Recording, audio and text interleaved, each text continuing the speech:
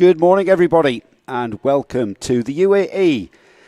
We're at the Rotax Invitational at the Al Ain Raceway, just geographically south of Dubai, just on the Oman border.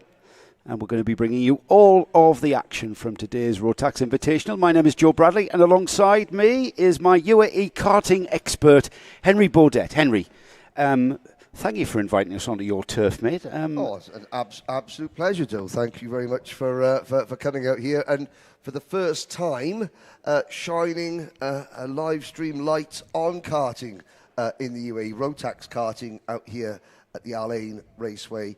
Of course, the colours that you see, the black and gold, are some of the most familiar in all of the world of Rotax karting. And now, thanks to Karting Live TV, yourself, Nick Damon, the world gets to see how the drivers from this region get to the Rotax Grand Finals and what racing is like in this region. And you won't be disappointed. Well, I've kept a wary eye on your antics out here. And I've got to say, over the past few years, we've certainly seen an increase in the, it kind of makes sense, doesn't it? The experience that is being gleaned, but from a competitive level, we see the drivers from this region make an appearance at the World Finals. Yes. They are competitive, and that competitiveness has been on the increase, and it continues to be on the increase. Oh, absolutely. Last season, the 2024-2025 UAE Rotax Max Challenge was the most successful in the history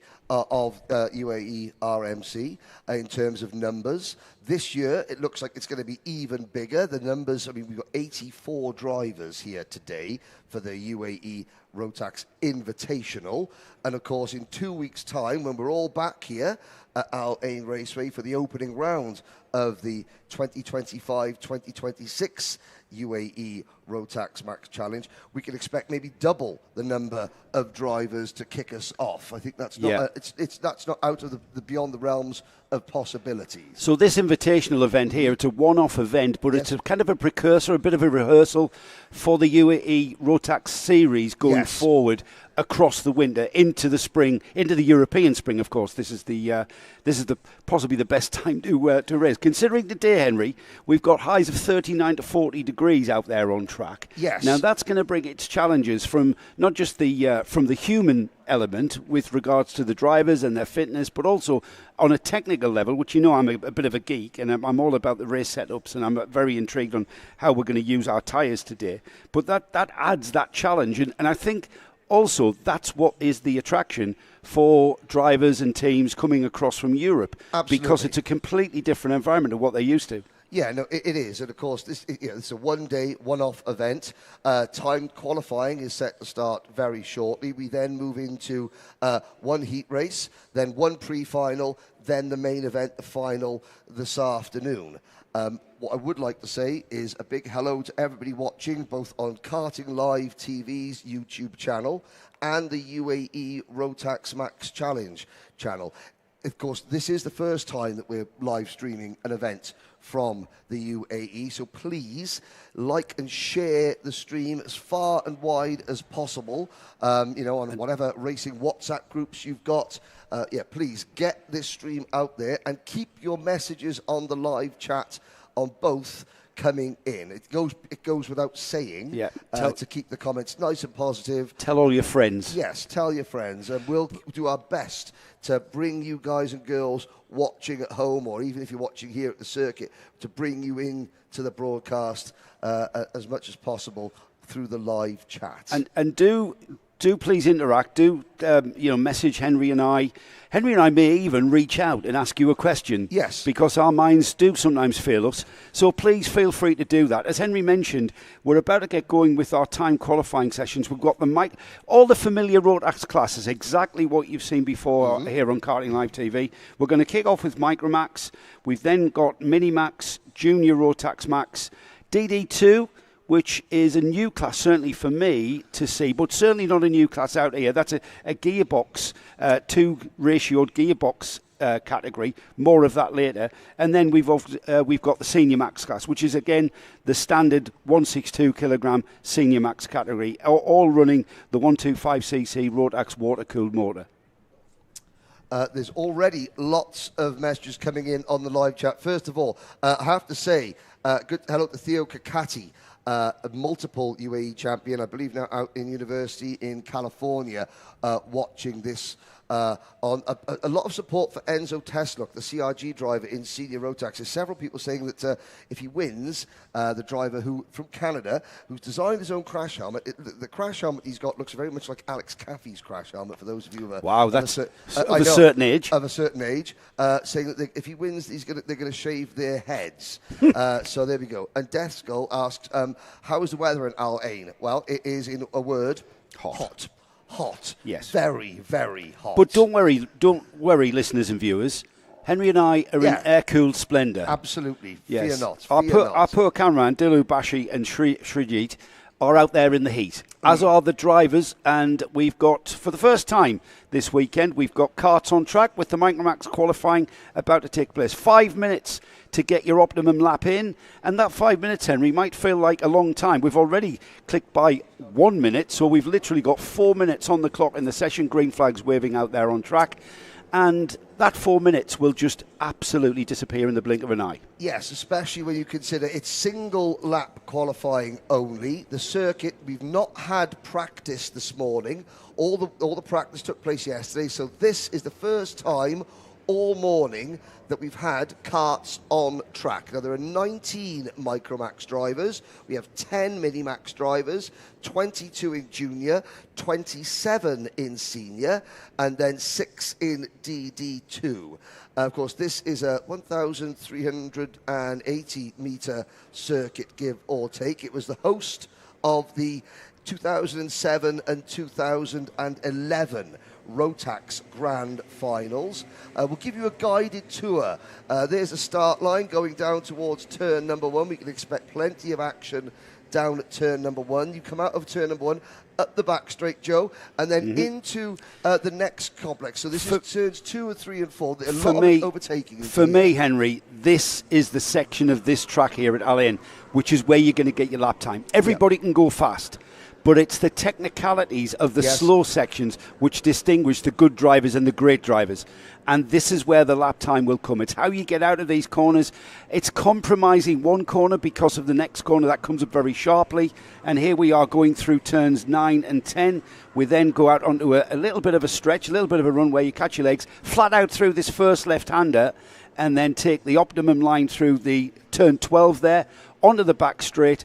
And this is where you pick up the speed here. And then this corner here, the number 13 corner, turn 13, sweeping 180-degree turn. But don't take the optimum line because you've got to be across to the left for that all-important corner there, which is turn 14. And that's going to maximise your top speed on the run down to the flag and on the run down to turn 1. First time's been posted.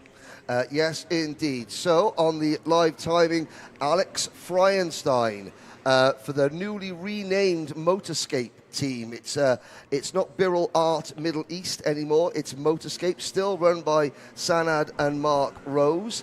But of course, the parent company, they import both Birrell's chassis and the Kart Republic chassis now. So Samar Chopra has now moved to the top of the chart ahead of Vaibhav Ponna and Fryenstein. Adam Al-Sheikh is fourth. Interesting, they're 4 drivers who have returned to the class from last year. Just looking at yesterday's practice 5, 63 seconds was the optimum time there. Yep. So we've still got a bit of time to come. Here in the UAE, we're basically in the desert. Yes. And we've got a lovely wind. I wouldn't say a cooling breeze at all. It's a warming breeze. Yes. But what that breeze does is it brings dust onto the track. So we've got a very, what we call green track. There's a layer of dust. Yep. So it's going to take a couple of laps for these Microax drivers to actually get the maps, their balanced grip, which is what they've tried to achieve with their setup work that has gone on in the practice sessions. Tadeusz Prochazka has gone fastest of all, driving for the Atal course team.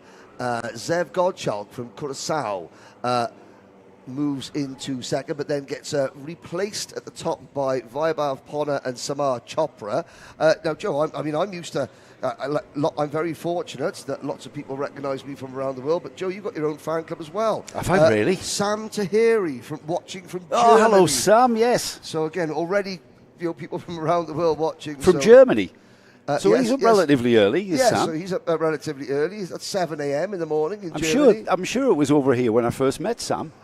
Yes. The Dubai 24 hours or something. Question, saying, what would you guys say that will make somebody win this race? Well, looking after your tyres, being fast, and not overexerting yourself. Because, of course, the heat race and the pre-final are going to be taking place at the hottest part of the day as Zev Godchalk goes fastest for the new JNKD team.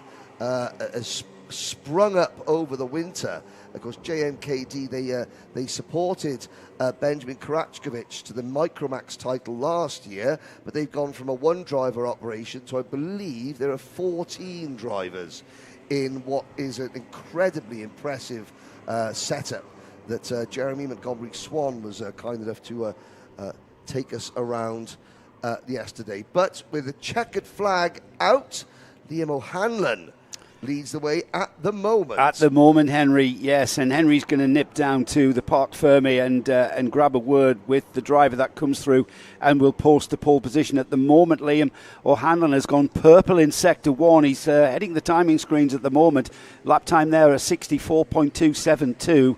But Liam on a charge here and posting purple in Sector 1 bodes well from retaining that top slot when everybody has come through. Purple from Zev Godchalk in second place at the moment. He's gone green in Sector 1, purple in Sector 2 for Godchalk. Godchalk is actually on target to maybe wrest this pole position.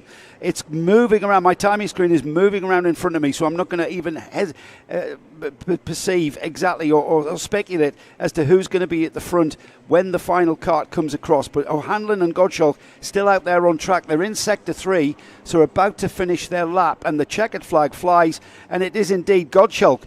Put green in Sector 1, purple in Sector 2, and purple in Sector 3. Zev Godchalk with a gap of 0.087 from Liam O'Hanlon in second place. They will share the front row. On the second row of the grid for Microax, Vaibhav Ponna will share with Amar Tabaza. Row 3 will be Samar Chopra and Adab Al-Sheikh. Enzo Falzerano and Jensen Kelly will share row 4. Cameron Harvey and Alexander Feinstein will share 5. And on row 6, Saif Al-Khalifa and Tadeusz Pochaska will share that one. Ivans Vorins and Theabab Haroun will share row 7.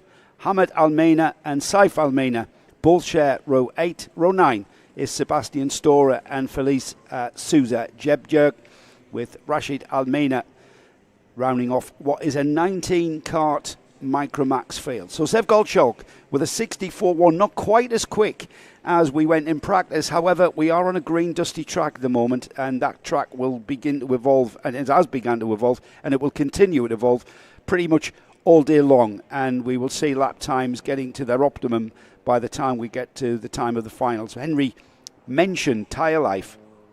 We are on one set of tyres for the whole of the day, so from qualifying through into the heats, pre-finals and then finals, you're on the same set of tyres. So there is going to be an element of tyre management, is there?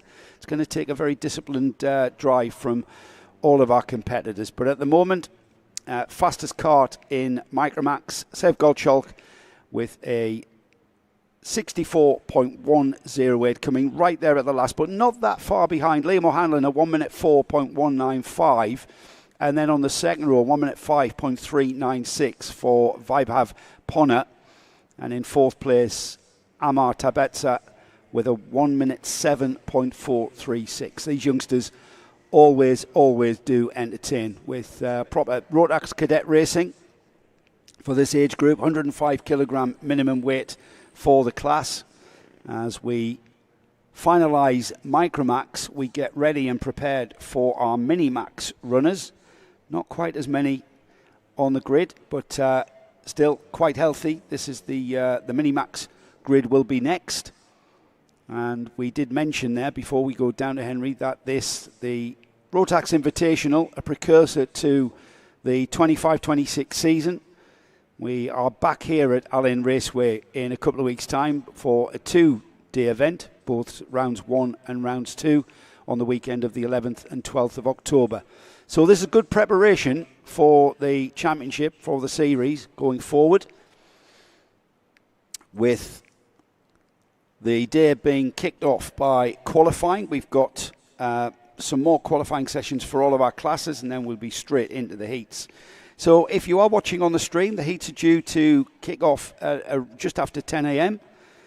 For now, though, we've got Minimax, Juniors, DD2 and Senior Max to get through. Each of the classes getting a 5-minute qualifying session, and as we saw there for the youngsters there in Microax, that 5 minutes just ebbs away very, very quickly indeed. You've got to absolutely be on your game here to optimise your run, and we saw Zev Godchalk, who will hopefully be speaking to Henry. We'll get a bit of inside information from Zev as the lap developed, but it was a great lap. We saw Zev going a personal best in Sector 1, and then he went overall quickest in Sector 2s and 3. With Liam O'Hanlon, he took the challenge. This bodes very well indeed for the races going forward here, with the Microax field being so close together, and it does bode very well indeed for the racing coming through the rest of the day. The Minimax session has begun. They've been released from the collecting area. These are slightly less restricted 125cc water-cooled Rotax engines, familiar class to what we have in Europe. They're on the 950 chassis with the narrower Mojo tyre, and with the minimum weight slightly heavier of 10 kilograms heavier than Microax, 115 kilograms minimum weight for these youngsters, slightly older group as well. So we've got Gleb Obkavov from the Mumbai Falcons, Atik Emir from GGM. These are the team names, of course. Win Godchalk from GNKD. We've got Nye Racing with Kurt Ivanov, Max Patton for Synergy, and then 3 GNKD drivers in the form of Paul Schutzman, William Mazal, Benjamin Korojevic, and then Oliver Butchard for Synergy, and then the XL driver LBJ Stubbs over from the UK. Session underway, carts already across the line. And across the line to begin their first flyer with under 4 minutes of the session already left, and we've got the usual train of carts.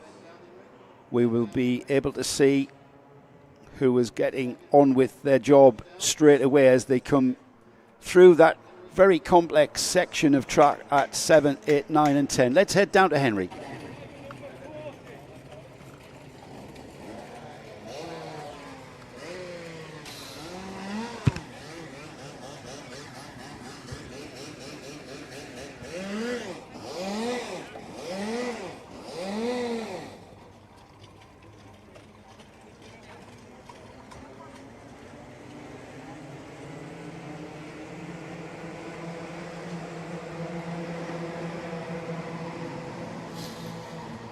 Well, I think we're on. How are you? Zev Godchalk, first time here in the UAE. Congratulations.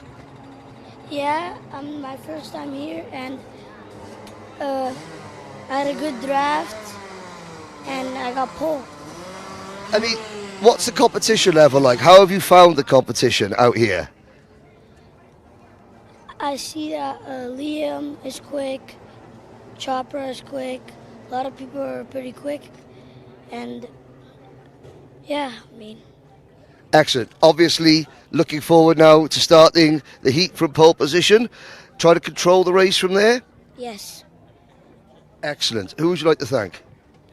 My mom, my dad, my whole team, my mechanic, my nanny, and yeah. Excellent. And so back home in Curacao, where are they going to be having a party? Mambo Beach. That's the one. There we go.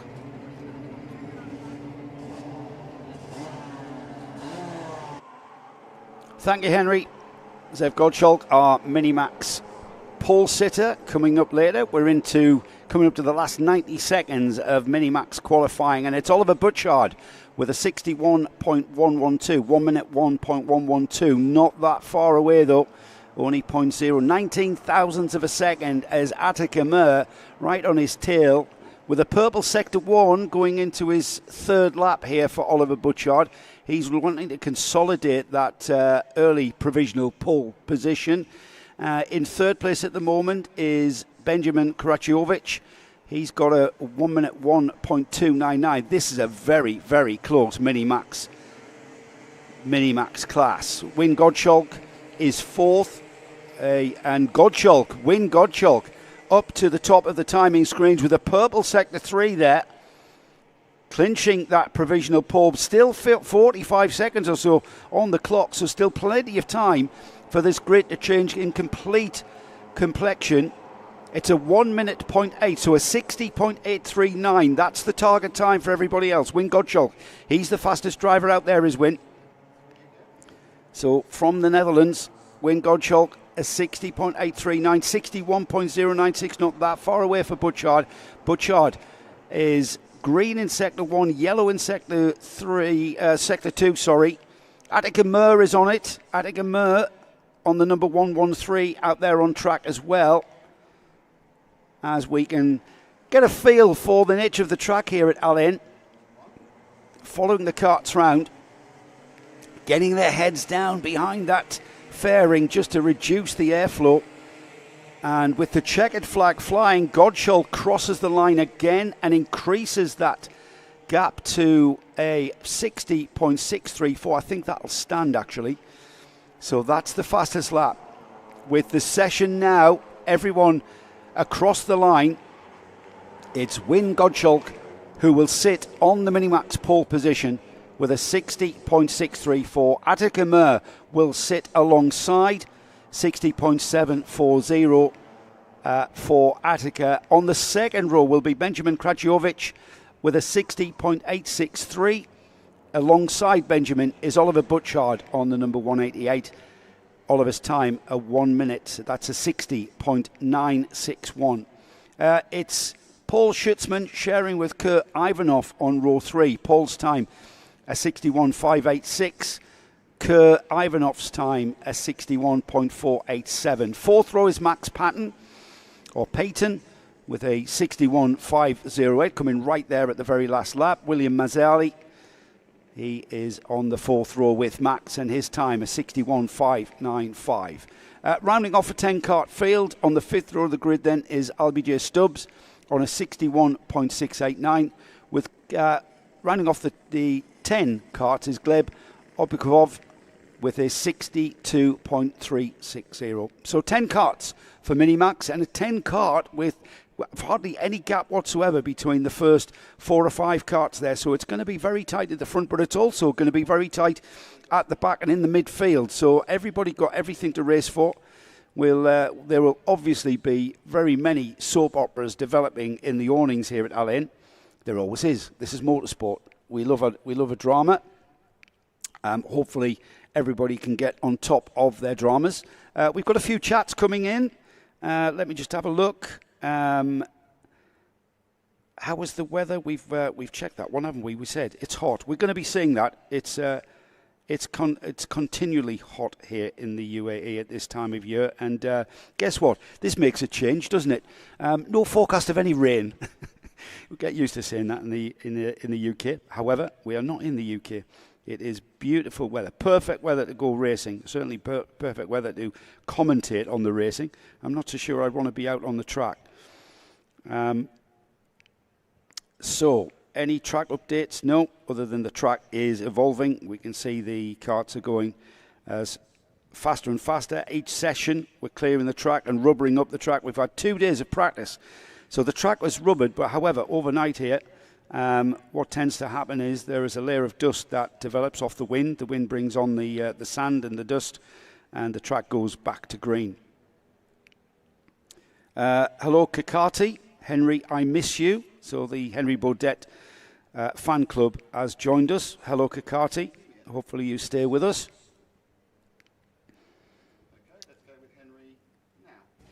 Let's head down to Henry for our Minimax pole sitter. Henry. Thank you. It's a family affair so far. 2 qualifying sessions, and the Gottschalk name top of the charts in both of them. Zev in Microax, and now Win, older brother, in Miniax. That's not a bad start to your career over here in the UAE, is it? Yeah, I feel very good. It's not that important, but still, I'm just gonna win the race. And of course, you're with the JNKD team, so it's a brand new team, obviously a very professional setup. In the Rotax Invitational, they're still undefeated. That's got to make you quite proud. Talk a little bit about your lap out there. How did you sort of cope with the fact that we haven't had much running this morning, and the track is probably still a bit slippery? Yeah, I went behind Atika and the green helmet. I passed the pen. I thought he was going to push me, but I pulled away from him, and I just got it. Okay, so Curacao have now got their second pole sitter in the Rotax Invitational.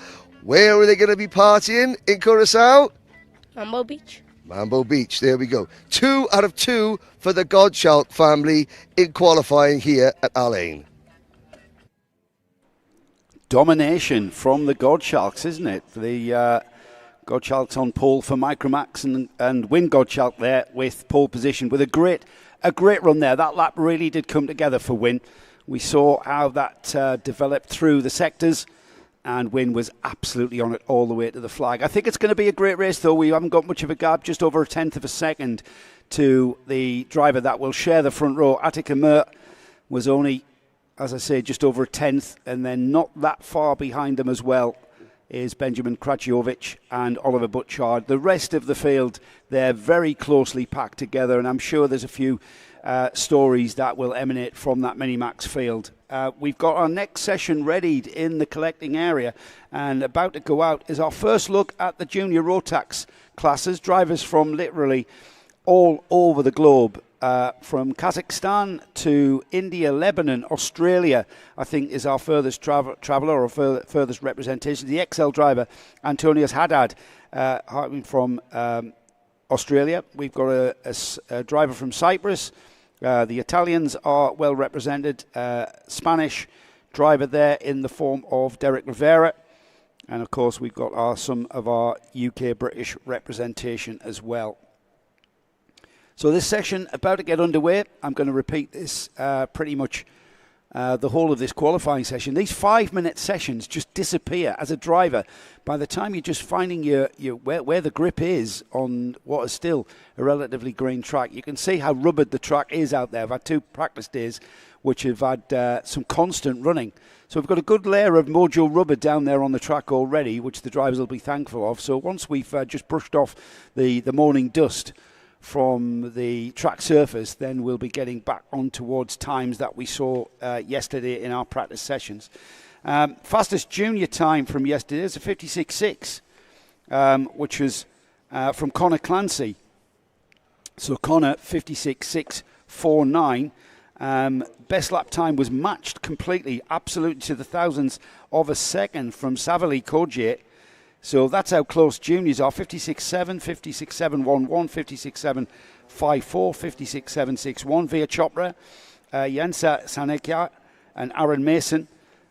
This is going to be a cracker. This is going to be a cracker, Henry. And Henry is back. He's going to be out of breath, I would have thought, with that 50-second sprint from the... 50 seconds is a lifetime for some people.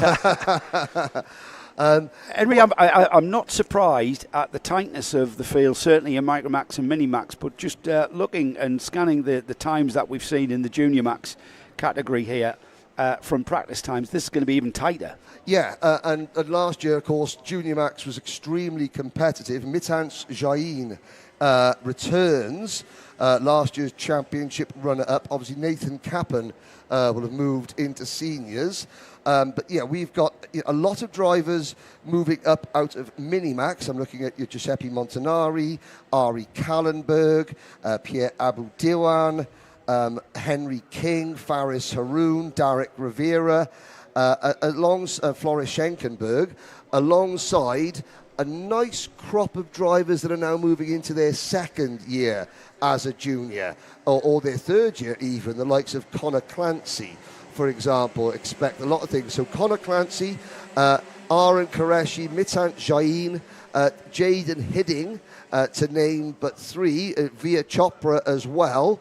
Jack Doe, another driver that we should be looking out for in the 205 kart. So there's a good mix, Joe, of experience and, graduates.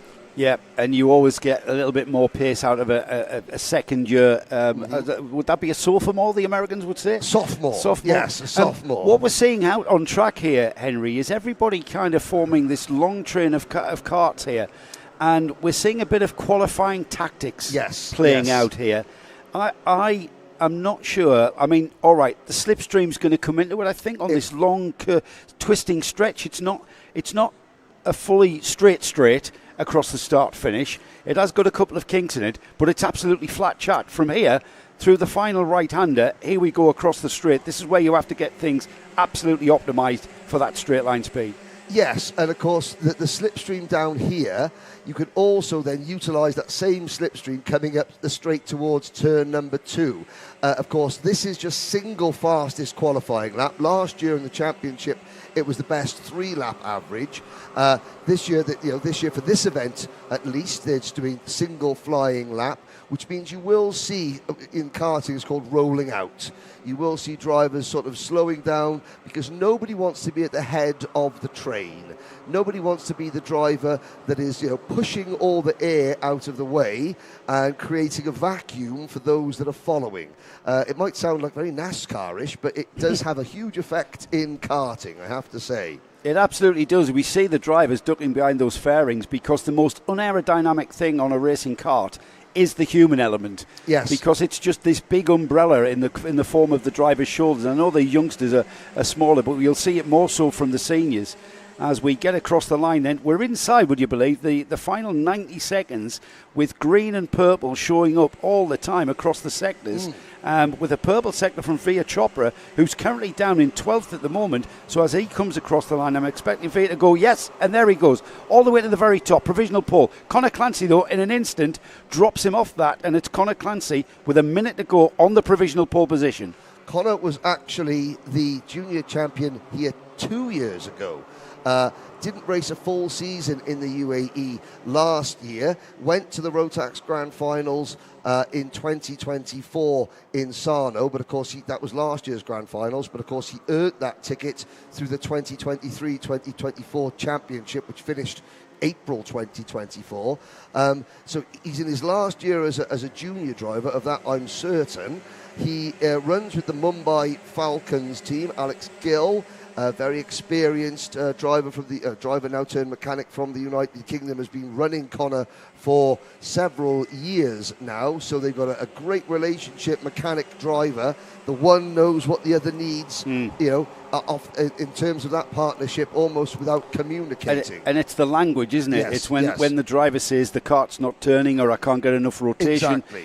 The mechanic who's formed that relationship, and that the key to that dynamic is communication, and it's also comprehension of the communication. It's vital. It's absolutely vital. Not just at this level, Henry, but all the way to the very top at Formula One. And you're looking there as the checkered flag has come out. Connor Clancy, Derek Rivera, Jaden Hidding, Via Chopra, Ray Haber, and Johansa Senanriake.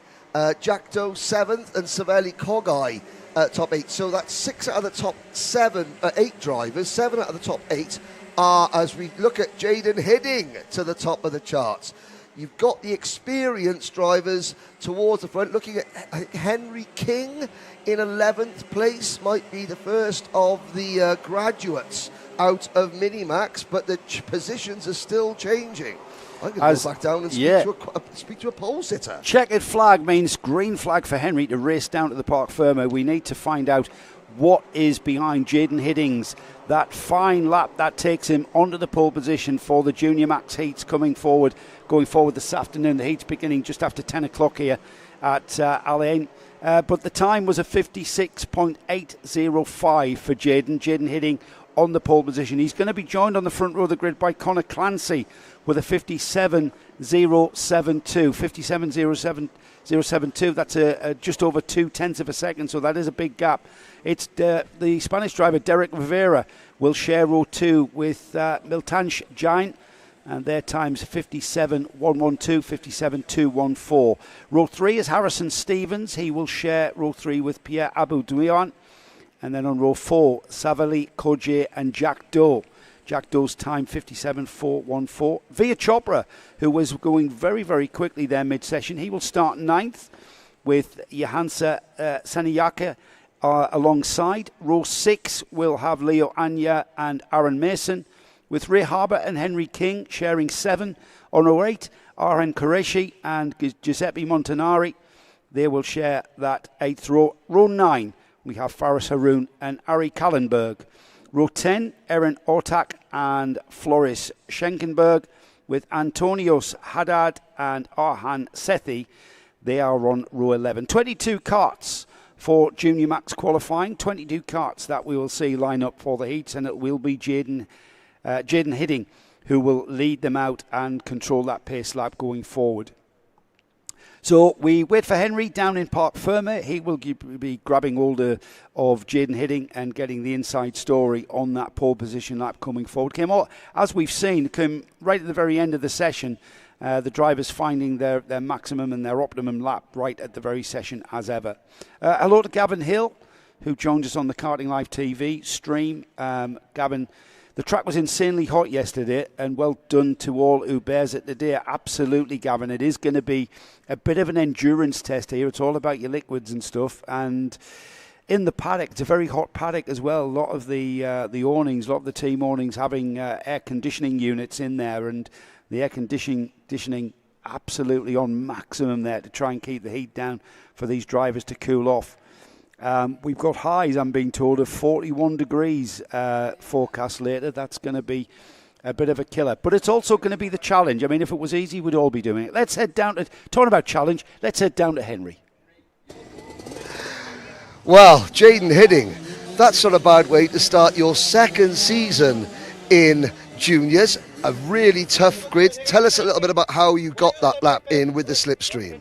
Well, I just managed everything very well. I was in a bad position. I wanted to get a good slipstream, good tow, so I let everyone pass. I overtook Henry, and then, I just got a good tow with everyone, and so just gave it all.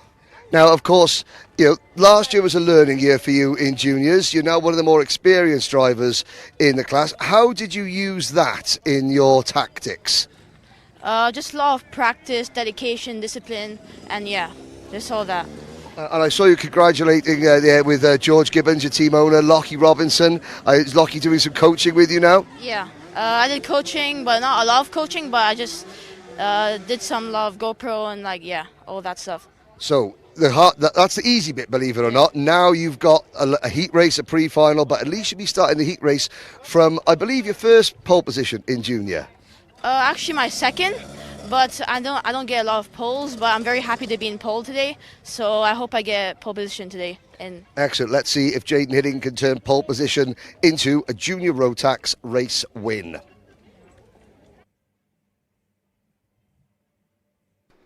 Thank you, Henry. It's exciting stuff. If he does, he's got a massive challenge ahead of him, because he's got a grid of 21 other karts that are wanting to take that victory from him. So all exciting stuff as ever. And talking of exciting stuff, I'm quite excited to see our next grid of karts out. It's not a massive grid, but this is only the Invitational. We are expecting an increase in the amount of DD2s. Now, what do we mean by DD2? I know if you are familiar with Karting Live TV's coverage from the karting series in the UK, DD2 is a new class for us on Karting Live TV. Not so much a new class in this region of the world. It's been a very popular form of karting. It's slightly more of a challenge than our direct drive class karts. We've got a 2-ratio gearbox with paddle shift activation of the 2 gears. The paddle shift being on the steering wheel, as you see in car racing. However, slightly different. The left-hand paddle is for first gear. The right-hand paddle is for second. And you'll see the drivers just flick between first and second gear, depending on where they are on the track. So not only have they to focus on their braking points, which brings me nicely on to these karts are also braking on the front axle with brake discs on both of the front wheels, and the rear brake disc in normal Rotax karting fashion on the rear axle. Solid rear axle, no differential. So it does take a little bit of a technique to get the best out of these things, especially with the straight line braking. In Rotax Max senior karting, it's all about using the brake to get the kart's back end, get the rear axle to rotate, get the rear axle to lift. However, with DD2, it's a lot smoother type of driving style that is required.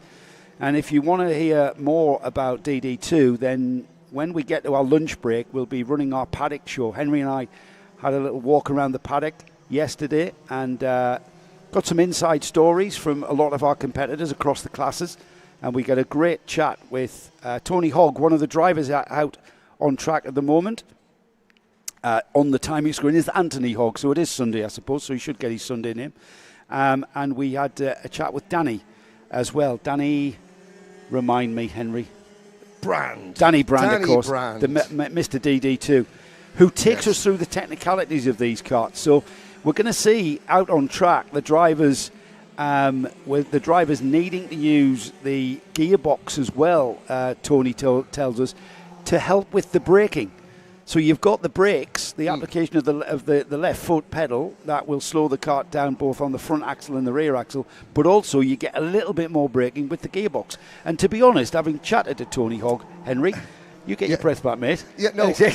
It sounded a bit too complicated for my little brain. Well, they call this Rotax's Ultimate class, DD2. It's the fastest category, and it's easy to see why.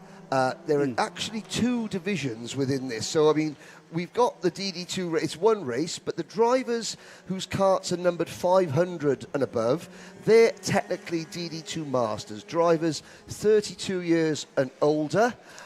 Really old drivers, you mean? That would be the category that we were only just fall into, Joe. Only just. It is interesting though because they run with this obviously the same engine. The Masters have a slightly higher weight rate limit, so the Masters karts are heavier. But Tony Hogg is fastest overall at the moment, ahead of Hamza Hashisho, who's only just been karting just over 12 months. Hamza. Early days though. Early days. One lap. Days. First flying lap, and Tony's straight on it, isn't he? Yes. I must say, second flying lap, he's gone purple in Sector 1. All right, he's backed off a little bit. I'm saying backed off a little bit. Hasn't quite maximised things in Sector 2. Let's see what he can do in Sector 3. And he may indeed, after 2 laps, here he comes. The number 501 across the line in front of us as we watch the rest of the field on the back straight. And Tony's time there, a 56.4, Henry, and he's retained that pole position with a purple Sector 3. But the rest of the field are coming through now. The final turn, Henry. Here we go. Let's see if anyone can challenge. Across the line, and as anybody, so it's still Tony Hogg from Hamza Hashisho. Then, of course, you've got Sami Al-Assad, another driver in the 494 kart for the Mateus Najem Motorsport team. Greg Watt, Bernardo Del Castillo, two great characters. Faisal Almina. Now, of course, this is the start of the Rotax season here in the UAE. Faisal Almina is one of 4 members of his family making their karting debut this weekend. They're all running with the CRG. So this is Dad. Right. So Dad has jumped straight into DD2 Masters, and then 3 sons are all in Micro.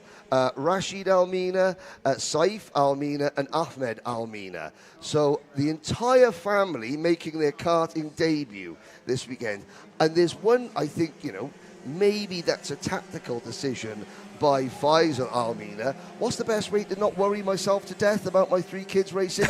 Race myself. Take your mind off things, which is brilliant. And that is what the DD2 Masters class is really for. It's for the dads and the mums. What, you mean add a distract rather than standing on the sidelines and hard if pounding? You're going to be at a kart circuit, spending dirham on go-karting, you may as well put a DD2 out there and have some family fun.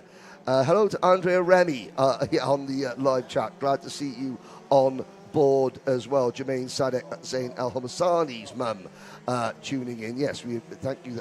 I'm glad that you all appreciate the live coverage. Hopefully it's going to be for the full season, but we do need, you to tune in, you to spread the word far and wide. We will repeat ourselves repeatedly. Yes, Yes, we're going to constantly berate you for not telling your friends to tune in as well. While we're on the YouTube chat, Kyle Kumaran, thank you for the best wishes. He wishes everyone good luck. Not just us, Henry, all the competitors here, I would imagine, from Kyle. Nice to have you along, Kyle. The Indian Express, former champion, former runner-up in the grand finals, Kyle Kumaran.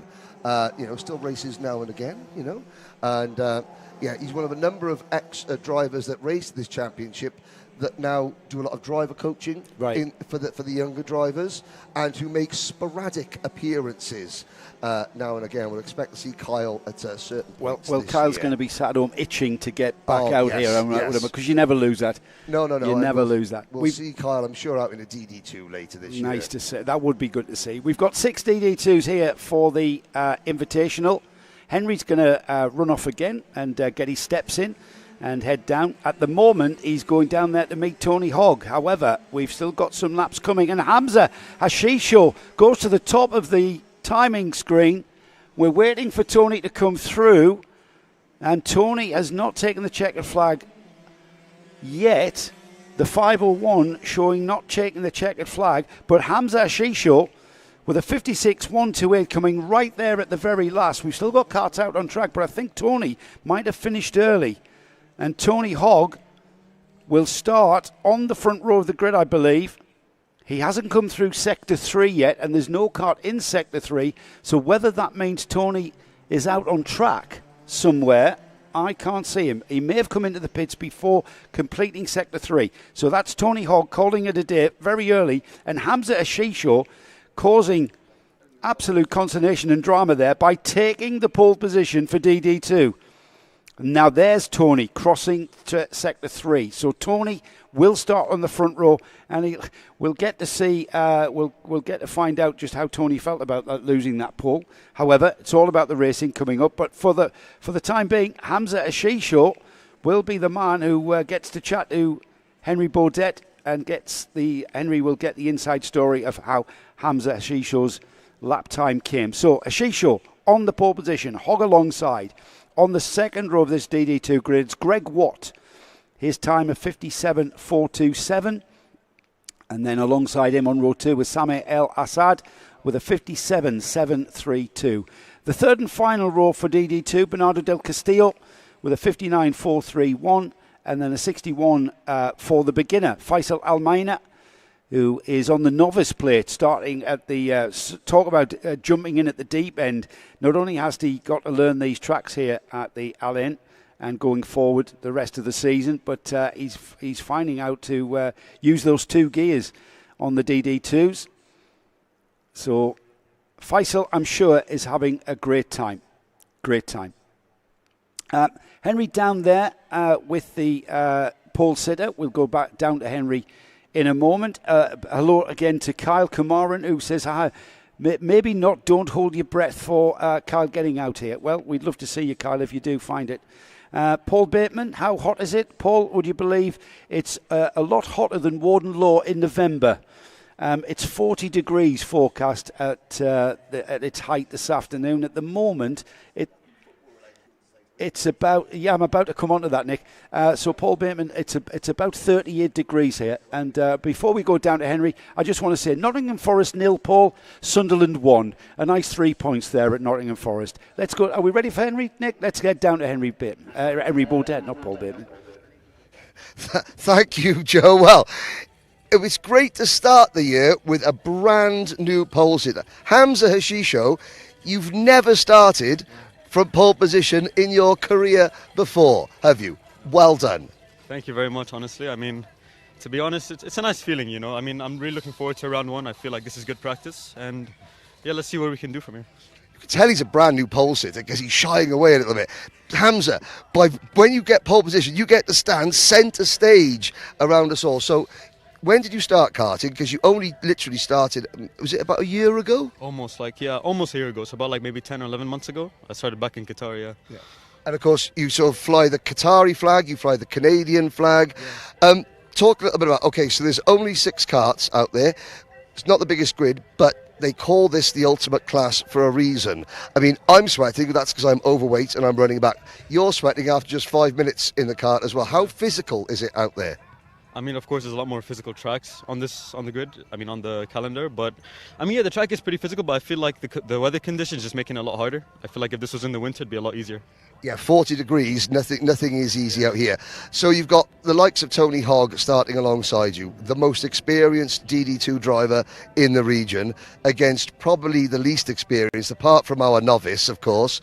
How are you going to keep him at bay over a heat, a pre-final, and maybe even a final?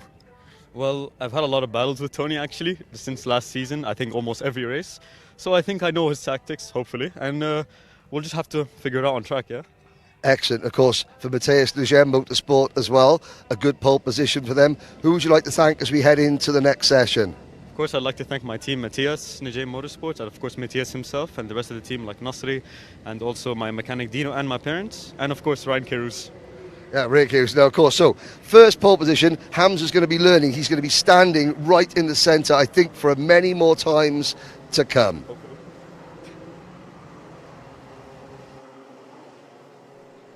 Thank you, Henry. We are getting straight back on with our final qualifying session out at the moment. Senior Rotax, the 162 kilogram minimum weight category are out, and we've got a huge field of carts here for our very well subscribed Senior Max. We've got quite a few drivers that you will be familiar with. We've got a range of nationalities, I think everywhere on the globe, from Australasia all the way across from America. Do I see an American flag there? But we've got Europeans and, of course, the region, the Middle East region, very well presented with drivers from all over the place. We've got a former British champion here and the current UKC champion in the form of Kai Hunter, who's come across to do this event. He's on number 316. As the session gets underway, we're already 1 minute in, so 4 minutes remaining, and it really is down to the drivers getting absolutely on with it. You haven't got time to lead yourself into it.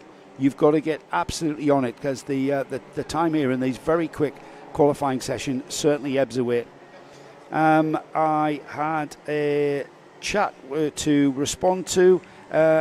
Andrea Remy, will we see you at round one, Henry? Yes, you absolutely will.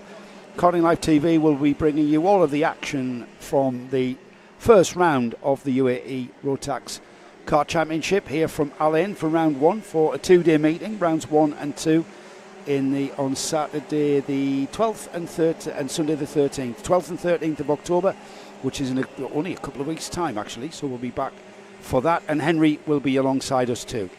3 minutes remaining, and the target time is a 55.7 with Kai Hunter, the British driver, going to the top of the screen there with green personal best sectors. Not quite a purple yet for Hunter, but that's good enough for pole position, provisional pole position.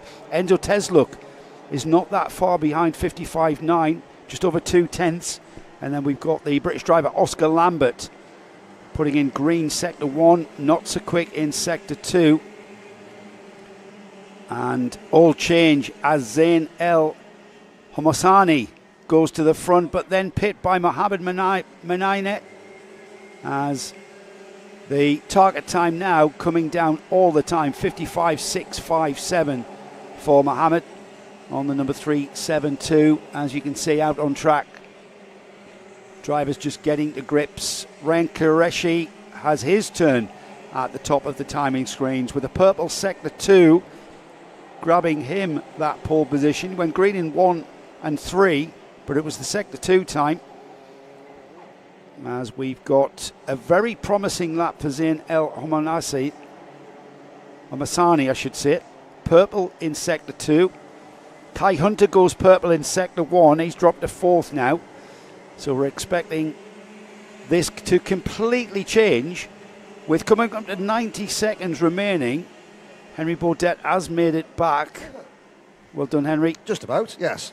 This timing screen it's just been an organic entity in front of me. It's just been moving around as these drivers, and that for me shows how tight this Senior Rotax grid is. Oh yeah, Rian Dharmadasa and Mohamed Menaine going to the top of the charts, then replaced very quickly by... I've been doing that. Yeah. Rayan Qureshi, Omar Ghannoum, the reigning and defending champion in this class.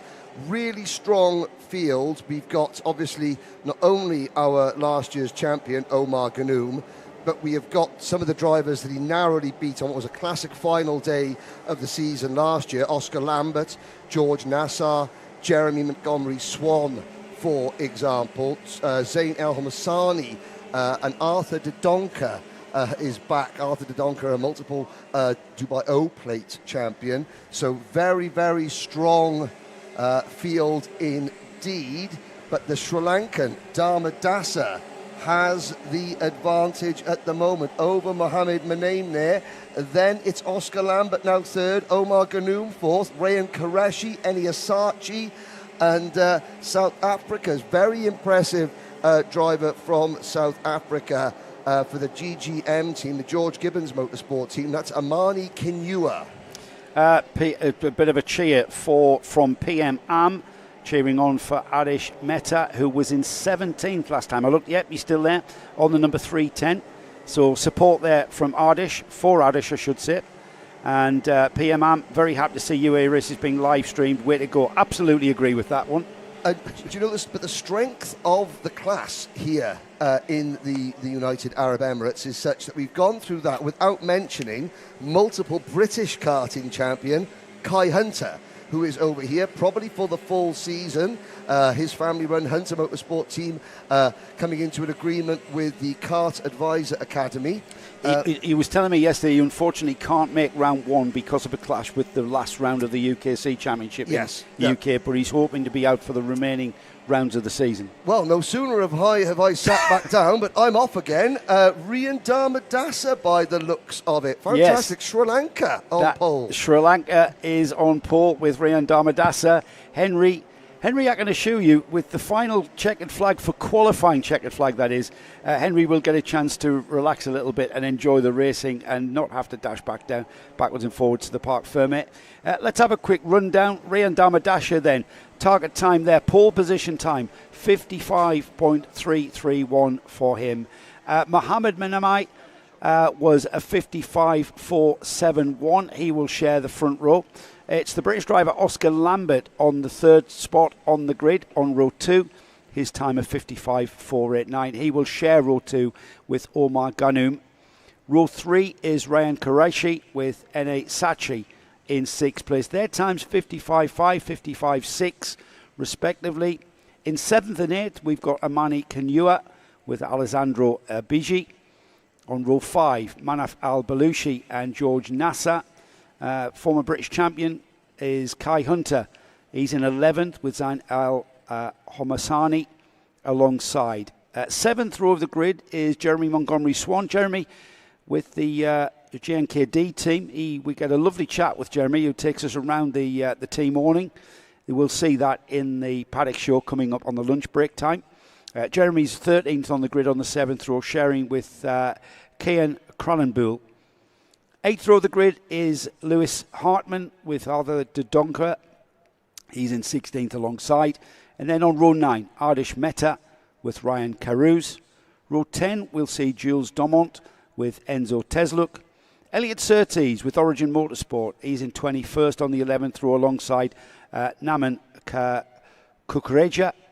Oscar Backhouse shares row 12 with Ehsan Mohammed Saeed. Andrew Obaid and Orlando Benchivenga are on the 25th and 26th positions on the grid. And rounding off, a 27 kart senior max field. Excellent showing here for the senior Rotax class. Very popular in the UAE Championship. Alexandra Dinu Alexandru rounding off that with the XL team. So that concludes the qualifying. We've got our grid sorted. Next time out on track, we've got our first heat, which will be for Microax, pretty much in the same format throughout the day. We've got Microax, Miniax, Junior Max, DD2 and Senior Max. The heat will be a 6-lap race, or 8 minutes, whichever comes the soonest. But 6 laps, a little bit different to what we normally see on Karting Live TV, where it's time limited. So 6 laps will be about 8 minutes, so no real difference here with regards to race time. So that's coming up next. We just wait for Henry in the Parc Fermé. We'll get the inside story from Ryan Damadasa, I should say, get the pronunciation right, as we get the Sri Lankan driver in a position to chat to, get the inside on that. Just looking forward to the first and second round of the season, which this invitational event is a bit of a precursor to, a bit of a rehearsal. In 2 weeks' time, 11th and 12th in October, we are back here at the Al Ain Raceway for rounds 1 and 2. We then head across to the Alpha San circuit on the 16th of November for the third round of the championship. And from there, 13th and 14th of December, back here at Al Ain for the third event. And then in January, we go north to here for the 17th and 18th of January to the Dubai Kartdrome, just opposite the Autodrome. In February, we head off to Abu Dhabi to the Yas Marina circuit for the 14th and 15th of February, back to the Dubai Kartdrome on the 8th of March. And then at the end of March, we are back to Alpha San for the 7th event. And then the championship rounds off back here at the Al Ain Raceway for the 11th and 12th of April for the final rounds and the conclusion of the championship. So it's a very packed timetable, taking us across the Middle East winter, where the temperatures won't be as hot as they are. But are we ready to go down to Henry, Nick? Let's head down to Henry then. We've got Parc Fermé. I need to stop talking about the weather because it's hot. I can confirm, we can confirm, it is extremely hot down here. Rian Damadasa, congratulations, pole position in seniors. That was a very, very hectic session that the times kept changing throughout. How were you able to time that lap perfectly? Yeah, it's just got a good track position for the last 2-3 laps and just, drove well. Now, going into your second, again, we've got lots of shy people. You can tell it's the first time we've live streamed. Rian, it's okay. You've got to take centre stage. You're fastest of all. How difficult is it going to be to keep such an experienced field behind you? Yeah, I mean, it's not the first time I saw her on pole, so I just got to use what I've learned in the first few laps, try breakaway, see how it... And of course, that tactic, the George Gibbons Motorsport team, you're now fastest in junior as well as senior in qualifying. Who did you work with, or what was the plan to work with out there in qualifying? There was no plan to work with anyone, really. Just go out, get a good position and... No plan, just hit and hope. Well, it worked for Rian Damadasa. I did speak to Enzo Tesluk, who's getting so much support on the live chat. He said, thank you. He's going to give it some 6-7 for the rest of the day.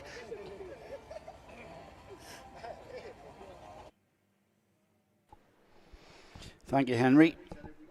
And Henry will be making his way back because we're about to go racing. We're about to go racing for the first time in the 25-26 season with the Rotax Invitational here at the Al Ain circuit. We're here live all day long on Karting Live TV and also on the UAE Karting Championship live stream as well. Al Ain Raceway, 1,381 metres, so 1.381 kilometres, 14 turns of what is one of the most challenging tracks, I would suggest, in the world. It's got very, very fast sections. It's also got very technical, tight and twisty sections. You've got to have, with regards to kart setup, I would imagine, and I'm told by the experts out there in this paddock, that it is a very much a compromise sort of track. You need a good engine that has a good bottom end, but also you need a good top end for the across the start-finish straight through the two kinks into turn one. And then we've got some quite lengthy straights where you can really, the karts really find their legs. And certainly the Microax class, which we're about to see go ahead now, and they will be the first karts that we will see under race conditions. We will see that because of their restricted power, there is a lot of sections of this track where they are absolutely flat chat. Whereas the more faster the senior class maybe need a bit of a break, the Microax class is all about momentum. Exactly the same engines, 125cc water-cooled Rotax engine. The Microax engine is heavily restricted with regards to airflow going into the motor. They're on 105 kilograms of minimum weight.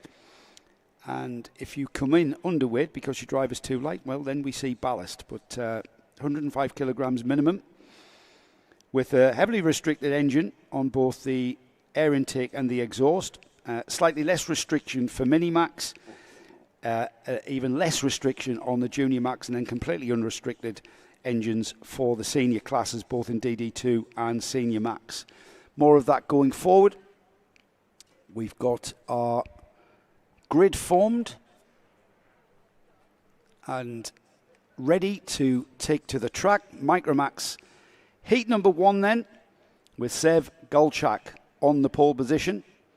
Liam O'Hanlon will start alongside. Row 2, we have Vaibhav Ponna with Amar Tabatsa alongside. Samar Chopra shares row 3 with Adam Al-Sheikh, with Enzo Falzerano next. Jensen Kelly. We've then got Cameron Harvey and Alexander Feinstein. And then moving down the order, Amzar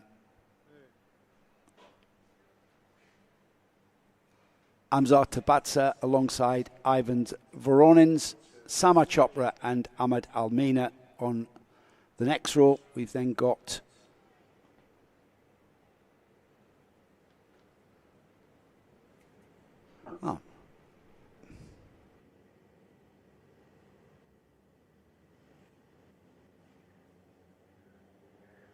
Carts out on track then with in 11th place Saif Al Khalifa, 12th is Tadias Prajatska, Tayyab Haroun with Ivans Vorins coming next, Ahmed Almeina with Saif Almeina 15th and 16th, and then we've got the Sebastian Storer with Felix Souza Jebjerg and Rashid Almeina.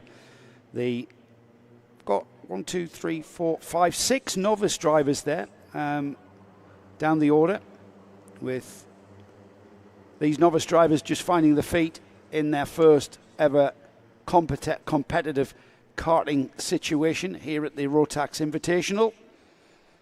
1,381 metre track here. Henry Baudet has made it back.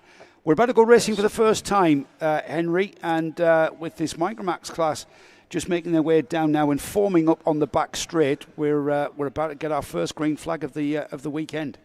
And of course, yeah, this is just a one-off race. A bit of as they head into turn number 13, a couple of the midfield runners getting caught out there by Zev Godchalk and Liam O'Hanlon, just slowing the pace down. Everyone will want to get a jump on the competition. This is where you get a marker down for the rest of the season as they come into the tram lines. And for the first time on Karting Live TV, we are racing here at Al Ain Raceway.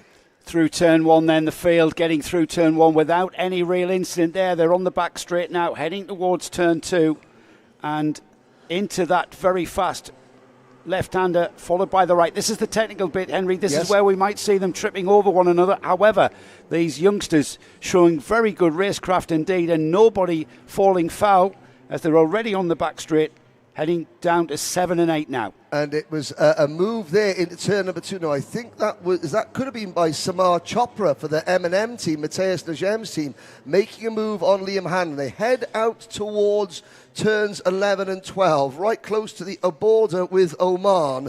Now, down the final straight, Godchalk already defending, and it is the M&M kart of Samar Chopra into second place, Liam O'Hanlon third, and then the second of the JNKD karts, Vaibhav Ponna, has slipped back to fourth place. But there is a look at the slipstream effect. New leader, Samar Chopra. Samar Chopra there using the bit of a tin opener there down that sweeping entry into turn 1. It's one of those corners, Henry, I've noticed you've got to take the optimum line, which is leaving the door open. And the door was left open by Godchalk, and Chopra said, thank you very much, I'm coming through. And he retains that first that lead, I should say, as they head out onto the back straight down towards turn 7. But it's not over yet, is it? And Gottschalk and Liam O'Hanlon not done yet, and they are absolutely with Chopra sitting there right on his bumper. 3 carts beginning to pull away from 4th place man Ponner as they head down towards the back straight through 11 and 12 now, the double left-hander. And here we go, Henry. This is an overtaking spot. And there's that gesticulation. Yep. Let's work together. However, I am going to take the lead back. Yes, we're only going to work together as long as I'm leading. That's the rules. He did that with his helmet. They went through. Yeah, Zev Gottschalk Brilliant. says, right, let's go together. No, okay, I don't like it. Here's a look at the Karting Live TV replay. Yes. Classic move into turn number 13 with help from his teammate there. Oh, no, is that... O'Hanlon. So that was O'Hanlon taking Gottschalk with him. Yes. Yeah. So O'Hanlon selling Vaibhav Ponner the dummy, as it were.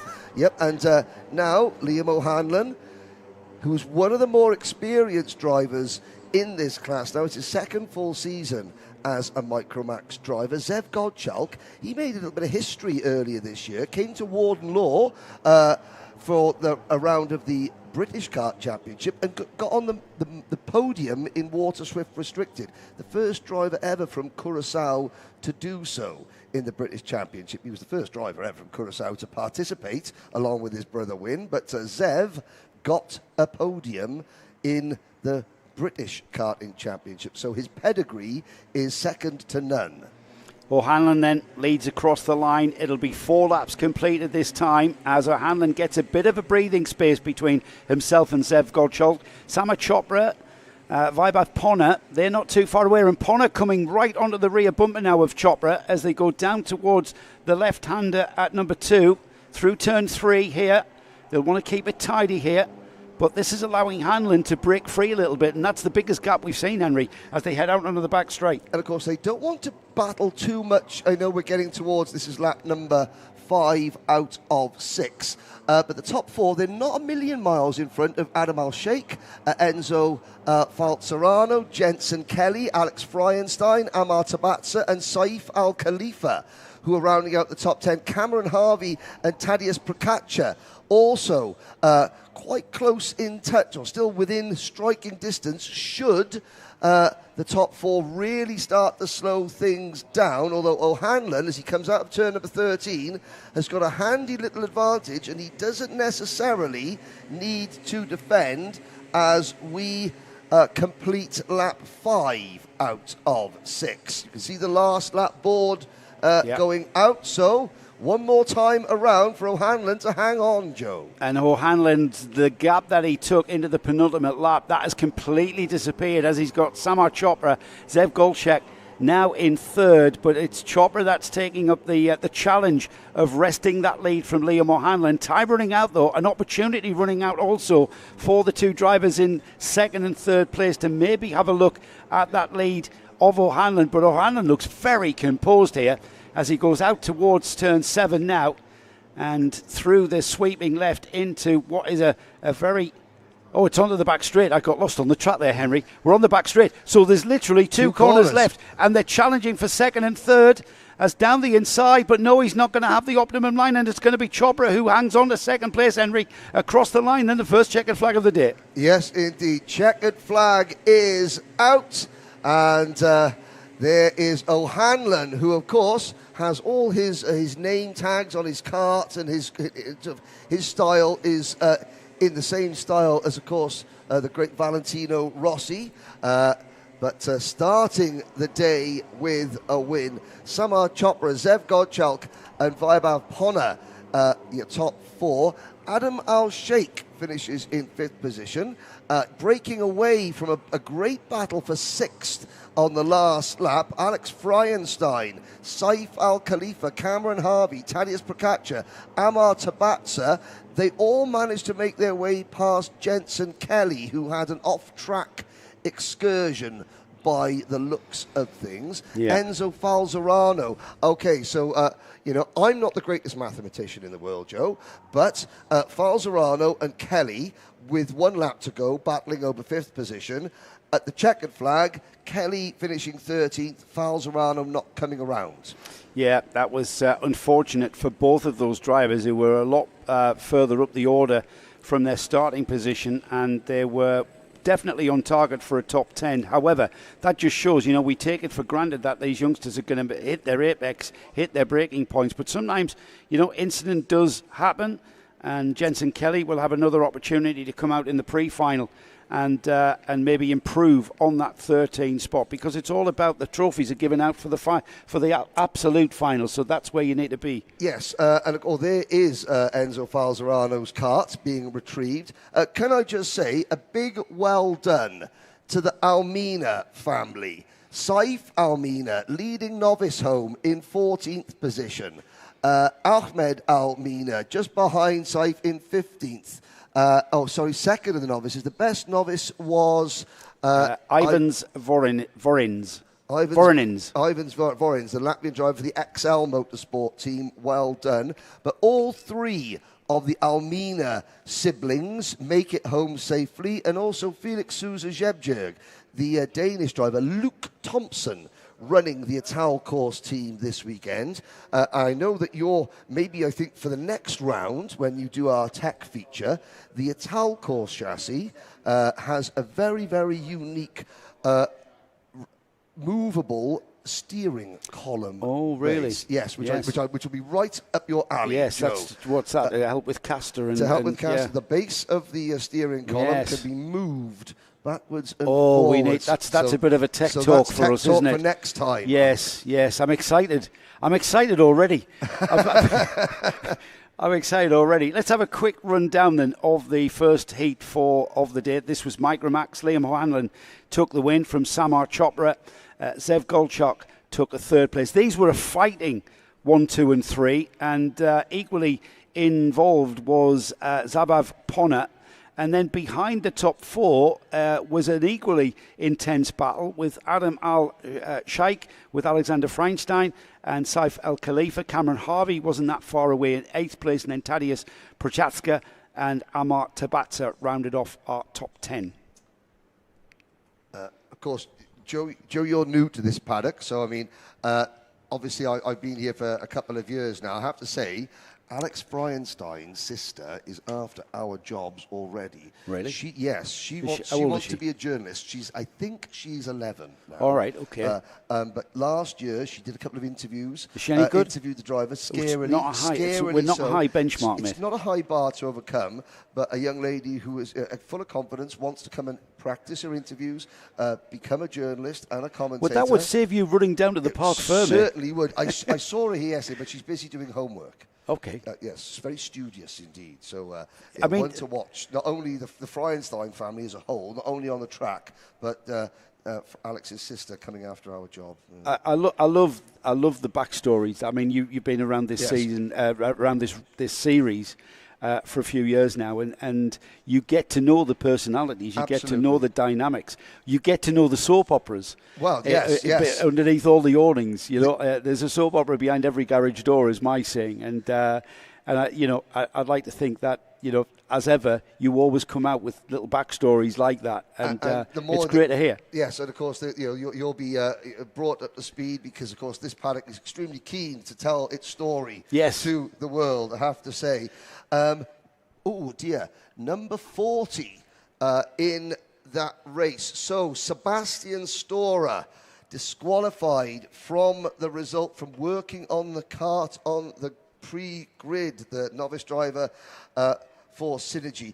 Now, I don't know the ins and outs of that. However, race director Ken Potter could literally have said, right, that's it, you've been disqualified, you're not going out. However, the driver's a novice. The driver Sebastian needs laps. So obviously they've seen that on the grid. Okay, do we take action now? No, that's a novice driver. That driver needs laps, needs experience. So we'll let them run the race, even though the end result is they will be excluded. It's an important lesson, not just, I don't know who's the mechanic for Seb Storer, maybe Dad, but if the driver's a novice, the chances are that the parents might be novices as well. So it's a learning experience for everybody. Hello to Dan Ashton. Why? Hello. Who's at a very wet Wilton Mill. Good. And a big old hello to Ken and Paul, and I'm going to include Gary in that as well. Ken and Paul. Paul Heath and Ken Potter are our clerk of the course. Ken's our clerk of the course. Paul Heath, out there in the heat of the day, is our assistant, and Gary is our chief Rotax scrutineer, isn't he? So hello to Dan as well. Nice to hear it's wet at Wilton Mill. It's wet here, but that's just my sweat. Yes, Henry's very wet here because he's been running about. But it's Dan. It's 38 degrees at the moment, and it's only, what time is it? It's only 10:16 a.m. Yeah, Dan Ashton, who is a race director and a clerk of the course in the UK, he wouldn't do well out here. He's probably the same. Oh, you're being hurtful now. No, I'm not being hurtful. He would be fine in air conditioning. Yeah, he'd be fine in air conditioning. But like myself, Dan Ashton has never seen a buffet he didn't like. So therefore, like myself, we would be struggling out here. But good to see Dan. Hope to see you soon. This is a question you might be able to help with as well. So Paul Bateman's still with us. Hello, Paul. Just getting over the 1-0 defeat at home to Sunderland yesterday for his team, Nottingham Forest. I'm going to repeat that if Paul's going to continue engaging. How do the international teams get their kit out of here, out to the UAE? I mean, well, they don't. I mean, obviously the kit is already so here. they buy or rent kit, like chassis, engines. The engines are all Rotax engines supplied by the Rotax supplier. Yes. So Guy Sheffield, the championship organiser, Arlane Raceway, the Rotax distributors for the UAE. But the kit is already here. Lots of carts are sold in the UAE. Lots of carts are sold, and you can see them out on the circuit now. Miniax out for their pace lap. It's Wyn Gottschalk, our pole sitter, leading the field round. Attica Mir alongside Benjamin Krajiovic, with Oliver Butchard alongside on row 2. Then we've got Paul Schutzman and Max Payton. William Mazzali and LBJ Stubbs are next up, and then a 10-cart field rounded off by Kurt Ivanov and Gleb Obukovov. It might be worth saying that, of course, our pronunciation skills, we're doing our best. If we are getting your driver's name wrong, please come and see us in the commentary box or see us during the lunch break and correct us. Tadeusz Prochaska, I believe. I hope that's right. Well, might be Joe. It's not me. I hope that Tadeusz Prochaska is right. But if we're getting it wrong, then please come and tell us. Please tell us. But he's not in this race here. No. We're about to go racing, Henry, with the field being led around by Wyn Gottschalk and the number 113, Attica Mir, who are ready. They're in the tram lines. They acknowledge Ken Potter, and we get going with the green flag flying. And we're out of the tram lines and already heading to turn 1 through that sweeping entry. And it looks like everybody through, Henry. Yes, indeed. Attica Mir, the Queen of Kashmir, from the outside of the front row, losing a little bit of ground. It is a 1-2-3 at the moment for the JNKD team, the blue and black. Gottschalk, Karachkovic, last year's Microax champion, and also Paul Schutzman making a good start. Attica Mir slipping back to 4th position as they head down towards turn 11 and 12. Up the back straight now, trying to see which of the JNKD drivers it is leading. Well, I can tell you, Henry, they come underneath me. The 1-2-5 of Wyn Gottschalk from the pole position. It's JNKD inter-team rivalry. We get a great interview with Henry having a walk around the JNKD Audi.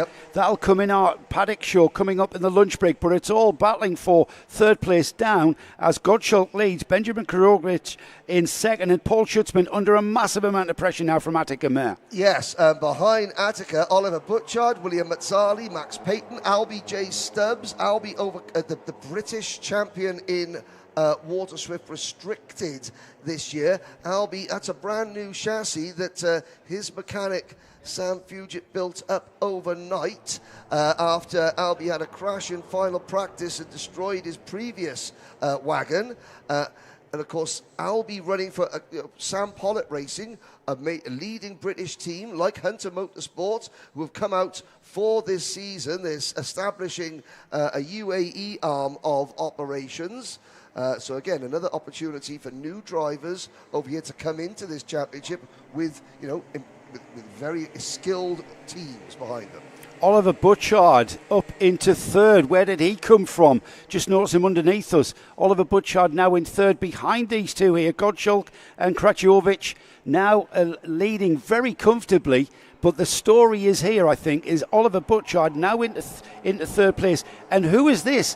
RBJ Stubbs from the back of the grid almost. Yep. RBJ Stubbs up to fourth place. I think he had a bit of a character building qualifying, Henry, because he wasn't where we expected to see Albie. But he's now there latching onto the back of Butchard and wanting to get on terms with the two JNKD drivers who, look, I've got to say it, and dare I say it, look relatively comfortable in this lead.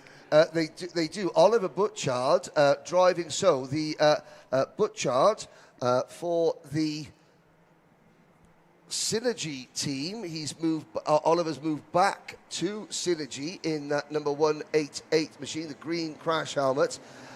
Closing in, he's ahead of Attica Mia, William Mazzali, Kia Ivanov, Max Payton, and LBJ Stubbs has now passed. Well, LBJ Stubbs being repassed on that lap by Attica Mia. Attica has done an awful lot of racing over in Europe, but Stubbs back into P4 as they come through turn number 2. Great battle here beginning to develop here. Just catching on to Benjamin Krojic's Oliver Butchard. Yes. Butchard in the green helmet there. The yellow cart there is the one that we're talking about. It's in third place, that, and the cart in front, the JNKD cart, that's the cart in second. Benjamin now coming under pressure from Butchard behind. Where do we turn, Henry? There's so much racing going on here in Minimax. They're on the back straight now. Can Butchard, he's got the legs, not quite.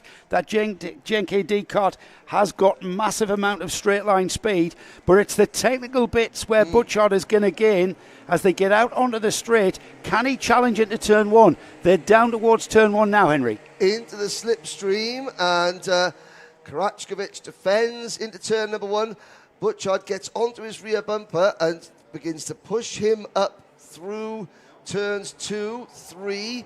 He doesn't dive up the inside. There's a potential to dive up the inside into turn number 4, but Butchard, it's a risky play, that is. Yeah. And this is the very start of the day, and also you maybe don't want to show all your cards just yet. And for Butchard, that's significant because he does do amazing card tricks. Does Oliver Butchard? He is a wannabe magician, absolutely. Well, he's going to have to be a magician to get past Benjamin Krojicic, because Krojicic has got the pace, I think. All right, Butchard had the pace to catch him, but it's one thing catching a driver in front. It's a completely different ball game, and it's a completely different textbook. You have to get out the library. And as I say that, he gets right on the bumper of Kraciovic now as they cross the line. This is second and third, absolutely bumper to bumper. Can he make a move as Kraciovic goes left? He defends well, but now it's a race down the back straight, Henry. Karachkovic has learnt very, very quickly indeed in his graduation from micro to mini. Through turn number 3 we go. This is the final lap. Out of the infield sector onto the middle straight we go. There's going to be an opportunity for Butchard to maybe slice underneath the inside of Karachkovic coming into this corner. No, Karachkovic covers, but Butchard's going to get a good run, Joe, out towards turn number 11. Yeah, here he goes. He's got to be right with him here, and he looks. They've run out of laps, guys. The checkered flag's coming, so it's pointless working together. Oliver, you're going to have to get by. LBJ Stubbs is now settled in that 4th place behind these two, but I think time and opportunity has run out as Win Goldschalk will come underneath us, and he will take the checkered flag just ahead of these two here. But that's the battle for second and third there, and it's gone to Kraciovic in second, Oliver Butchard third, through in 4th. Attica Mea. Yep. Attica Mea through again. They've been swapping positions, 4th and 5th. LBJ Stubbs has to settle for 5th place. Let's see the gap. The gap was just over a 10th of a second there for Stubbs. And behind that absolutely intense battle for 4th and 5th, we've got Miljan Mazzali in 6th. 7th is Kia Ivanov. Max Payton is 8th. Paul Schutzman 9th. And then the 10 cart field rounded off by Gleb Obyukov The second of our novice drivers, first novice, Kurt Ivanov. Great finish for him in 7th. But you know something? That is every novice that has started so far has finished their race, which is what the drivers just need to do, because, of course, they are all the novice drivers are under the watchful eye of Ken Potter, Paul Heath, and the rest of the track crew, you know, to make sure their licenses get signed off at the end of the day. Thank you for your comments coming in on the live chat. Please keep them coming in. Felix Jebjerg getting plenty of support. The young Danish driver, novice on his novice plates, as we complete heat number 1. Yes, Joe? I just want to say hello to Holly Hancock. Oh, hello to Wally Hancock. Holly Hancock, Hancock confirms it's raining at Wilton Mill. Oh. It's pouring at Wilton Mill. Oh. What a shame. What an absolute shame. We're going to have to turn the air conditioning. Yeah, and you know what? It was very wet here when we were in the pool on Friday night. It was very wet in the pool. Yeah, at the bar in the pool. Those the little seats. Those little well, it was a swim-up bar. It was a swim-up bar. Yeah, wasn't it? sorry lads. Yeah, it was terrible. Yeah, we were thinking of you. You know, we were thinking everyone at Wilton Mill today who were going to be wrapped up in their awnings with their scarves and hats on and woolly hats. Well.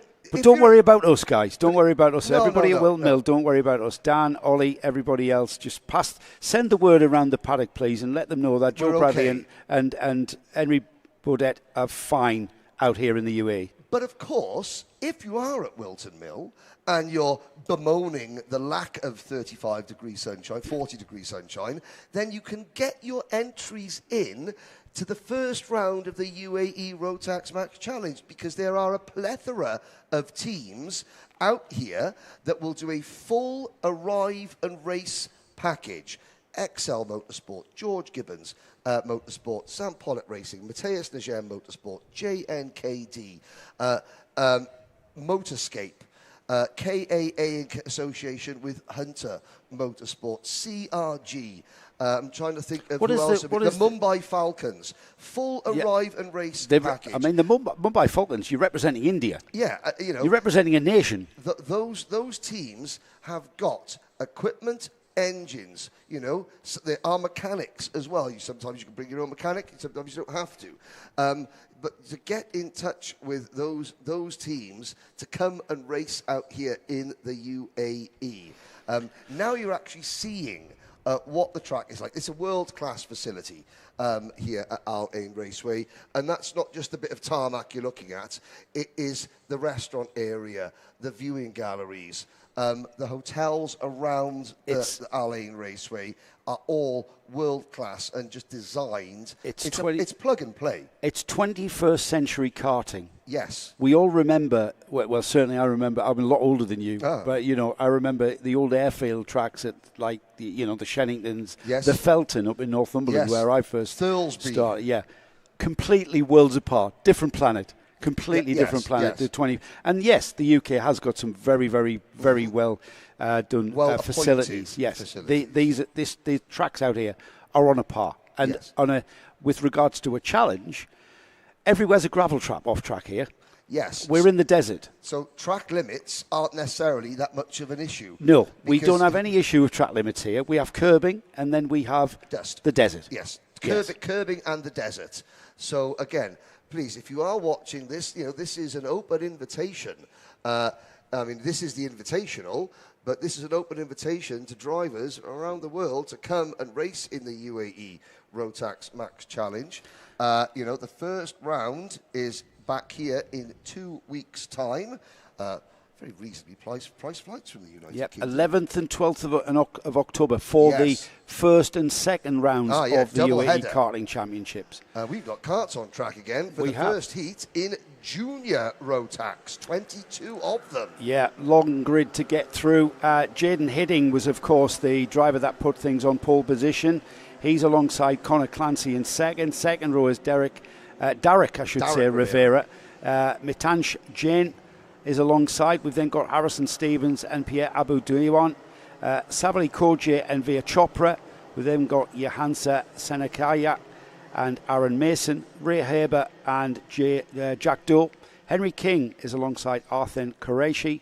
Giuseppe Monterari and Leo Einer are next. Ari Kallenberg with Erin Ortak, Floris Scheckenberg and Fans Harun with Antonius Haddad, and Arthin Sethi rounding off a very, very well subscribed junior Rotax grid. Yeah, a lot of front runners from last year's Miniax Championship moving up, combining with a bunch of returning experienced names. Jaden Hidding, first time at this level on pole in junior Rotax, gets the field underway for the first of 8 laps, and moving into second place as expected, Derek Rivera on that JNKD kart, pushing Conor Clancy, the old plate champion, back to third. Well, I just want to mention, Henry, I've noticed if you're on that outside line going into turn 1, if you're second on that grid and you're on the outside line, you can be hung out to dry coming out of that first turn. Yes. And you can drop down. We'll see where our Conor Clancy ended up there. I think it was Conor Clancy that I saw getting hung out to dry. The field, though, they're already towards the final stages of the lap. There are turns 11 and 12, which are the 2 left-handers that lead out onto the very fast back straight into the all-important sequence of corners. We've got a sweeping left-hand hairpin, which is very, very fast indeed. But again, this all-important right-hander that finishes the lap, this is where you need to get very clean. Across the line then, first lap completed. It's Hidding, Rivera, Clancy dropped down to third, not that bad. Savali Cogier, Harrison Stevens, Senekiaka and Heber, Jane, Koreshi, King. That's your top 10. I've got to say, Conor Clancy making the move at turn number 1 to retake second position. The only saving grace, if you're on the outside of the outside row of the grid, is that there is a little bit of camber and banking through turn number 1.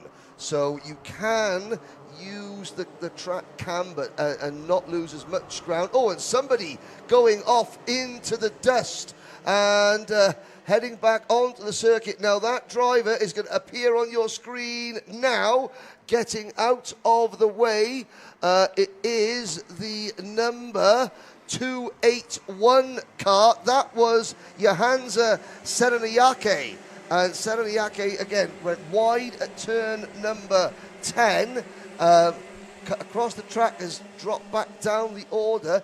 Hidding continues to lead under pressure from Clancy, Rivera. And I've got to say, Saveli Kogai has been very, very impressive indeed. The only thing more impressive about Saveli Kogai that is driving this week is his cereal bowl haircut. New leader. Yeah, new leader as Conor Clancy goes down the inside there. He will lead through this very technical section of racetrack onto turn 11 and 12. The 2 left-handers here. This is the important one. Got to get this one right as it leads onto the back straight. So Conor Clancy already showing a lot of real estate between himself and Jaden Hidding as they come through the final sequence of bends through the right-hander here at turn 14.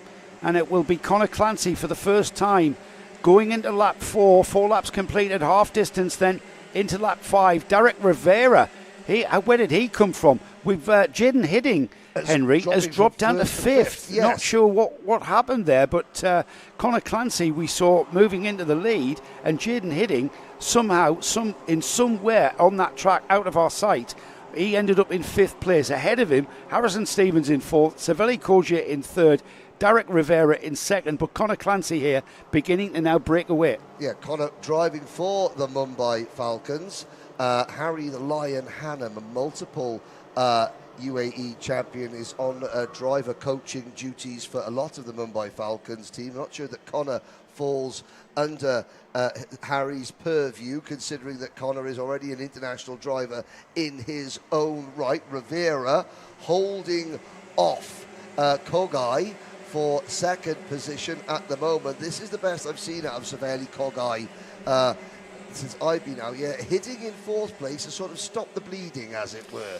Harrison Stevens and Mitan Shaheen, only 6th of the Mumbai Falcons. Mitan, after finishing 2nd in this championship last year, you'd expect him to be leading the charge, but it's so competitive, it's not that easy. Well, pole position driver Jaden Hidding somehow dropping from that lead to 5th place, now beginning to rejoin the battle towards the lead as he gets past Harrison Stevens. That's the first driver ticked off. Let's see what progress he can make as Connor Clancy already pulling that gap, the biggest gap we've seen since this race began. It'll be 6 laps completed across the line this time, going into their penultimate lap. Ooh, who is it going to be? Hidding back up in front of Rivera, sorry, Joe. Hidding back the second. Here's a look at that move. So Kogai has already got past Rivera, and Hidding leaves it late and gets the car just about slowed down. Good move. Yeah, great move, and it was all about checking that slide through that sweeping left-hand hairpin, and now he starts that recovery drive back towards the rear bumper of Connor Clancy.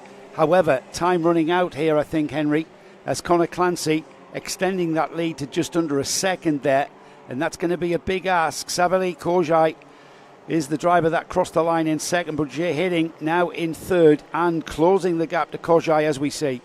Out of turn number 12, Connor Clancy, I know that he's looking at this now. This championship for Connor is not his main aim per se, this invitational, because again he does a lot of racing in Europe.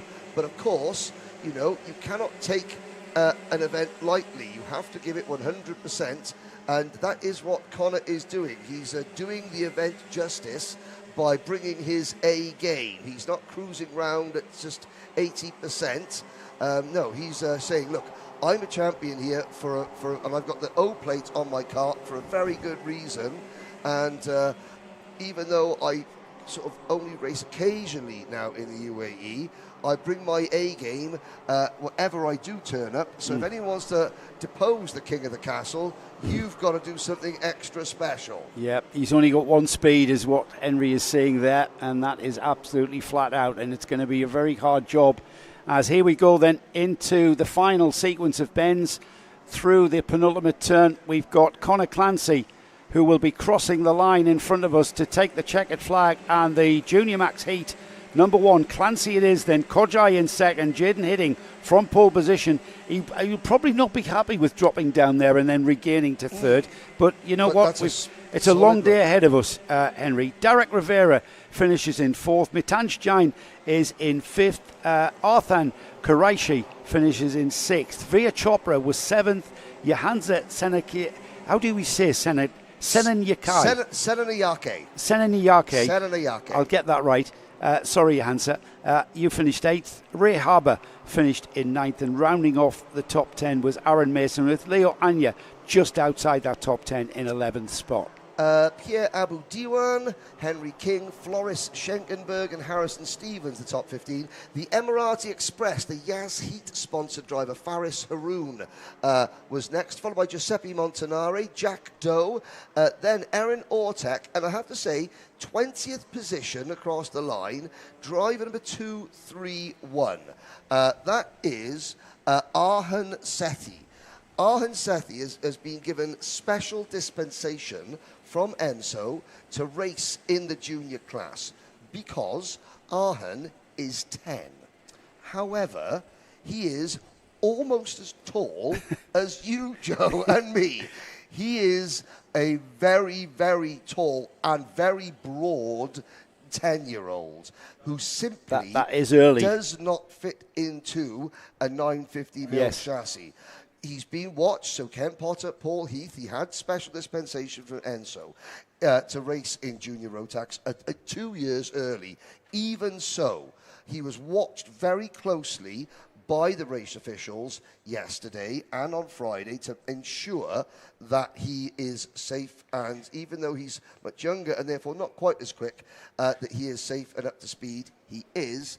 He got a 3-second penalty for moving out of the tram lines too early. Finishes 20th, just in front of Ari Kallenberg and Antonius Haddad. And I have just noticed now, come the end of this season, obviously drivers say, if you're a Minimax driver and you've just won, say, for example, the British Championship, and you've got your eyes set on the grand finals in Bahrain, and then You know, you're thinking, right, well, Minimax is done. I've got to move into Junior Max.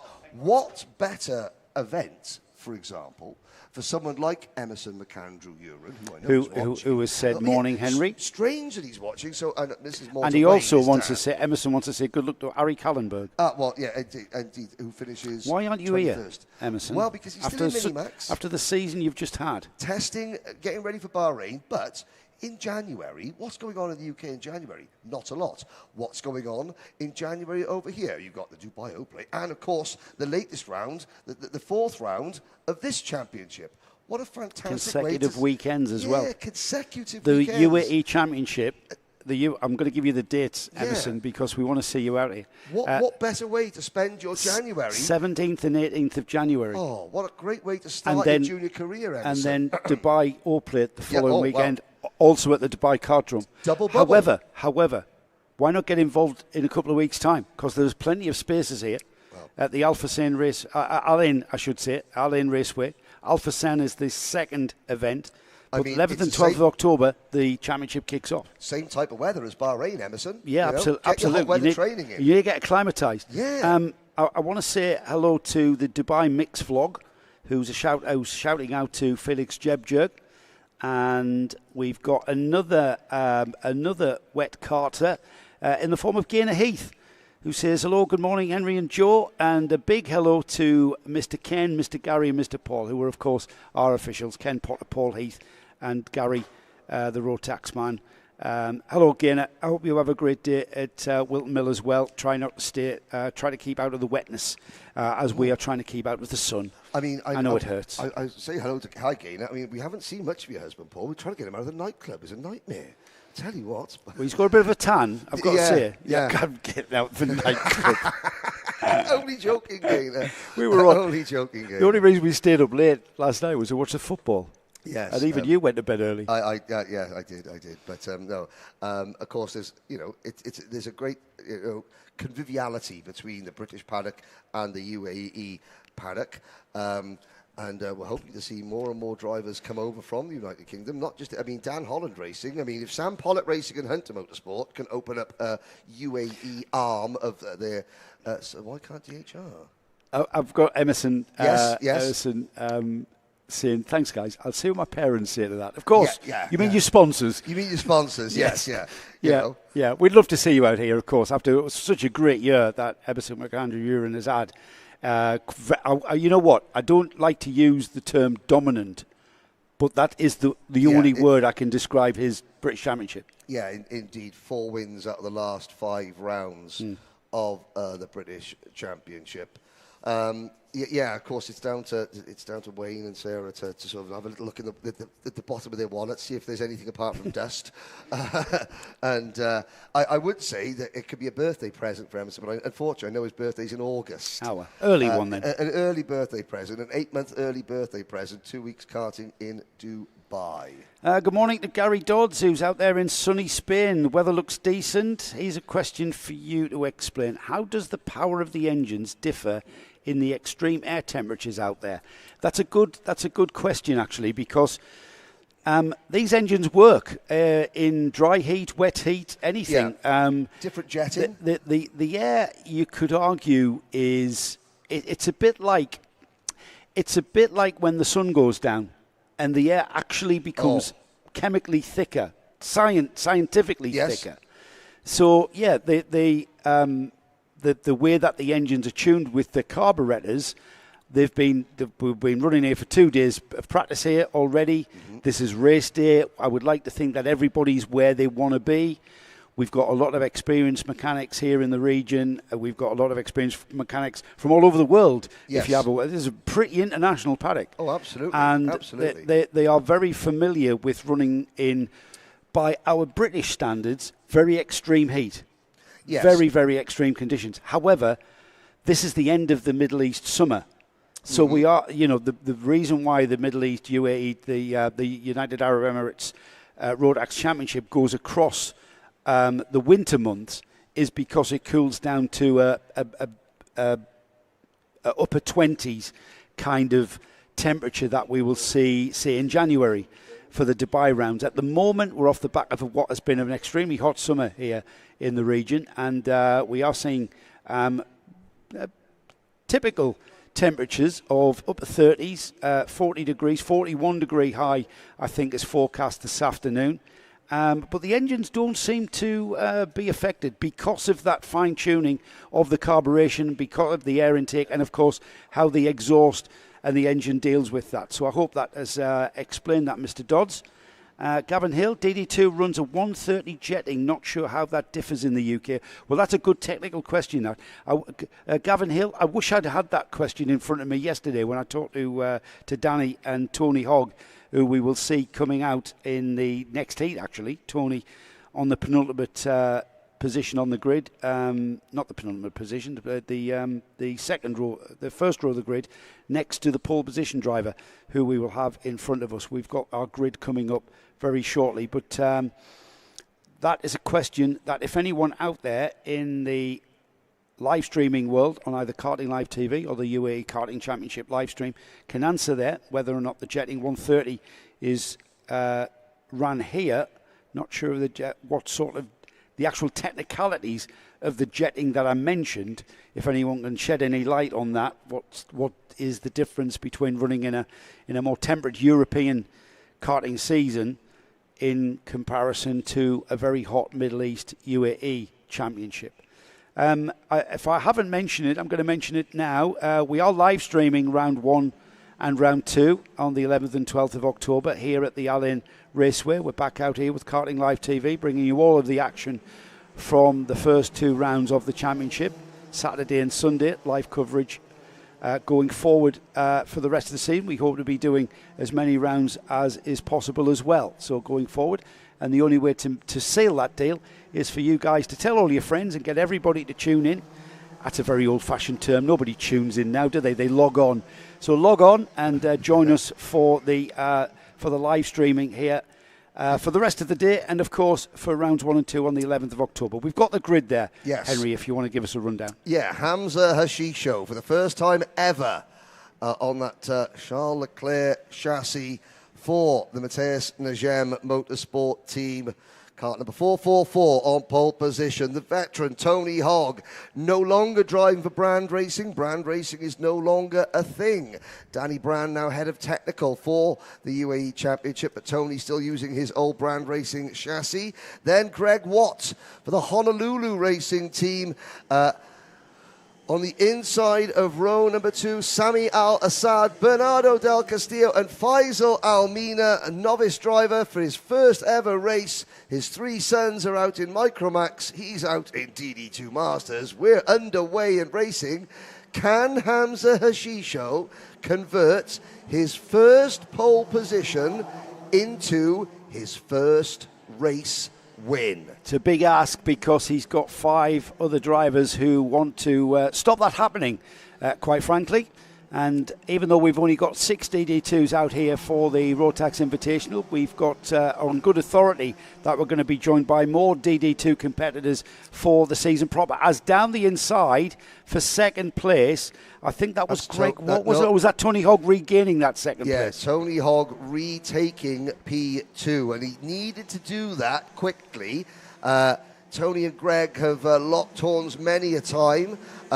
Want to say, so Greg Watt, running as an independent, he's got the Honolulu Racing body kit on because he has a sort of a transatlantic partnership with Fabio Creti from Italy. Trans-Pacific, if it's Honolulu. Yeah, Trans-Pacific stroke Atlantic. So Italy via Australia to Dubai. And Fabio comes over here to race with Greg as part of the Honolulu Racing team, predominantly the O-Plate event. But I know Fabio will be watching. I want to say a big hello to Papa Creti, Fabio's father, who has not been very well lately. But I hope that Papa Creti has got his Hawaiian shirt on and is cheering Greg Watt on. Anthony Hogg, as he's called on a Sunday, he tells me, is catching Hamza Hashisho. Hand over fist. Now then, one thing about catching the driver ahead of you, it's another thing completely about overtaking. And we know how fast Hashisho is. He started from the pole position. And just to remind everybody, if you're new to DD2, these are 2-ratio gearboxed karts. We've got paddle shift activation. The left-hand paddle on the steering wheel is for first gear. The right-hand paddle is for second gear. And you'll see the drivers using the gearbox not just to drive the kart, but also to slow the kart. If you're in second gear on this back straight here, as you get down towards the braking area, you'll use the gearbox by going down the box to that first gear, by flicking the left-hand paddle, taking it out of second into that first gear. And look at this, Tony Hogg now getting onto the rear bumper of Ashisho as they come out of the left-hander at 12 there. That's the all-important one, and it's a drag race down to the turn 13. Sweeping corner here, Henry, to end the lap with this turn 14 right-hander, all important. Yes, so consider this. Hamza Hashisho has only been karting for 10 months. Tony Hogg has gone to the Rotax Grand Finals to represent the United Arab Emirates 10 times. He is the most capped international driver from the UAE. This is his final Grand Finals. He promises he's retiring at the end of Bahrain. He will, I'm sure, continue to race domestically just because he has so much fun doing it. But all those years of experience are now coming and into fruition. Hashisho, yes, the kart might be lighter than Tony Hogg's, but well, I'm not sure if they're running to the same weight limit this weekend because they're all in one class. Well, they've got. We haven't got split races between T2 and Masters. They're all going to be 175 kilograms. So they're all 175 minimum. That kilos is minimum. Hogg just hunting down Hashisho. Greg Watts and Sami Al-Assad having a good scrap over third position, then Bernardo Del Castillo, and Faiza Al-Maina in his very first kart race is still running well, a little bit off the pace, but that doesn't matter. It's getting through the day. I think, Henry, that Hashisho, he's showing composure, isn't he? All right, we know he's got pace. This is where we get to see the racecraft that's coming into driving these DD2s. And in the lunch break, we get a beautiful insight from that driver who's second in the picture there, Tony Hogg, who explains the technicalities of getting the best out of these DD2s. They've got brakes on the front axle. So you've got a brake caliper with brake discs on each of those front wheels. You've got the standard rear brake across the solid rear axle, no differential coming off the bottom of this gearbox. So it's a solid rear axle, giving it like a bit like an Aussie V8 really, with the kind of differential situation there. You've got to get the thing to rotate. However, you can't use the rear brakes to do that. So you have to drive the kart in a much more smooth way. Listen, Tony Hogg gives a much better explanation than I've just attempted there. So in the lunch break, don't go away, put the kettle on, do whatever you do, and watch the paddock show, because it's a great insight into these very, very different go-karts that we're seeing out on track at the moment. DD2, they may look exactly like we're watching in Rotax Max Racing, but they are very, very different. The only thing that's the same is the Rotax engine. And the bodywork. But, of course, you'll see also, of course, tyre wear is important. Conserving your rubber is important. The Mojo tyres in the heat as we start the final lap.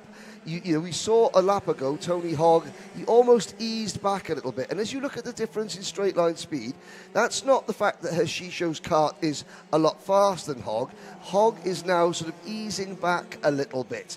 Maybe he's building up for one more attack, potentially. We're on the final lap here. Is he going to have one more go at Hamza Hashisho? Is he going to say, okay, you've won this battle, I've got my eyes on the war, and the war is won at the end of the final. Let's have a look. You'll be able to see where the Hogg is trying, coming onto this straight, and you'll see the gap open up a little bit. Yeah, that is half throttle for Tony Hogg. He's giving...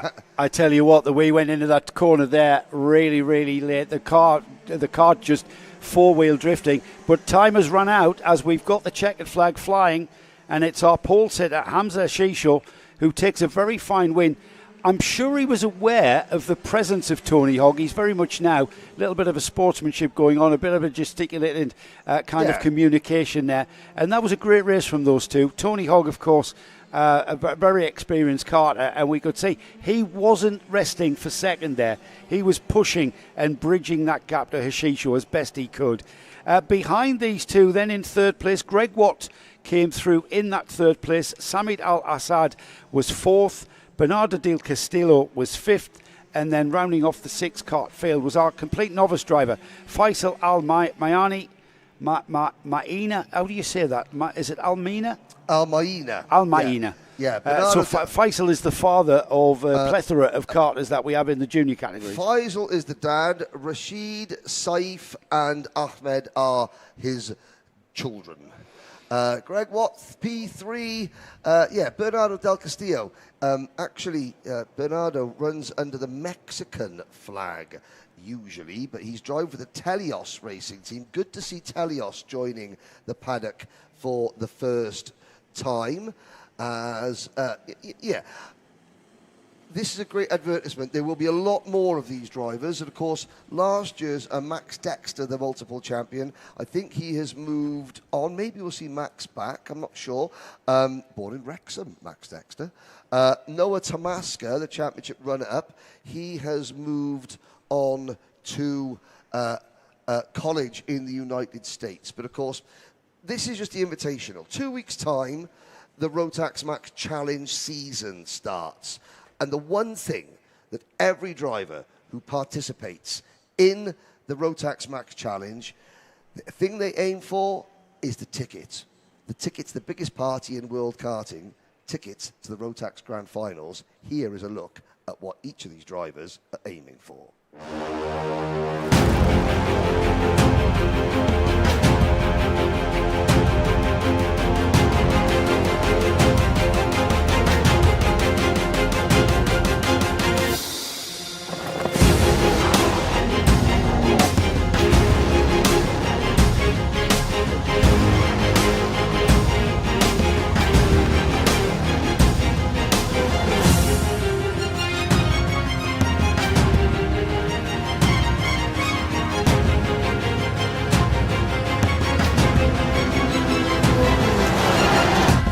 Driver unique. It's an event designed to make you equal, because you are number one.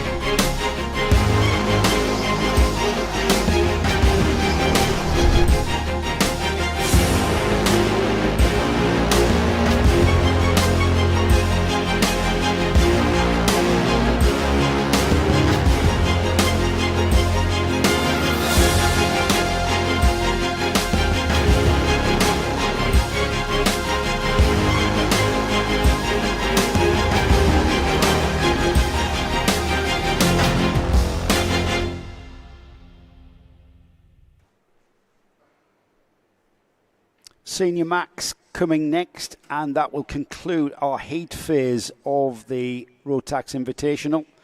We are then into our pre-final stages. Hello to Casper McAllister, the recently crowned Miniax champion in the NKC in the UK. Come on, Kai Hunter, cheering on from a very wet Wilton Mill. So young Casper out there in another one who's getting wet at Wilton Mill. Well, I think the answer is that you've answered your own question there. Why are you at Wilton Mill when you could be here, like Kai Hunter? Although Kai was, like a lot of us, struggling with the heat a little bit. Not as bad as his brother Reese was. He kept popping in to see us here. We need to speak to Casper's dad, Nick. Nick, you need to get Casper out here. Yes. Because I think he would do very well in our Minimax field here. Yeah, very competitive. Very, very, very strong little driver, considering his relatively inexperience coming into this season, the first season of national karting. He's done one or two club meetings last year, and another young driver who could glean a lot of experience across the winter going into the season in Europe. And if you are interested, look at, obviously, the UAE Rotax Max Challenge Facebook page. But if you just type in Al Ain Raceway, you can see how to spell it there on our screen. Al Ain Raceway, that website, that will give you all the entry information, the technical rules, regulations, and the links to how to enter, and also links to the teams if you want to come out here and, a plug and play, an arrive and race package. Last year, at the first round of the UAE Rotax Challenge, there were over 140 drivers entered, and we're expecting more this year for the start of the full championship. It's a very, very competitive field indeed, and it's perfect for people in Europe. Their season winds down, the Middle East season kicks into high gear. Hello to Leo Schutzman. That'll be, is it Leonard Schutzman? Is that Leo, Paul Schutzman's brother or dad? Because Paul Schutzman did have his older brother, Leonard Schutzman, was racing last year. He's saying, Jeremy drive faster. Well, that'll be Jeremy Montgomery Swan. Yes. Yes. Good advice. Good advice, excellent advice. Easier said than done. I'm sure Jeremy is doing his level best. Jeremy Montgomery Swan made the very first ever comment on the live chat for the UAE Rotax Challenge. So he's won that award. I've got some really interesting information here. Okay. So the senior grid. Yes. Anyone outside the top 20 isn't in the shade in the collecting area. Oh dear. Oh. If that's not incentive to drive faster for Jeremy. Well, I don't know. I forget where Jeremy qualified. Actually, he was up there. So there's 27. He was. I think he's in the shade. Yeah, there's 27 drivers. There are 7 drivers down on the dummy grid who are in the baking heat, and there are 7 somewhat angry mechanics saying the same thing. Why couldn't you pull your finger out, young man or lady, when it mattered? Yeah. And the drivers are saying, why couldn't you set my car up to make me go to help me go faster? Why was I fighting the balance? Why was I fighting understeer, oversteer? Yes. Why did I not have any bottom end? So yeah, it's a to and fro situation, that one. And this field, it talk about international drivers here representing Lebanon, the United Kingdom, Switzerland, India, Italy, Oman, South Africa, Sri Lanka, Romania, mulțumesc to our friends in Romania, France, obviously the UAE, Denmark, Belarus, Canada, Egypt, and Belgium. That's incredible, isn't it? Yes. It's a truly international field. It really is. I mean, it's all right, this is the Rotax Invitational here. This is, I don't want to call it a rehearsal because it isn't, but it's a nice way to start coming into the season here. The season goes across the Middle East winter here in the UAE, and you know, if you're out there on track, you'll realise why we go across the winter, because the temperature is going to drop. It's going to drop to a balmy mid to late 20s, isn't it, by the time we get to the Dubai Autodrome in January. And Yas Marina, of course. And, we race at a Formula One circuit here, using the North Hairpin, a circuit where 90% of the lap is full throttle. We can't wait to get that. That's an interesting stat, that actually. Yes. We're just to remind everybody, or just to inform everybody, we're at Yas Marina on the 14th and 15th of February. Well, there's Valentine's Day sorted. Bring the missus. Yeah. I love. Fancy a quick trip to Dubai. Only problem for Valentine's Day. Only issue is that we got to go karting. Well, I mean... And Nick Damon is probably... Yas Marina has the biggest sort of yachting area, a shopping mall in the Middle East. Absolutely. Well, there we go. That settled that then. There's no need to persuade the ball and chain. She'll be booking the flights. Take her out for dinner at Stars and Bars on the marina. Yes, why not? Yes. It's not too expensive as well. It's not expensive at all. No, of course not. Here we go then. Here's our grid for the senior Rotax Max for their heat. On the pole position, you can do this one. Rian Dharmadasa from Sri Lanka, pole position. Mohammed Manane on the outside of row number 1. Oscar Lambert and Omar Ganoum. Ganoum, the reigning champion in this class. Lambert, the driver he narrowly beat to the crown last year. Rayan Qureshi, Eni Asachi on row number 3. Amani Kinua and the notorious BIGI, Alessandro Biggie on row number 4. From Oman, Manaf Al-Balushi and Lebanon's George Nassar. Round out your top 10. Kai Hunter and Zain El Hamassani from Egypt on row 12. There's Jeremy Montgomery Swan, P13, alongside Kian Crayenball. Lewis Hartman and Arthur Didonka. Didonka out of position. Look for the Telios man to come through. Adish Mehta, Rayan Keirus, Jules Dumont, Enzo Tesluk, Elliot Surti, Naman Kokreja, Oscar Backhouse, Ehsan Mohammed Saeed in 24th. The grid rounded out by Andrew Obeid, it's Philip Alexandru Dinu and Orlando Benchavenga. Round out our 27 kart grid. Tremendous. Tremendous to have such a healthy senior Rotax grid here at the Invitational. Yes, the grid will grow into the championship. Over 40 drivers per round last year. Wow. In the main championship.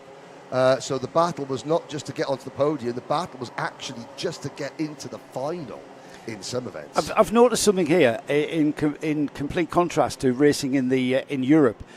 We don't need to weave on this opening lap, do we? There is no need to weave. We've got a massive track temperature of over 40 degrees. Yes, exactly. I mean, it won't stop the drivers. Oh, there he goes. Proves me wrong. Yeah, Still wants to get even more heat. But again, all you've got to do is sort of park the kart on a piece of tarmac for anything longer than 12 seconds, and those Mojo tyres are nicely up to temperature. Well, it's actually sometimes hard to pick the kart up. You've got to unstick the tyres when it's been sat in the sun. Which is great. I used to love that feeling. Here we go then.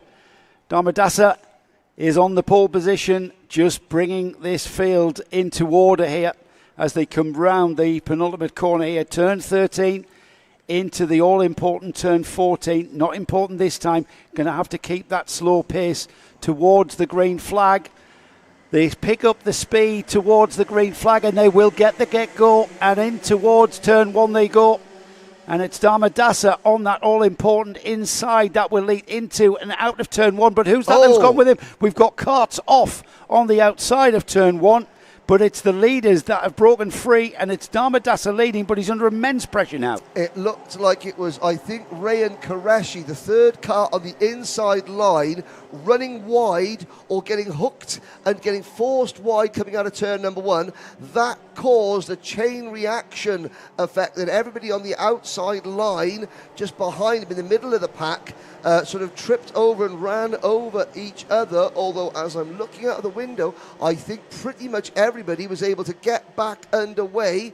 Maybe 1 or 2 drivers with a little bit of damage to their car, but leading still with that very, very distinctive, predominantly red and green crash helmet, Sri Lanka's Rian Dharmadasa at the end of lap number 1. Lambert up into second position.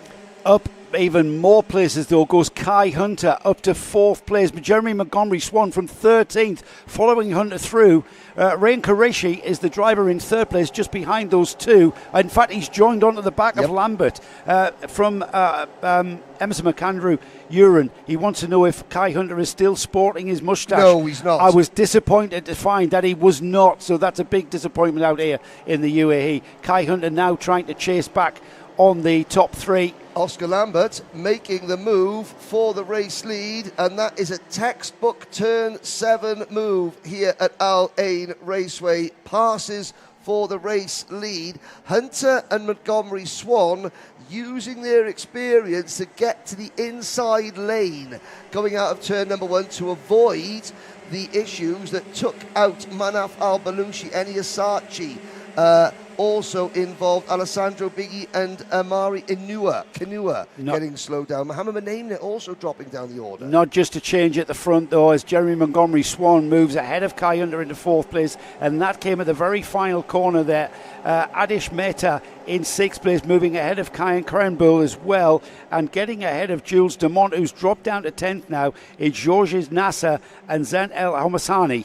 So all changing here as the thing, as basically, Henry, the field beginning to settle in to where we think they should be, with maybe qualifying not being the optimised by everyone. Yeah, no. Arthur De Donker, driver, I thought would be on the. There's a move, and we've got another new leader. That's for 2nd place. So that is number 321 of Dharmadasa getting back in front of the Mumbai Falcons cart of Rayan Qureshi.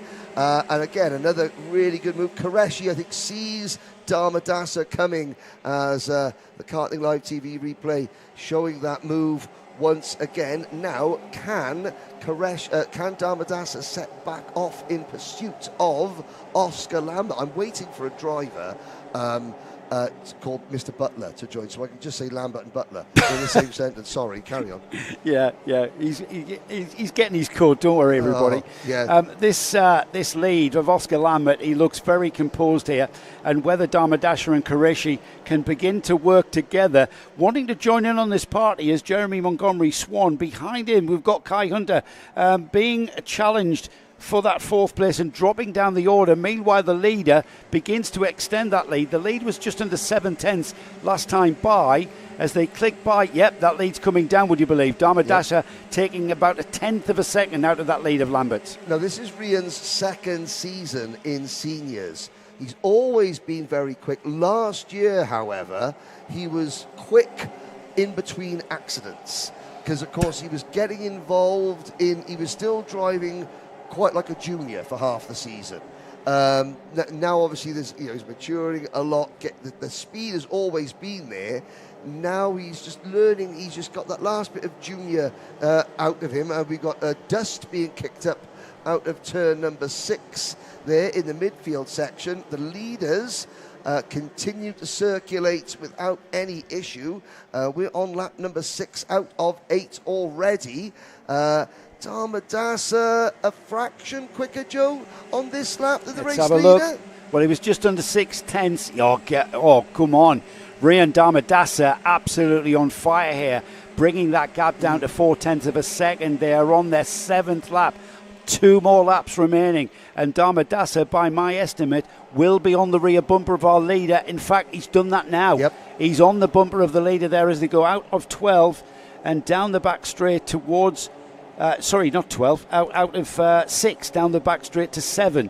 This is the technical section 8, corners 9 and 10 coming up now, and through 10 you've got that bit of a sprint down to the double left-hander here of 11 and 12, and this is where he will need to get on terms. Dharmadasa now coming onto the rear bumper of Oscar Lambert. Oscar now needing to consider whether or not he's going to defend Henry. We're about to complete another lap and go into the final lap, and we've got them literally bumper to bumper. So that 4/10 is gone. That 4/10 gap that we saw in the previous lap, completely gone, and now we've got a challenge. Dharmadasa swings to the outside. He'll try the undercut coming off turn number 1. Dharmadasa to the inside. Lambert tries to squeeze him, but Dharmadasa gets the move done. Now Lambert will in turn try the crossover, but look how quickly Qureshi and Montgomery Swan close in. Now look at the speed that Jeremy Montgomery Swan has got in 4th place as Qureshi to the inside.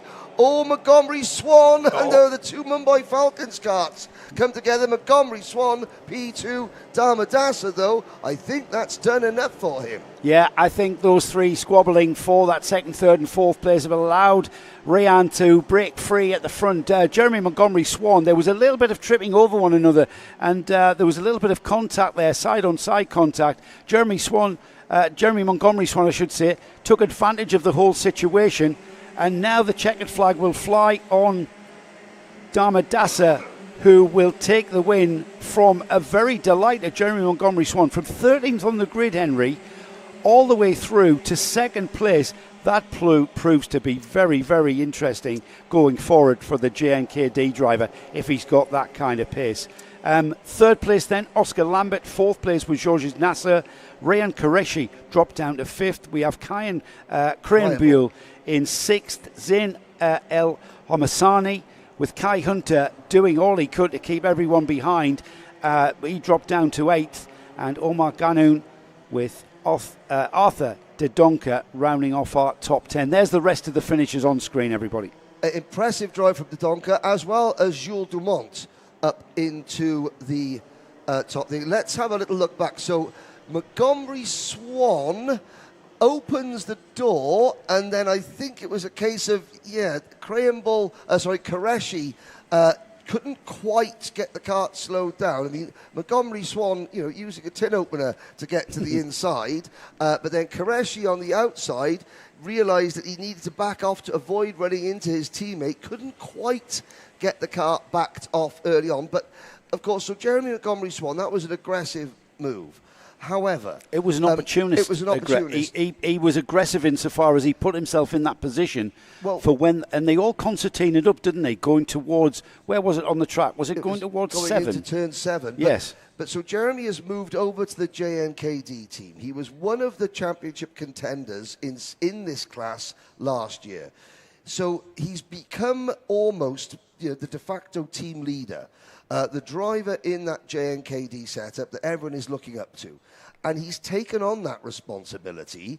Okay, if I'm going to be sort of the championship favourite in the biggest category, then I'm going to drive accordingly. I am going to, live up to expectation. I'm not going to let the pressure get to me.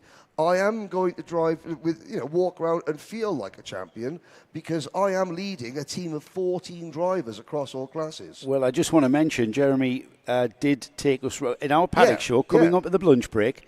Jeremy takes us round the JNKD Ording and shows us the operation there. And I've got to say, I've been part of race teams myself, and that setup, the way that those guys operate, the operational processes that I saw go on there, are very, very high level indeed. That's an international karting That is a very high level operation. That didn't exist 6 months ago. It's incredible. Well, I mean, the thing about that is, you mentioned the chap behind it, and he's done what you have to do, and that's put the right people in the right places to make that happen. Yeah, Mr. Karachkovich, the JNKD team is Karachkovich Dubai. But of course, he's brought Paul Munnin, Alfonso Skrichka. He's got Ash Deer, and he's got Matthew Hopcraft in. 4 very experienced names who have organised things correctly. And while his kids have been going karting, he's looked. He's seen the best practices, and then he's applied them to his own race team. Exactly. Hello to David Bright. Yes, Mr. Bright. Good morning, David. How are you? Looking forward to Nick and I catching up with you in Dubai on Monday. And, we are very much looking forward to running at the Dubai Autodrome in the January round of the UAE Car Championships, the Rotax Car Championships. And, of course, the Dubai O-Plate.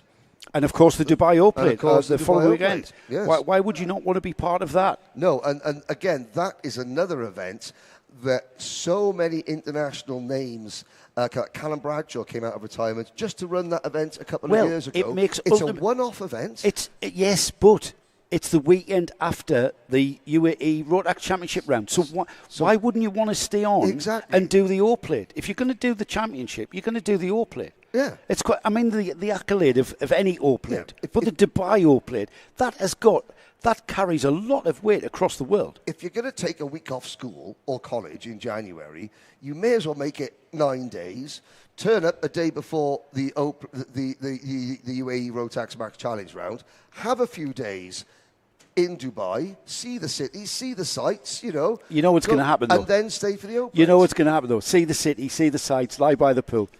They're going to be practicing all week long, aren't they? Well, they've been practicing for the 2 rounds of the UAE Championship. All right, what we're going to do now? we're going to go around a bit more and a bit more and a bit more. We just need to get that set up just a little bit more to our liking. In that case, David Bright needs to book one of his Saudi World Series International qualifier events for the entire day to block it off, so no owner drivers are allowed. So they all have to go to the beach. This is a question for you, Henry. Alexis Alzia. Hello, Alexis. Yes. Is Rotax streaming the YMC race in January? The YMC race in January. I don't. I mean, what's the YMC? The YMCA? No, that was the 70s. That's right. No, there's no way. The YMC. The Yas Marina round in February. Oh, I see. We're hoping to. So, obviously for the Rotax Max Challenge event, at the moment we're here this week. We're here in 2 weeks' time. We're hoping to extend it for the entire season. It does depend on the positive response we get to this, the amount of people that tune in. Which I've got to say, Alexis, this is a positive response. Yes. And we need to make it worthwhile for the series to bring you that live stream. And you need to, by telling us here. And viewing. And view it. We need viewers. Tell all your friends. Tune in. Switch on, log on, whatever you do these days. Can you guys stream Yas, Saudi World Series at Yas? Well, I don't know how that. I mean, we'll see the Saudi World Series final. I'll be there for that in Genk, but I mean, at Le Mans this year. So the SWS at Yas, when is that? Well, I don't know. That go-karter guy. Yeah. Yes. Send us your details. Yeah. We'll get in touch, and we'll send you a quote. We will live stream. Oh, hang on. We will live stream karting every single weekend of the year. And to be honest, Henry, we're getting to that stage. And midweek. And midweek, in fact. Yep. You know what? I talked about midweek karting events. I think that's a great idea. And running Wednesday night race leagues. Why is motorsport only on a Sunday? Well, yeah. Yeah, I mean, all right, I'll tell you why. It's because invariably people have to travel to the tracks. Yes. Invariably people have to go to work and earn a living. To maybe pay for the go-karting. People have to go to school. Yeah, occasionally. So that has got in the way of our theory of going Wednesday night racing. But, we're really grateful for the ideas, the support, the comments coming in. All we can do is say, if you let us know or email or send a message to the UAE Rotax Max Challenge Facebook page.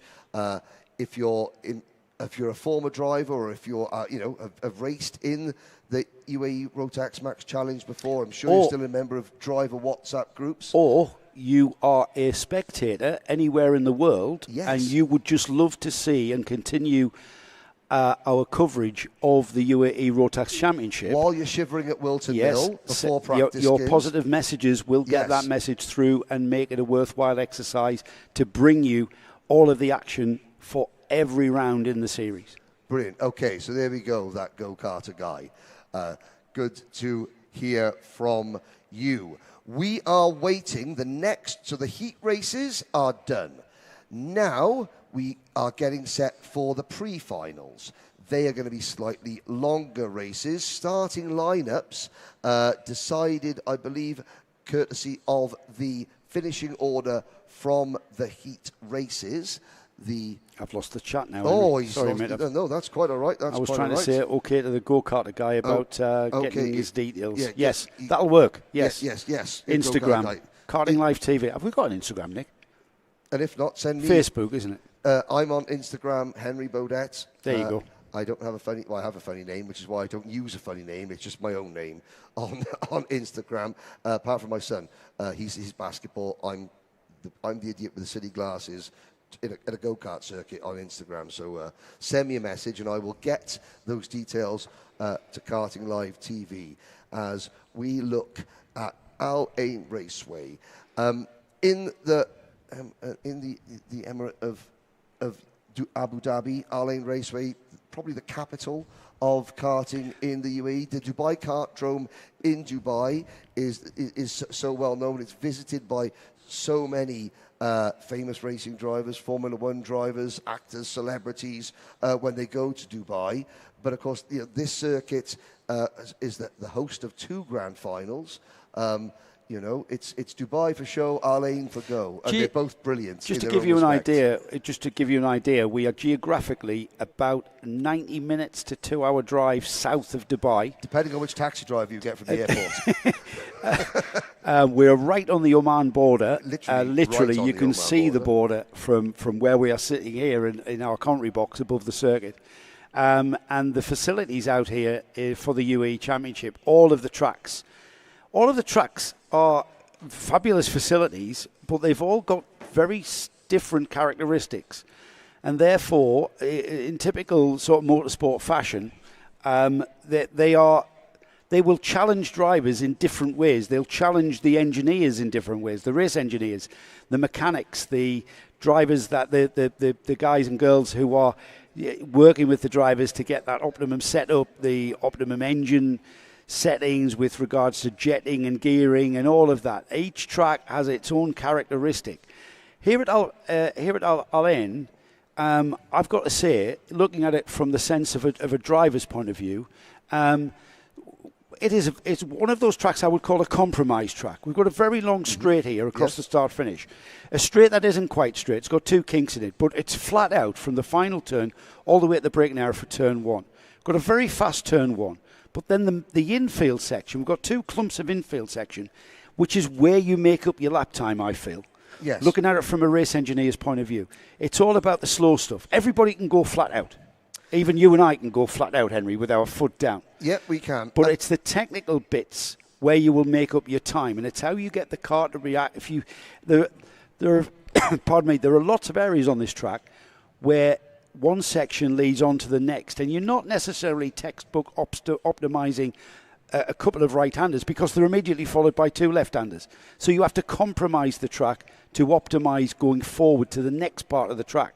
And a prime example of this, if you look at the final turns here, turn 13, sweeping left-hand 180-degree turn, where you would normally let the car breathe out to the exit curb. However, you would want to be nowhere near that. You've got to hug the curb on the inside and stay hugged because the next corner is the corner that leads onto the longest part, and that's a tight right-hander. So you've got to optimise your line out of there. And it's a beautiful track. We're in the desert here, yes, and it's got that characteristic of one of those tracks where you look at it and you think, how do I set the car up for this then? It's one of those where you get out there and you will decide where you're going to pick your advantage points, because you can't be quick everywhere on this track, I think. No, you can't. I'm going to say, I want producer Nick Damon to timestamp this. I'm going to say something that has probably never been said before in the history of karting. It is 11:26. The run down here at Al Ain Raceway in Abu Dhabi on the border of Oman, the run down from turn 12, the back straight, into the turn 13 hairpin, and then the last corner at turn 14 reminds me a lot of Ella Park. There we go, I've said it. It reminds that the last corner at Ella Park bears a striking resemblance in terms of the layout of the tarmac to Al Ain Raceway. Well, you can find out, everybody, because after tuning in, or logging on, I should say, for the first round of the UAE Rotax Karting Championships on Karting Live TV, the next broadcast will be from Ella Park. The Beccleston District Kart Club. Yes. There we go. With the Access Karting series. Access Karting, and you'll see how, geographically, but tarmac-related, very, very similar. Last corner, Ella Park, last section. I'm intrigued, Henry. I'm going to check that out. Here's another one from the Dodds out in Spain. This is from Mrs. Dodds. Another heat-related question, this time from Mrs. Dodds. Do they use a different compound of tyre to handle the 40-degree heat out there? She's a massive petrol head. No, it's the Mojo C D5. D5 on the seniors and juniors. And the C1, is it, on the Microax and Miniax? I'm not. They've changed. I can check that out in the regs. Yes, they check that out in the regs. But no, same tyre, no different compounds. So it's not like Formula One where you think, let's have a look. Let's bet the extra sticky, the softs, the mediums, the hards. No, the karters have to adapt. And adapt they do. They do. And yes. When's the next heat? Right, I can tell you that the start of the pre-finals is in 1 minute's time. There you go, 1 everybody. minute's time. As Joe is checking the regulations. Oh, he will check the regulations shortly. But yes, and how did you guys miss the lap 1 crash? Well, we didn't miss it. But okay, so one thing that you will have to learn is that I know that other, broadcasters for the championships, they tend to highlight the accidents. We try not to. Because, again, the vast majority of drivers are minors under the age of 18. Yes, they've got family members here, but they've also got people now watching at home, which they haven't had a chance before. So to glorify incidents and accidents, obviously sometimes we do catch them, but you won't find us, going in lots of slow motion replays of serious until we know that drivers are absolutely okay. Lorenzo Teslock. We did see the lap 1 crash. Go back and see it. I mean, Joe Bradley kept saying, at the minute he'll be saying, don't change that dial. Well, the other don't touch that dial. Yeah.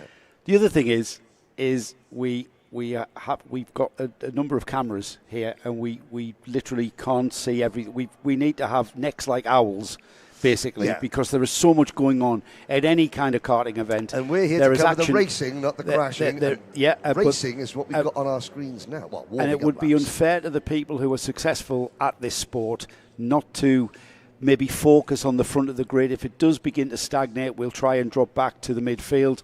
But it's all, it's a sporting event after all. This is the Rotax Invitational. It's a sporting event that we have to focus on the winners of that sporting event. We don't hand or out the leaders, I should say. We don't hand out participation medals. You've got to win. Here we go. Liam O'Hanlon, Samar Chopra. Row number 1, Zev Godchalk and Vaibhav Ponna. On row 2, Adam Al-Sheikh and Alex Fryenstein. Row 3, then Saif Al-Khalifa, Cameron Harvey, Tobias Prakacha, then Amar Tabatsa, Jensen Kelly, Teab Haroon, Enzo Falzerano, and the novice drivers at the back, all 19 of them on track for what will be an 8-lap pre-final. Joe Bradley. Yes, 2 more laps than what we had in the heat, so a little bit of a longer race. We've already dropping number 16.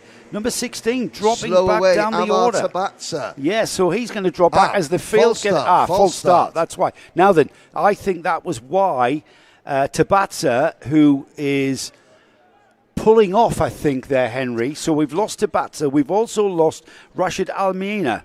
And Alex Fryenstein in the number 77 kart, the Motorscape driver from Singapore. Motorscape, the new name for the Birrell Art Middle East team. He was slow at the start, but I think has caught back up. Hello to Debbie Wong watching from France. Well, so that's Germany, France, the United Kingdom, obviously the UAE. Please let us know where you're watching from, and don't say the sitting room or the living room or the kitchen table. Let us know where we are, where you're tuning in from. As Liam O'Hanlon trying to get the field slowed down, and I think you could be right. Amar Tabatsa has retired, and Rashid Al-Maina, one of the 3 Al-Maina brothers. In fact, I can see a CRG parked at the side of the circuit as well. That's unfortunate. Out of the pre-final already, then 2 of our runners, but Liam O'Hanlon and Samar Chopra, they're our front row drivers who head down to the start here. We should get this underway. It all looks very nice. A little bit of gesticulation going on, communication between the drivers as O'Hanlon and everyone else goes flat to the metal and into turn 1. It's O'Hanlon that will lead through that very, very fast. For these Microax drivers, that turn 1 is an extremely quick corner and hardly any kind of feathering of the brake here, and they're already into that very technical section of turns 4 and 5 now, Henry. Yes, battle for second place. Godchalk and Chopra, Vaibhav Ponna as well in that mix. Good start from Cameron Harvey, but he's lost 5th position now, I think, to Adam Al-Sheikh as they come through turns 8 and 9, out of turn 10 on the long straight up to turn 11, the far side of the circuit. O'Hanlon leading, Godchalk in his wheel track. So this is George Gibbons Motorsport for Liam O'Hanlon against the JNKD team. Battle for third place. That was a change, and that was Vaibhav Ponna passing. No, he didn't. He did, but then he didn't again. Then he got repassed. So Chopra stays in that third place, but that swapped positions between 13 and 14, and that's what we saw there, the switchback, the very technical switchback. Battle for the lead, though, is absolutely intense here, as Gottschalk right on the rear bumper of our leader, Liam O'Hanlon now, as they go into the section at 4.5, through the hairpin at 6, and out onto that fast stretch towards the kink at 7, which leads directly into that hairpin at turn 8. From there, into another hairpin at 9. This is beginning to build speed. This is an acceleration zone through turn 10 and then on towards the all-important turns 11 and 12, through the flat-out 11, not so flat-out 12, and it's the run down the back straight now towards 13, where O'Hanlon breaks a little bit of a gap here from Gottschalk, and Gottschalk then closes back up, Constantina's back up towards 13, into the final corner. They're playing a waiting game, Henry. They are indeed. Now, what you can't see here is just as the drivers go underneath the start line gantry, there is a huge bump on the inside of that straight, which can really kick a kart wide going, but it's just hidden behind the start gantry or the circuit gantry, but and it's very, very pronounced right on the racing line. And it's not one of those bumps, I'm told by a very good driver here. You can't avoid it. You have to go across it. You have to go over it and hope that some of your fillings don't fall out. Hello to Layla Bell, a very, very talented young lady from the United Kingdom watching in Stockport. Layla was unlucky not to get the X-Kart scholarship a couple of weeks ago that I was part of, but Layla's got a great career in front of her. Maybe she's another driver that we might see out here from time to time. As we watch Gottschalk and O'Hanlon. The waiting game continues, yes. Henry, and I'm not sure whether Gottschalk has actually got the pace. He may prove me wrong, because Liam O'Hanlon now has got a little bit of a breather here, and as I say that, yes, he does prove me wrong, because Gottschalk has come right now onto the rear bumper again of Liam O'Hanlon. O'Hanlon knows he's there, and he just has to stay composed. Meanwhile, Samar Chopra in third place is closing the gap down. These three have broken away from a cracking battle that, unfortunately, because the lead is so intense, we can't even have a look at. I daren't look at that. Adam Al-Sheikh and Enzo Falzerano, followed by Tadeusz Prochaska, Jensen Kelly, Saif Al-Khalifa. They're all nose to tail from fourth place down over. But here we are, Henry, about to go onto the back straight again. Half distance completed. We're going to be completing lap 5 when they come back around. And whether or not Gottschalk has got enough pace, he's got enough pace to stay with the leader O'Hanlon, and maybe indeed he's playing that waiting game. But as the laps tick off, opportunities are going to deplete. Yeah, and of course you've got the number 29 car, Samar Chopra, lingering around 1.2 seconds off the race lead. Now, of course, if we just completed lap 5, so we're on lap 6 out of 8. Gottschalk pushing O'Hanlon away, knows that he hasn't got enough clear space between himself and the third place kart to really have a good go at O'Hanlon without Chopra closing in. Well done. Andrea Remy coming back for round number 1. He's nursing a rib injury, watching out in Dubai. Franciella Souza Jebjerg, she's watching her son Felix race for the first time. Well, Felix is in 13th position, second best places of the novice drivers at the moment. Well, yes, he is. Sorry, I missed Ivans there. Also cheering on Tadeusz Prochaska, who is in 6th place now. Tadeusz on the Ital course kart. Now the time is up for Gottschalk. He's got to make a move on O'Hanlon because time is running out. 2 more laps remaining, and Gottschalk right there, literally touching the bumper of Liam O'Hanlon there as they completed that lap number 6. They're on lap number 7 of 8 now, and Gottschalk showing a little bit of impatience. Meanwhile, Samar Chopra closing the gap now. Once these two will start, maybe when we see Gottschalk challenging that lead of O'Hanlon, that's when we'll see maybe Chopra coming back towards them and getting on terms and maybe making it a 3-kart battle for the lead. We're getting towards the final stages now. We're in that sequence of corners through 9 and 10, and then the run up to 11 and 12. This is the left-hander that we see them head in. It's a double left-hander here. From that, let the card breathe out to the right, and then immediately through the all-important 12. Now, this is the kind of drag race down the back straight towards 13. It's a very, very fast entry to 13. And there's Chopra chasing them down there in third place.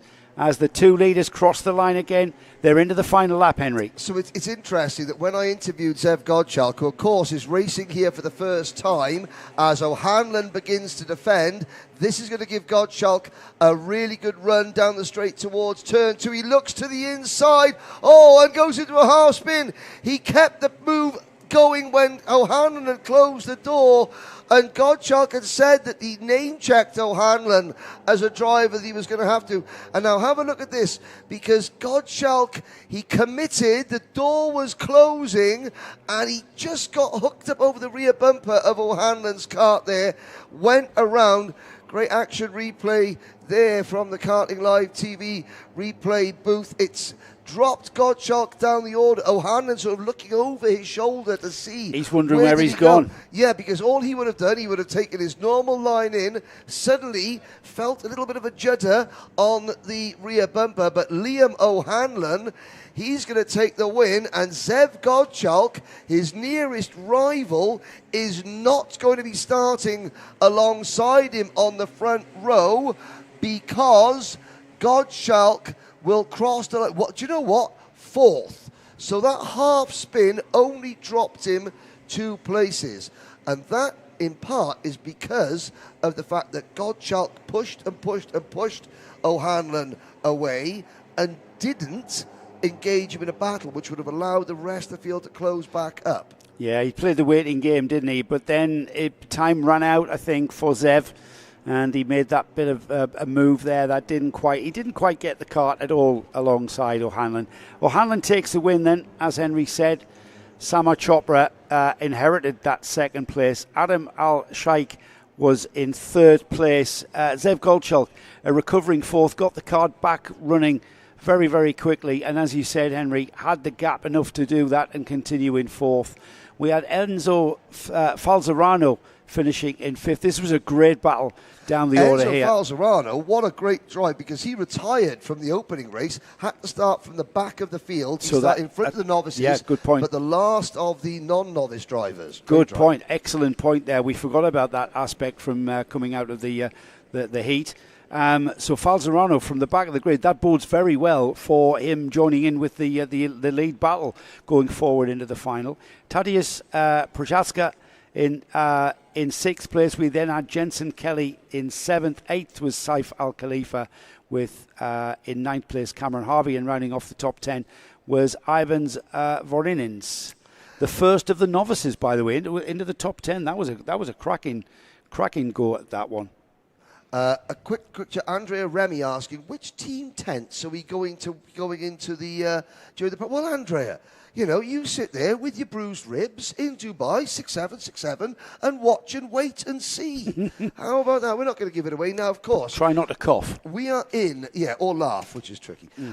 We are in Abu Dhabi, and the one support that the championship has had for many years is through the Abu Dhabi Sports Council, who not only lend their support to go-karting, but an awful lot of other sports and activities for young people in this region. Let's find out a little bit more about what they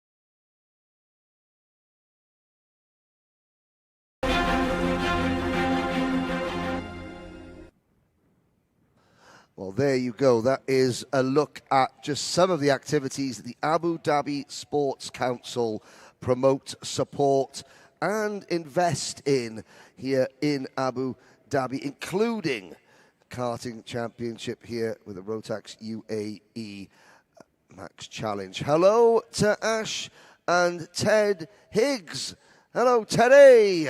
Watching from the UK, looking forward to our next race, which will be the Miniax pre-final.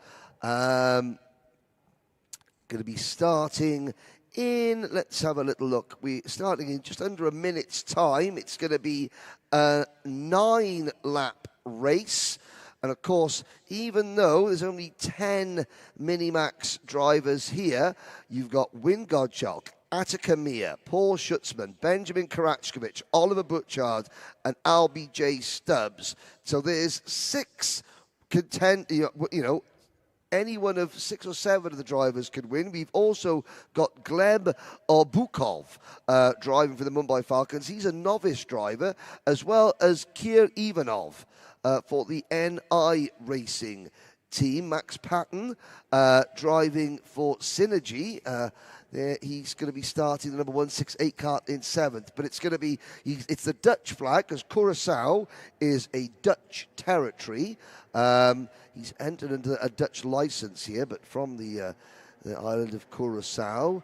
And of course, the phrase is they'll be watching, they'll be partying on Mambo Beach in Curaçao, which is as incredible as it sounds. Win Godchalk, alongside last year's Microax champion, Benjamin Karachkovich. Just give you a quick wave to the camera there, very media aware, Benjamin Karachkovich on the outside of row number 1. Then the synergy of Oliver Butchard, Attica Mir, the Queen of Kashmir. She is part of the Formula One Academy Drive for Diversity Girls on Track program. Then you can see the number 196, the Sam Pollitt racing car, Albie J. Stubbs, William Mazzali on the outside of row number 3, Max Patton, another of the Synergy drivers moving across from when Brand disbanded. Max finding a home with Synergy. Then Paul Schutzman, Kier Ivanov, and Gleb Obukov. They're into the tram lines, Joe. Here we go. In towards turn 1 they go then. Win Goldchalk from the pole position has that primary opportunity from the inside line, but challenged around the outside by Oliver Butchard. Doesn't come off, and Butchard disadvantaged massively there. Down to 3rd from that 2nd spot. Who's that sneaked up? Is that Albie J. Stubbs in that bright yellow cart?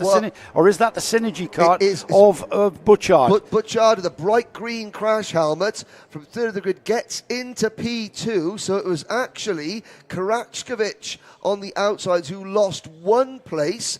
Albie J. Stubbs there in 4th position. Albie J. Stubbs, he needs a good result, not for himself, but also to put a smile on Sam Fugit's face, because Sam, as we were leaving the circuit after a very, very long and very, very hot day here at Al Ain Raceway, as Karachkovich, the inside. Karachkovich did not want to wait around there, Henry, did he? No. Look at that, he's thinking so.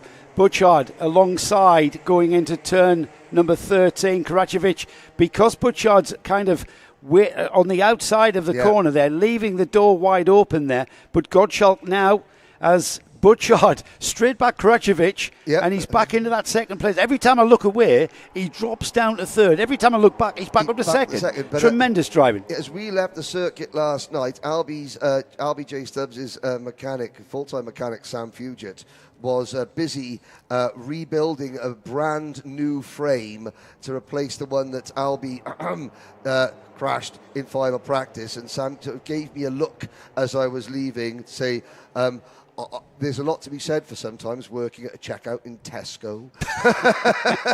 So Albie, he's doing it for himself, but he's doing it for Sam as well, as we got an inter-team battle up at the front between Karachkovich and Godchalk, and it's Benjamin Karachkovich who has the race lead.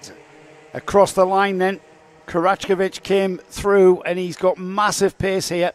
We're heading towards half distance, on to lap 4 then.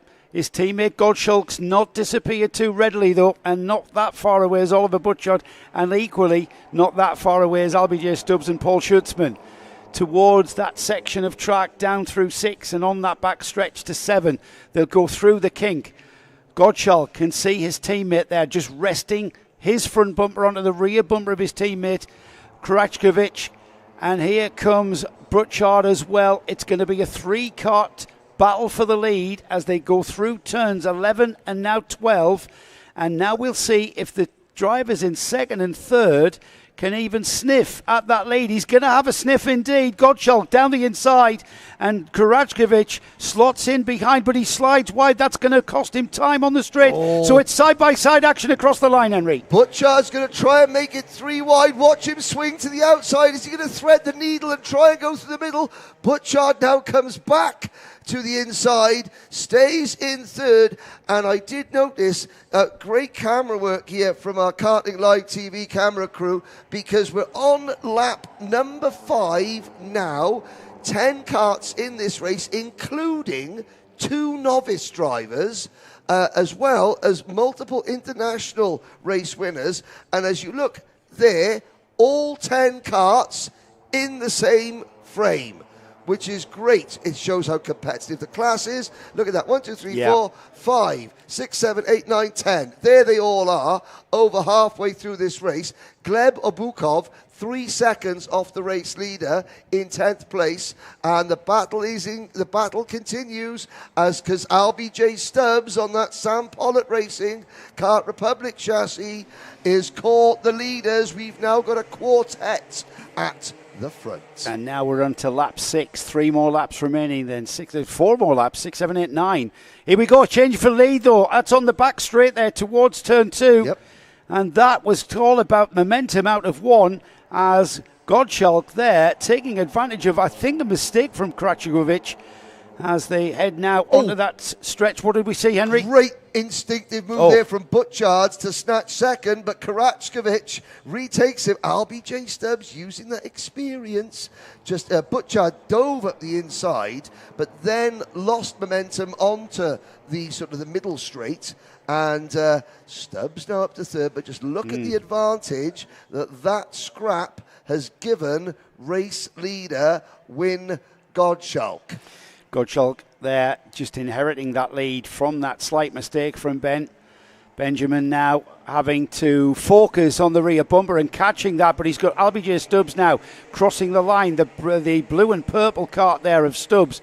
Brand new rebuild, brand new chassis for Stubbs this morning after that practice crash.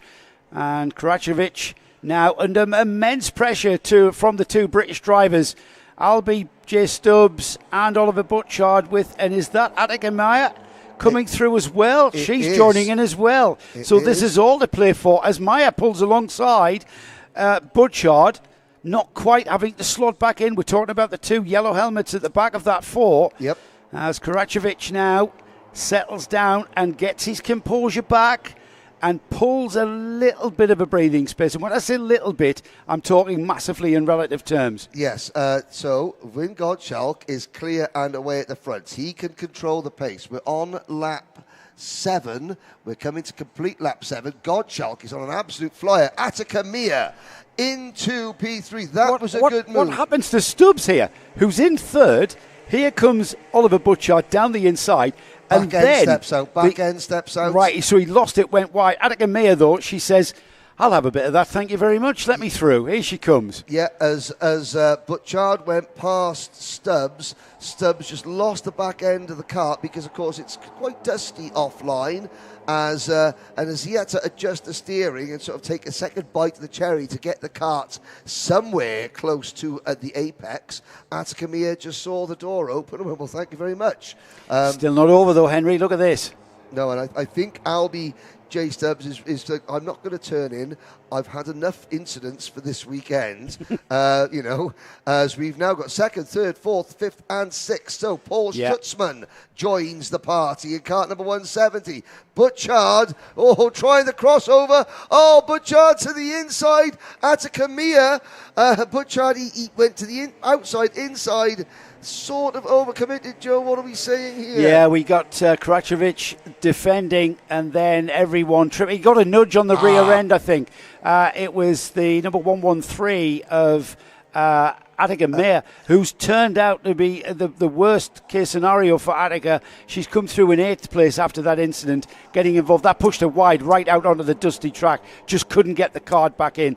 This has left Albie J. Stubbs in 2nd place behind, 3.2 seconds behind the leader, Gottschalk. Paul Schutzman inherits 3rd. Karacevic, he's now in 4th and trying to regain ground. And I think what would happen, obviously, Karacevic broke very early defending against there. So with Butchard changing his lane to try to the inside, Karacevic breaking early to defend. Atakamia was just caught out a little bit behind Butchard, and of course tipping Butchard into a spin.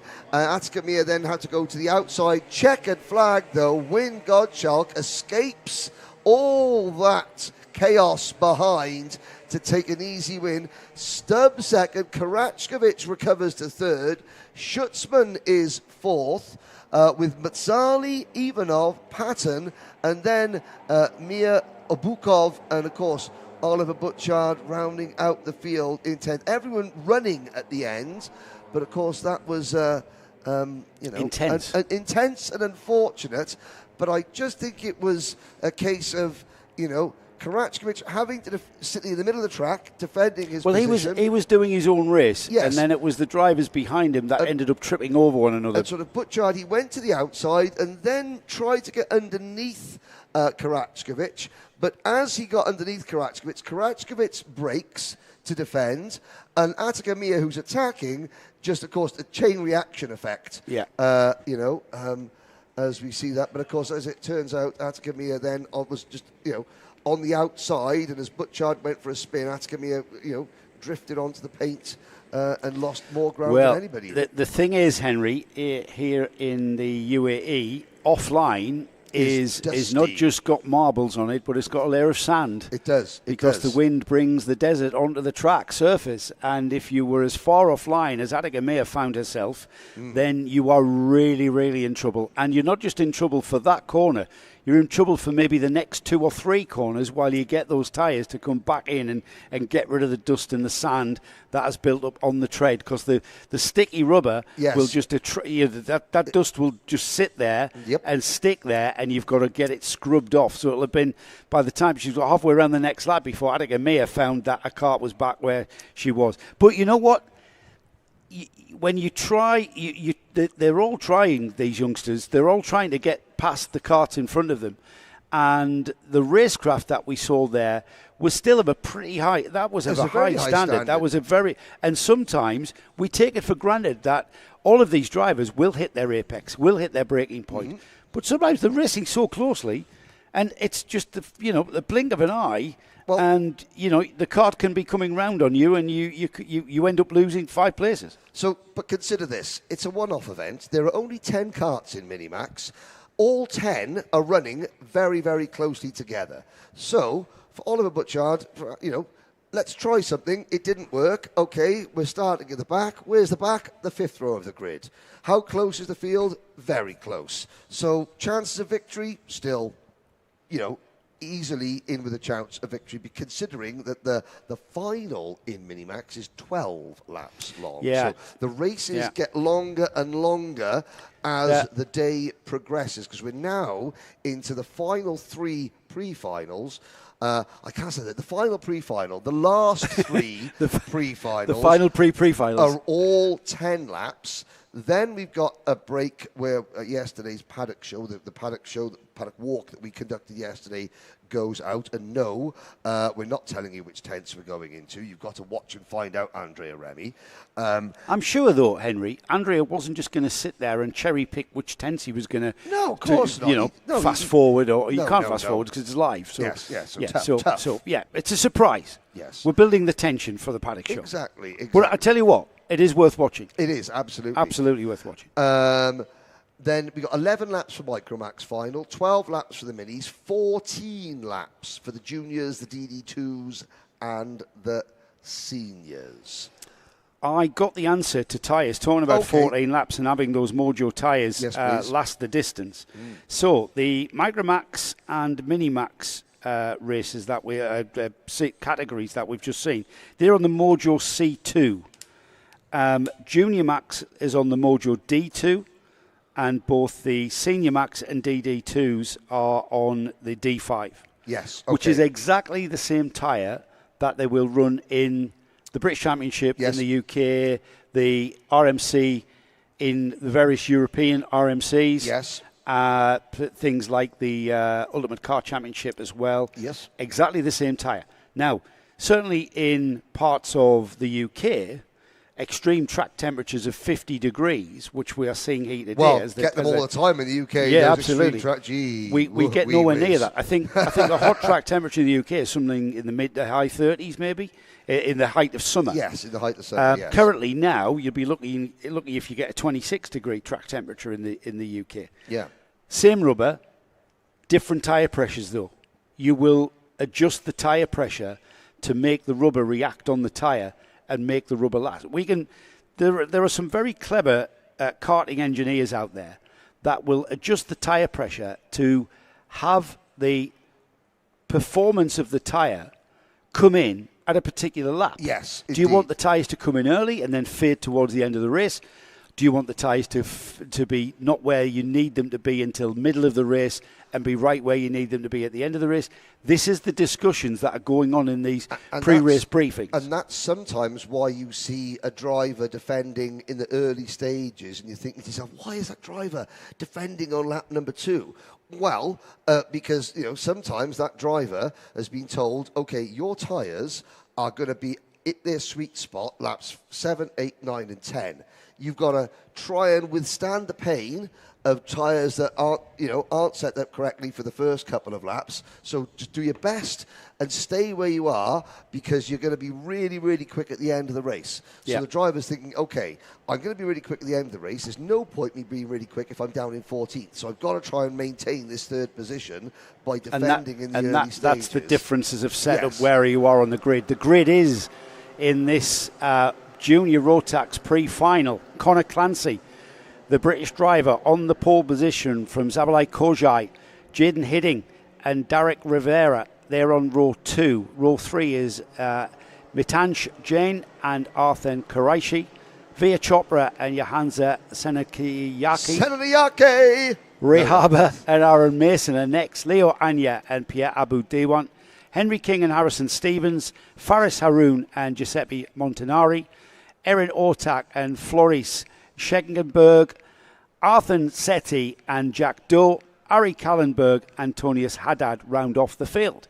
I've got to say, that's a great performance for young Arhan Sethi. Don't forget, the youngest driver in the field, special dispensation. 10 years old, did you say? 10 years old to run this class. He is proving that, he is absolutely, he's not only safe, he is fast as well. As we go to the line, lights are out, we're off and racing. 10 laps already. We get somebody that was Faris Haroun, the Yas Heat sponsored driver, sideways going into turn number 1, but the Emirati Express saves it. We've got a 4-car breakaway, Joe. Yeah, we have a 4-car breakaway with a huge gap before literally everyone else will rejoin. We've got a change for position as I think that was the 3rd place driver dropping down to 4th. We'll get an ID on these as they come back towards us in our commentary booth. That's the O-plate holder there that is leading, the number 294, Conor Clancy. He's from the pole position, and because of that little bit of shenanigan that went on for 2nd, 3rd and 4th, he's pulled a gap here already on the back straight. Now then, These guys in second, third, fourth, and now being joined by fifth place, they're going to have to work together, or else Conor Clancy is going to disappear. 3 wide through turn 13 there, Henry. Yeah. And you don't see that very often. No, and I'm trying to think who that was. I think it was in fourth place, Savelli Kogai. Yeah, he was the driver sort of getting eased wide, was the outside of that 3 wide incident. In fact, Savelli Kogai then runs off track. So the driver who races for Kazakhstan, Savelli, who's been so fast this weekend, now finds himself down at the back of the grid alongside Floris Schenkenberg. Good start for Ari Kallenberg. We know that he's being supported and watched by Emerson McAndrew-Uren back in the UK. Kallenberg making moves. We've got no squabbling going on from second down to fifth. It's Via Chopra, Mintash Jain, Jaden Hidding and Henry King just latching onto the back end because they want to close the gap to the leader. The leader is Conor Clancy, who will lead across the line. 3 laps completed for Clancy. The gap was just under a second. It remains exactly the same, Henry. They haven't gained ground. They're going to have to work together, get that slipstream, get the science of these karts going around this racetrack to get working with that and catch Conor Clancy, because at the moment they are not making any impression on that gap as the 4 of them close up together, I should say. Chopra, Hidding, Jane and King. And I've got to say that the last driver, the 4th driver on your on the screen in the back of this pack there, Henry King. He's the leading driver that has just moved out of Minimax into this class. Look at the size difference. It just in terms of how diminutive Henry looks in the kart and how big and the rest of the drivers look as Hidding passes, or is that Jain? Oh, it's Hidding passes Chopra for second position. You see, you've got, this is what an extra year older, an extra year in this class. And Henry King, he's pint-sized compared to the 3 drivers in front of him. So excellent work from Henry to not only hang on to the kart, but also get up at the front. Henry's definitely in the cart rather than on the cart one. Yeah. And you just know that cart is carrying a lot of ballast around that seat, centralising the weight that they have to bring that cart back up to its 145 kilograms, which is the minimum weight in juniors. Henry's seat weighs 137 of those 145 kilos. Yeah, exactly. Because we spoke to him and you said, and he said, there's lots of lead, but of course, you can only have a certain amount of lead on the kart, full stop. Henry has got that maximum amount to get him up to the minimum. Needs some Yorkshire puddings down he doesn't does, he? Yeah, he does. So we've got Jay Hidding, who now has broken free from Via Chopra. The gap has come down to 8/10. That's just under 9/10. So it is coming down fractionally. We're half distance now. And I think, Henry, that there is time for Jay Hidding, if he can continue to lap quicker, ever so slightly, albeit, if he can continue to lap quicker, he is going to close the gap to Conor Clancy. Yep. However, I'm not sure he's got the time. However, he's got to be smooth, he's got to be composed, and he's not got to spend time scrubbing the speed off through these turns. And already we can see that gap coming down before our very eyes. Yes. There they go through 12 now. And now Jaden, he's running with it under the Dutch flag there, but I believe that Jaden, I think this is maybe his dad, or there's Canadian parentage there, so he's got Canadian roots as well as Dutch roots, and I believe I'll get the other sort of nationality that Jaden is familiar with as he drives it again mid-pack all the way through last season. Now has grown, experienced, and is ahead of 2 of the drivers who, I've got to say, were soundly beating him most of the time last year, Via Chopra and Mitant Shahin. Just goes to show how hard Jaden and the whole George Gibbons Motorsport team have worked, because Conor Clancy, yellow flags waving there. And that is because the number 2 of Leo Aina came out of 13 and drove the other side of the barriers, but that's put Leo on the outside of turns 9 and 10, which has caused problems there. Yellow flags at 9 and 10. Not sure what the young man was thinking, as Leo is now out of the race. This race at the front, though, goes on into lap 7, or 7 laps completed, into lap 8. This is getting away from even me. Connor Clancy, gap down to 7 tenths, just under 8 tenths now from Jaden Hidding. The lap time there, 57.096 from our leader Clancy, 57.026 from our second place driver Jaden Hidding. The thing is, Henry, Chopra, Giant, King, they're all going with them. So they are closing the gap to the leaders. Second, third, fourth, and indeed fifth place there, Henry King, all slowly catching Connor Clancy and closing the gap. And this race, it may not be full of overtaking, but this is all 5, 6 drivers at the front of this field. In fact, the first 5 drivers, they are 100% on the limit every corner.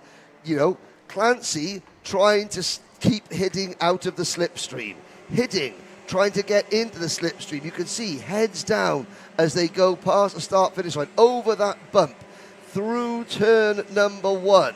Chopra desperately trying to just get into the toe of Hidding, but in fact, Mitant Jain on that sort of predominantly orange and green liveried Mumbai Falcons kart, he is the one who is closest to getting into the toe of the driver in front of him. We're on lap 9 out of 10. And the fastest driver now is Pierre Aboudiwan, who's closing in 6th position you can see on Henry King. And you can see him there just coming into short on the back of the field there. And it's not exactly a cautious pace here. All of these drivers are driving this race flat out, as Clancy out of the final turn now. And there is Jaden Hidding chasing him down. There they go across the line then. Gap down to 6/10 of a second, as Chopra, Jane, King, and now Pierre Aboudiwan latching onto the back of these. So we've virtually got a 6-kart train, all right, and albeit spaced out train. However, as I say that, there is Miltansh Giant, who's now right on the bumper of Chopra and maybe even challenging here going towards the final laps. Yeah, Mitant Jain getting stronger and stronger as the race progresses. You can see there that great low camera angle there of just how close Jain's nose cone gets to the rear bumper of Chopra. Chopra holding him off. We're half a lap from home, and I think Mitanch is going to run out of room. No, he's not. He makes the room. Slides wide. And Henry King gets through. That is exactly what can happen here as we get the checkered flag flying for Connor Clancy. Jaden Hidding in second. So it was Veer Chopra having slightly lost that third place for a moment there at turn 13. Then comes through Henry King taking advantage of this situation. Textbook outbreaking manoeuvre. Last of the late breakers there from Giant. However, look where he ends up, unfortunately. Just couldn't contain the kart on the dirt. Veer Chopra gave Mitansh Jain 1.00001 width of a kart. Yeah. Just enough room for Mitansh to sail underneath him with a little dab of Oppo and then run a little bit wide. That comes from experience of being in that situation and not panicking. Somebody's down your inside. Yep. I'm braking at the very last moment. Yeah. And I'm barely going to make this corner. If you're coming through faster, after you, mate, sir, you're going to go. Yeah. You're going to go further on. So I'm going to just maintain the line. And that was kind of a textbook overtake there, and a textbook occurrence, I should say, from an overtake. Mitanch comes home in 5th position, but he now knows. He now knows the limit. God loves a trier. God loves a trier, and Mitanch now knows where that limit is. Tramline infringement in that race for Saveli Kogai. Not only did Saveli go down to the back, he returns and finishes 18th after that penalty. Henry King, great drive from Henry in 4th position. Pierre Aboudiwan 6th behind Jain, Derek Rivera, Aaron Qureshi, Johansa Senanayake, Aaron Mason. Didn't mention Aaron, but he comes home in a very solid 10th position. And then the XL driver, Ray Haber, Ari Kallenberg, up to 12th, and Jack Doe for the Motorscape team, P13. Giuseppe Montanari, the Emirati Express, Faris Haroon, Harrison Stevens, Floris Schenkenberg, Saveli Kogai, Aaron Ortek, Antonia Sadad, and Arhan Sethi round out the list of finishers. Good to see everyone apart from Leo Aina getting to the end of that race. Death School. Hello, Death School. Oh. That's your your YouTube tag. Yes. I'm sure that's not what you were that was given to. This race is so intense. Am I right? Yes, you are. Yes, you are. Death School, you are absolutely spot on, mate. That was an absolutely intense race. And you know what? We've got that intensity that has got to last an extra 4 laps going forward into the final. The first of our finals coming up at 13:45 hours here. Fingers crossed. Next out, though, DD2.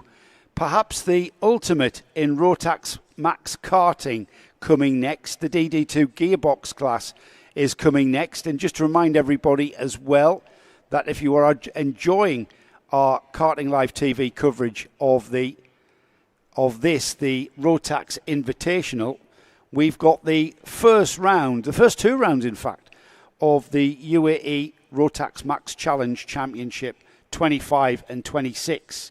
That's coming on the 11th and 12th of October from here at Al Ain, and we are bringing you all of the action on those 2 days. Only 2 weeks away for us to be back here, and with the sun beginning to shine even more so down on us here at Al Ain. The temperature is rising. The track temperature has gone up to, I dread to think, it's going to be well above 50 degrees because the ambient temperature is getting towards 40, 41 degrees here. So we have that to look forward to for all our teams, all our drivers here. It's not just the challenge of driving very fast. It's also the challenge of managing the endurance aspect, and the fitness and the physicality of these karts are very great. When you consider some of our drivers are only 10 years old, hanging onto the slick-tired karts on this sticky hot track is quite a feat in this heat as well. So I'm pretty sure they'll be continuing their fluid intake across the day. Looking forward to the rest of the season. From the first round of the championship in October, on the 16th of November, we visit Al Fassan, a circuit closer to the Abu Dhabi city, the city of, and then from there back to Al Ain for the 3rd event, rounds both on the 13th and the 14th of December. In January, we go further north into Dubai, to the Dubai Kartdrome, which is a 2-round championship. We've also got the Dubai O-Plate up there as well that weekend, or the following weekend, I should say. The championship then visits the Yas Marina circuit, a circuit you mentioned, Henry, has a massive percentage of maximum throttle. What was that percentage per lap? 90, well, depending on who you speak to, between 90 and 92%. 90 to 92% of the track is foot to the board. It's karting's version of Talladega and Daytona International Speedway. Dan 649, Mittanch is better off starting 3rd or 5th for the final. That's not a bad shout at all. No, not at all.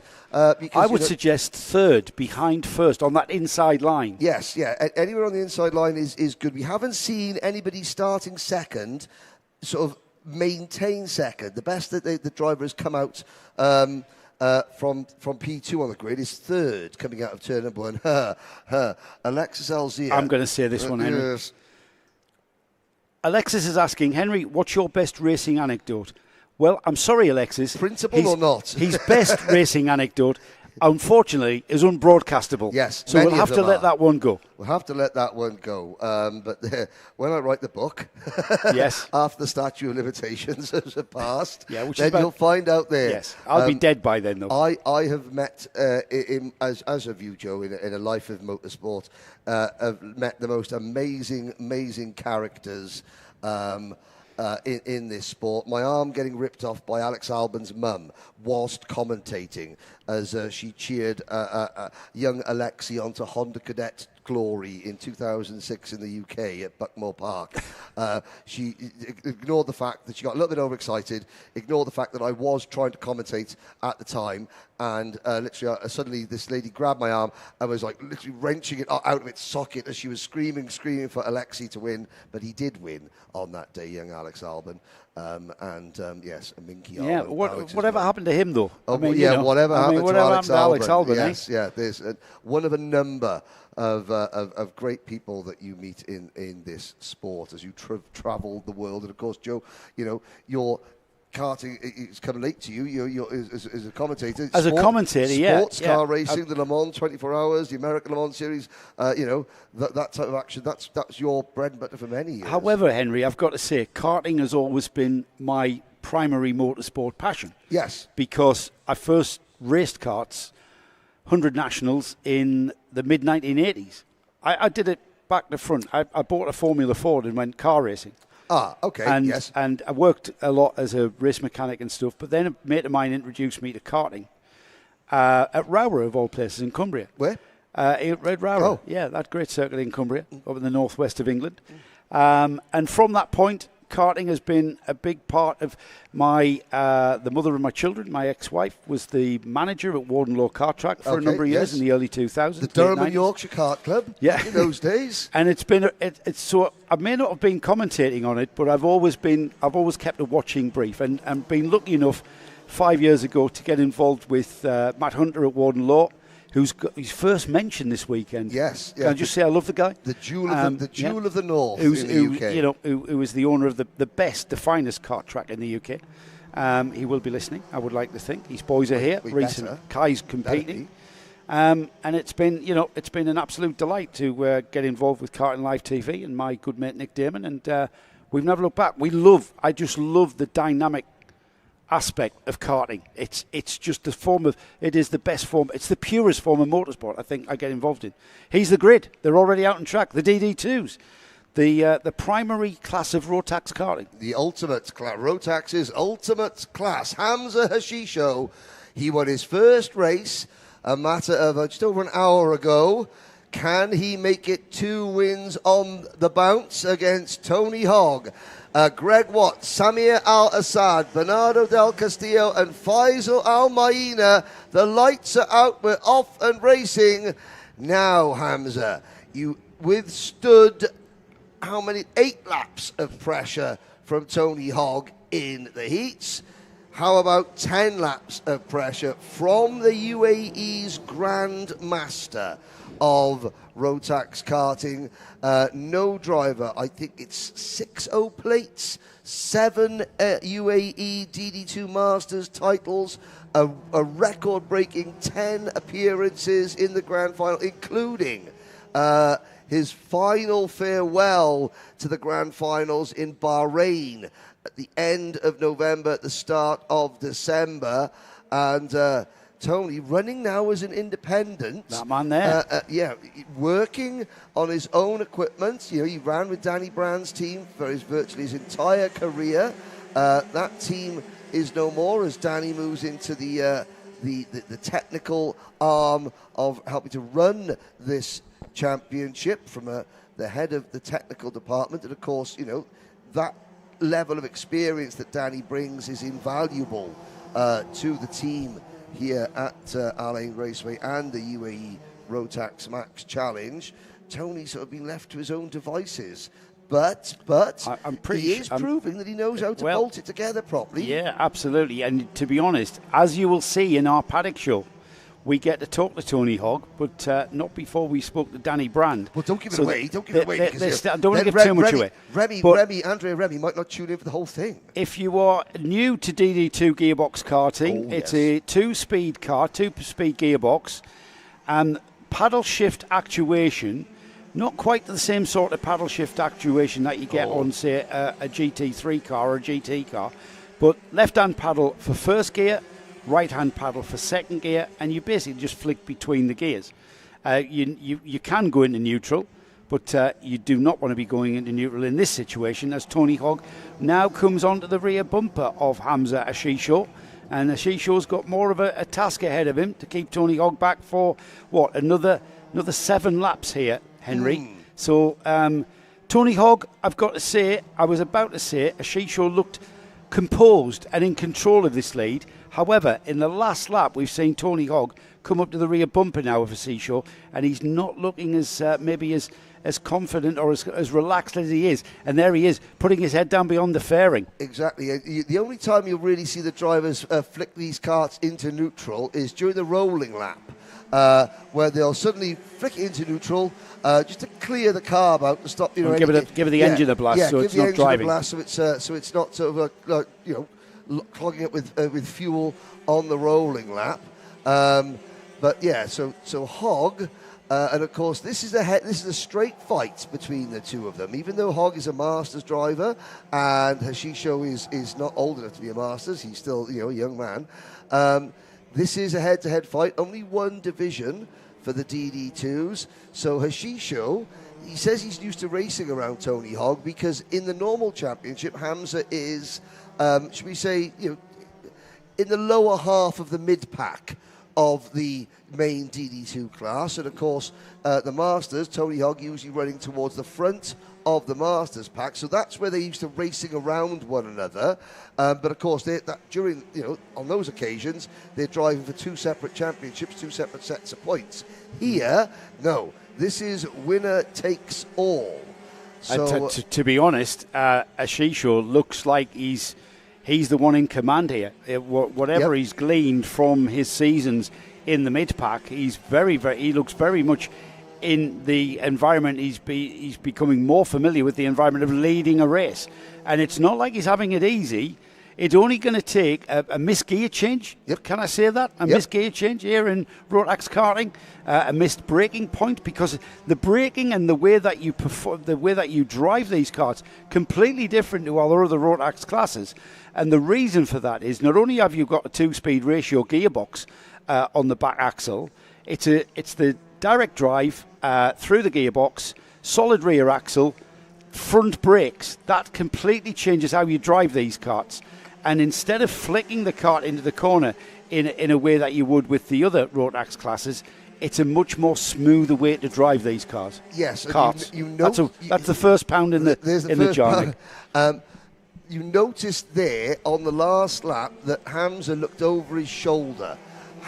You don't tend to see that too much in DD2. That's more of a cadet and a micro or a mini style tactic, where the slipstream is so important. You'll see the drivers looking over to see where their nearest rival is.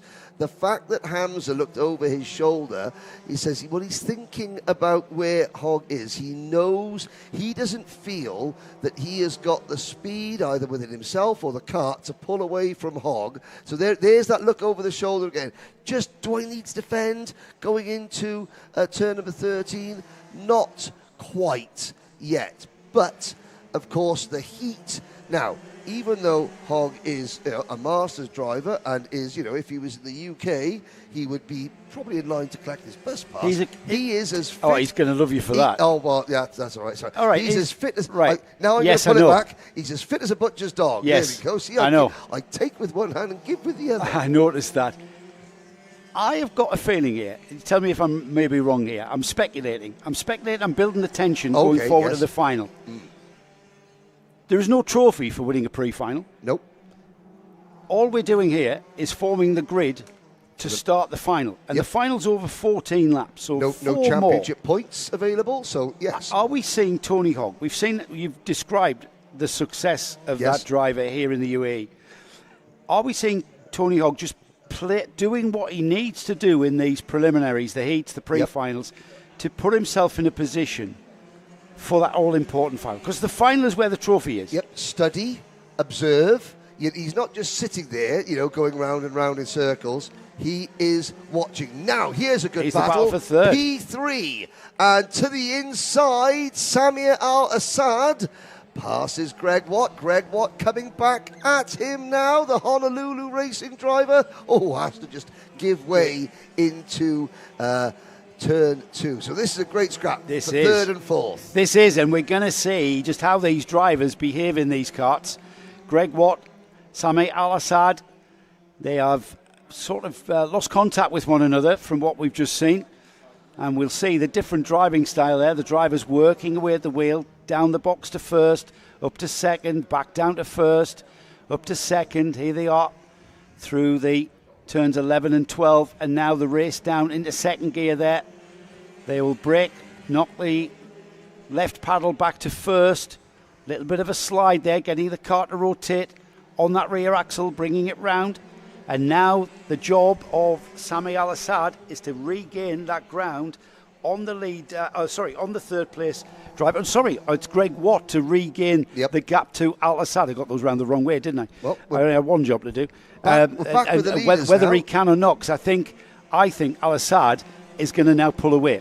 Yeah, we're back with the leaders. This is the final lap, and Hamza Hashisho, far from sort of wilting under the pressure, has just done a purple first sector. He's just done that to prove me wrong. Last time around, Hamza set the fastest lap of the race, a 56, I think is that a 56.5?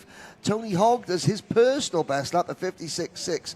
But Hamza's thinking, okay, well, you can't play cat and mouse with me too much, Tony, because I've got a fair lick of speed under the old bonnet, as it were, and takes his second win. Well done. Well, my speculation was whether Tony Hogg was just sitting there and waiting for the final.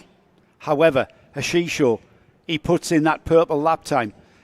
Purple in Sector 1, purple in Sector 3. That means he's gone faster than anyone else has in those sectors and puts in the fastest lap of the race right there on the final lap. And I think that was just to rub it into Tony Hogg to say, all right, mate, you know, we're going to go to this final, but this is the extra pace I've still got in the toolbox. Yeah, you might have a bit of extra, you know, a couple of tricks up your sleeve, but so have I. Here are mine. Yes. Here are my cards. And maybe he didn't show too much. There's a look at the results. So we followed Samir Al-Assad and Greg Watt as well. Again, great to see the Jordanian flag flying with Samir Al-Assad. But likewise, Bernardo Del Castillo and brand new driver Faisal Almina, yes, they were half a minute behind the race winner, but they're having their own private battle, separated at the end by... on the last lap, Faisal Al-Maina had a bit of an off-track excursion and dropped a couple of seconds behind Del Castillo. But generally, they were nose to tail as well. Great racing from the DD2s. It bodes well. We only need... All right, it might be our smallest grid of the Rotax Festival. The invitation, I should say. That's the first time I've said that. The Rotax Invitational. Moving forward to the championship, we've been told that there are drivers with kit out there, many drivers to get. I know Tyler Harris has to just bolster signed, the grid. I think, there's Tyler lots Harris of names. Has signed for the Mumbai Falcons for the full season. This is going to get better as the season goes forward, and we had a bit of a taste here. This is a more mature drive. This is more mature racing. It's more it's a bit more like car racing, and that's because of the gearbox, isn't it? Yes, indeed.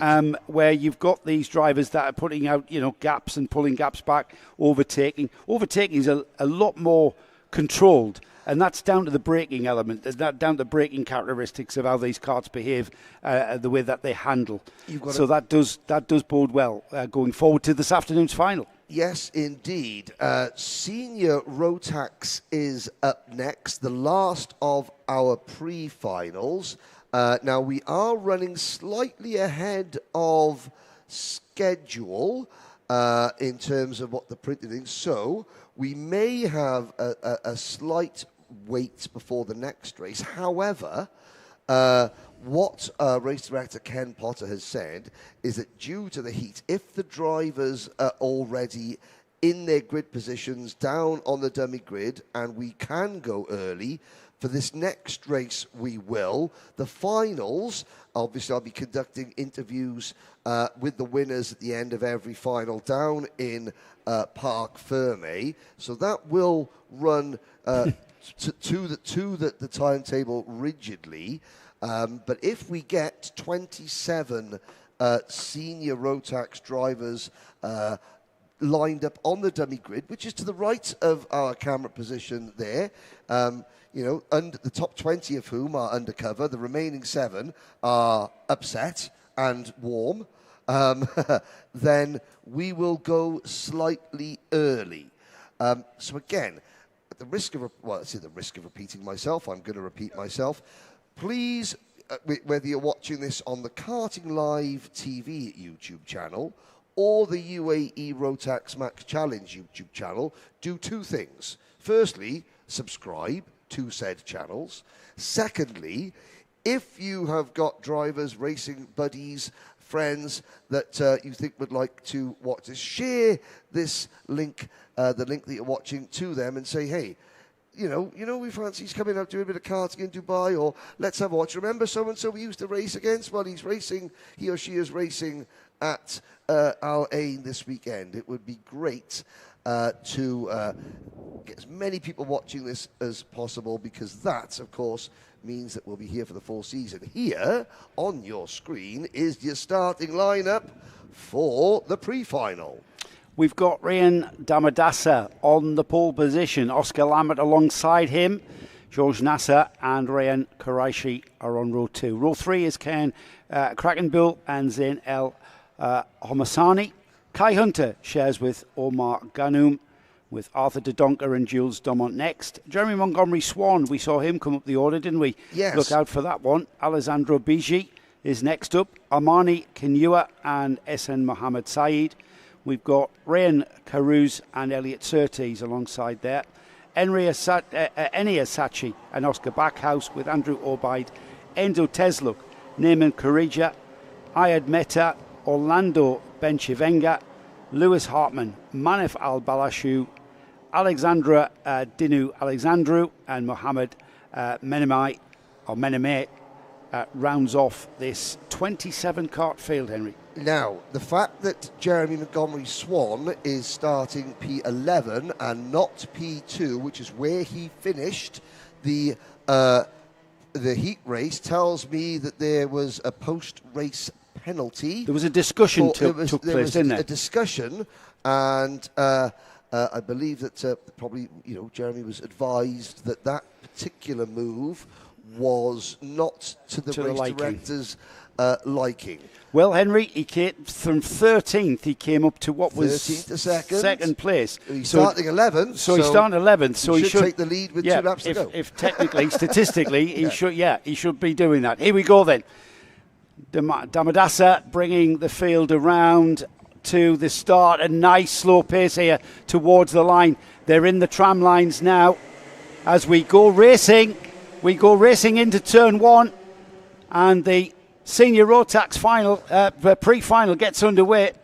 Oh, and there's again consternation there. The leaders get through cleanly once again. Not so fortunate in the middle of the pack, but we'll concentrate on the front runners as they come out of turn number 6 down towards turn 7, leading the way, Ryan Damadasa, and there's probably about 15 drivers that escaped the chaos, and I'm looking down, there are 4 or 5 karts that have not rejoined the circuit and who are out of the race. We'll get names to you. I think Jules Dumont is one of them, the notorious BIGI. Alessandro Bigi is another, and Oscar Backhouse is also in trouble as well. We complete lap number 1. Damadasa leads George Nassar, Oscar Lambert, Ryan Qureshi, Zain El Homasani, Kai Hunter, Omar Ghannoum, Kian Krahenbull, Jeremy Montgomery Swan up to P9, and Amani Kinyua rounding out the top 10. Andrew Obeid has gained a bunch of places up to P12. Looking down the order, well, it's unfortunately De Donker has lost a lot of ground. Philippe Alexandru Dinu has also lost a lot of ground. 3 drivers out of the race, Dumont, Bigi, Backhouse.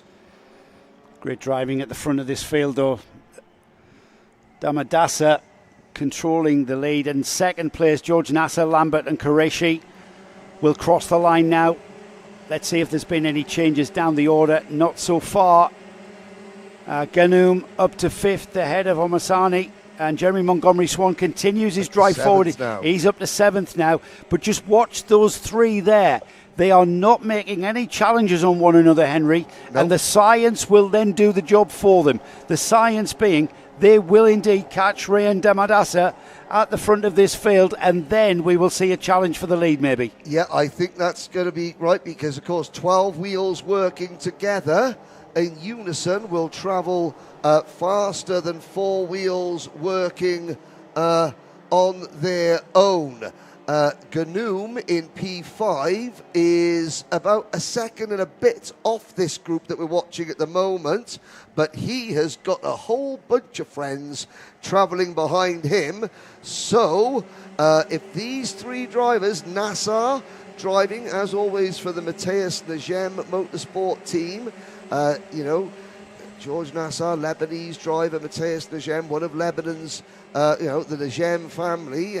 Matthias, his brothers Christopher, Chris as well. Probably one of the founding fathers of Lebanese Rotax karting. Of course, very, very loyal to his countrymen is George Nassar. Has been running with Matthias' team since Matthias started a team. He's doing a cracking job holding on to second place here, and if anything, Henry, he's beginning to disconnect from Oscar Lambert behind him and Rayan Qureshi. Whether or not they're still playing a waiting game, remember, as they cross the line here, it's only going to be half distance, and they are not making any kind of impression on Rayan Damadasa, who continues to control the pace at the front. Now, the gap was 9/10. It's now gone out to just over a second there. So Damadasa, the science isn't doing anything for these 3. The science is letting them down because they are not catching Damadasa. Damadasa is extending the lead, if anything, and it's going to come to a point where Oscar Lambert, Rayan Qureshi are going to say, well, George, we're going to have that second place from you, so enough's enough. We're now going to start challenging. Well, I'm not sure if it's the science that's letting the chasing pack down. It's more of Rayan Damadasa's very heavy right foot, which is planting it on the accelerator and keeping him at arm's length, because the pace, Lambert, purple first sector last time around. Qureshi was very, very quick. But Damadasa just keeps improving and improving his lap times. Every time the chasing pack get a bit quicker, Damadasa ups his pace as well. Yeah. And there's a half move. That was Qureshi having a look to the inside of his teammate Lambert down in turn number 1. The move didn't work, and it does allow George Nassar to escape a little bit. So it's an inter-team rivalry in the Mumbai Falcons, with Oscar Lambert being challenged by Rayan Qureshi. We'll see if there are no team orders in the Mumbai Falcons, that's for sure. The blue and white carts there beginning to circulate together, and they've learnt a big lesson there, Henry, because with that little challenge, they've lost contact with George Nassar. Nassar now still 1.2 seconds behind Damadasa. Keep an eye on that 6th place out the window, though, Henry, while we focus on these carts. We've got the Jerry Montgomery Swan, the JNKD driver, is making his move. Remember, started 13th in the heats, qualified 13th, I should say, came through to 2nd, penalty dropped him down to 11th for the start of this pre-final, and here we are, making that ground going forward. He's now up to 6th place and catching. Yeah, and you could just see Ganoom and Montgomery Swan sort of coming into the back of the camera shot there as they close in on the 2 teammates. The 301 kart of there's the move. That is the move that Qureshi got wrong in race number 1. He gets it right. A bit like Jerry Rafferty says, if you get it wrong, you get it right the next time. Not over yet, though, Henry, because I think Lambert is not very pleased with that. His Mumbai Falcon teammate getting by him. See if he's got anything in the toolkit to maybe make the challenge back. He's staying on his rear bumper. Let's have a look at this. Textbook, Henry. Yeah. And he comes from a long way back. Oscar Lambert sort of sees him coming out of his peripheral vision, but Rayan Qureshi will be saying, well, hang on, we were dropping away. We weren't catching or staying with George Nassar. And to be quite honest, I was starting to feel the heat on my rear bumper from the chasing pack. So sometimes man's got to do what man's got to do. Up into third place for Qureshi. Lambert back to fourth. Ganoom and Montgomery Swan within 0.8 of a second. And yes, Ganoom and Montgomery Swan, they are encroaching. Well, they were encroaching on Ray and Qureshi's personal space. They're now encroaching on Oscar Lambert. El Homasani in 7th is 5 seconds behind Montgomery Swan in 6th. But El Homasani is involved in a great scrap with Amani Kinua, Kian Crayonball, Eni Asachi, behind Sachi, Manaf Al-Balushi, and Mohamed Manaimne from the back of the grid up to P11. Enzo Tesluk fans, Enzo up to P13. I think it's certainly the characteristic of the track here at Al Ain that whatever the gap is, it can disappear in a moment, and that's just slight mistakes on that very technical infield section, and the gaps will close. They will ebb and flow. Right now, we've got Rayan Dadamasa with a 1.1 second gap. George Nasser is kind of maintaining that gap, but behind there, Rayan Qureshi, having broke free of Oscar Lambert, before not long, he's not going to be long before Omar Ganoom and Jeremy Montgomery Swan can latch onto the back of him. Here comes the leader. Will cross the line now, and there's a change for position going to the final turn. And Jeremy Montgomery Swan, I should say, pardon me, will take 5th place right there at the flag. As Damadasa takes the win, George Nasser got the gap down to a second there, took a 10th off, but not quite enough, as I do feel Damadasa controlled the pace there in very dominant style. Absolutely, yeah, I agree. Yeah, Rayan Qureshi took 3rd place. Oscar Lambert settles for 4th, and then the ever-charging Jeremy Montgomery Swan. Hopefully he won't pick up a penalty this time. He looked like that was a clean move on Omar Ganoom right there at the very end there, with Ganoom coming through therefore in 6th. Zain El Homasani was 7th. Amani Kinua in 8th. 9th was Kian Crayonball, and Mohamed Manaimne is the driver. That rounds off the top 10. Yeah. And that, Henry, concludes our pre-finals. Yes, Al-Balushi from the back of the grid, P11. Tesluk, well done in 12. Kai Hunter slipping back to 13th position. He might have to start growing a moustache again. He was actually further down. He's actually regained ground on that one. He would have been caught out He was caught out in the midfield, yeah. Yes. Good end to the heat races. Louis Hartmann, the Danish driver for XL Motorsport, rounds out the field. But that rounds out this morning. But there's one thing that we still have to announce. Is that right? Well, John? yeah, we've got a chance to win 50% off your season entry. It's an epic prize. This. Let's have a word. Yes. So this is so drivers who it's basically a competition. Well, it's not a competition; it's a raffle. It's a draw. Okay. Drivers who registered under the early bird or advance instalment scheme for the championship will be entered into the draw, into the raffle, so to speak. The first 10 drivers per class who registered were included already. So if you've already it's not people who register from now. No. If you've already registered, you're in the draw. You're in the draw. Yes. The deadline was the 31st of August. Only one winner will receive 50% off the entry fee for a full champion. So the raffle draw and winner announcement will take place during the Rotax Invitational Podium presentation, which will be this afternoon. Which will be this afternoon after the finals. So that's a tremendous prize. Yes. So one driver in each class who registered early, took advantage of the early bird offer, is going to get 50% off, half price entry fee for the season. Great stuff. Well, guys, that rounds off the heat and pre-final phase. We've got our grids formed for the finals.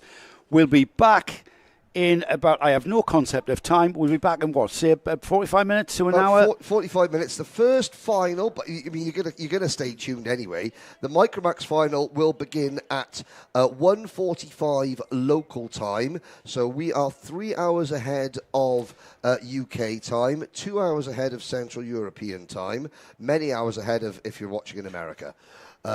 But you're going to be watching the next 45 minutes of Paddock Show anyway, so we'll see you at the end of the Paddock Show. Well, hello and welcome to Karting Live TV, and a new venue for us and a new country, and unlike the UK, some fantastic weather. Now, those who've watched my introduction to these paddock walks over the course of the year know I've often been let down. I've had no friends, but I have brought a friend with me from the UK. Joe Bradley, tell me all about the Rotax UAE Invitational. Well, I actually don't know very much about it, but I know a man who does. Mr. Henry Baudet. Henry and I in the box for the UAE Rotax Invitational this weekend. Henry, familiar paddock insofar as we've got all of our normal Rotax classes. However, there are a lot of new faces, certainly for me. I mean, tell us a little bit about, you've been around this series now for a few years, so what am I going to expect? Well, for those of you in karting, you'll know the colours of the UAE Falcons, some of the most recognisable colours in all of Rotax karting. But no one's ever been able to see where the UAE race and how drivers from the UAE qualify for events like the Grand Finals until now. Over the course of what we hope is going to be a long and successful season with Karting Live TV, we can start here, the home of Rotax karting in the Middle East, the Al Ain Raceway, twice a venue for the Grand Finals. We'll move on from there. We'll go to the Dubai Kartdrome, where it seems all the Formula One drivers spend their time off. We actually go and race at a Formula One circuit, Yas Marina, which is incredible, as well as the Al Fossan Sports Complex. Quite simply, it's where you want to be when the European winter hits.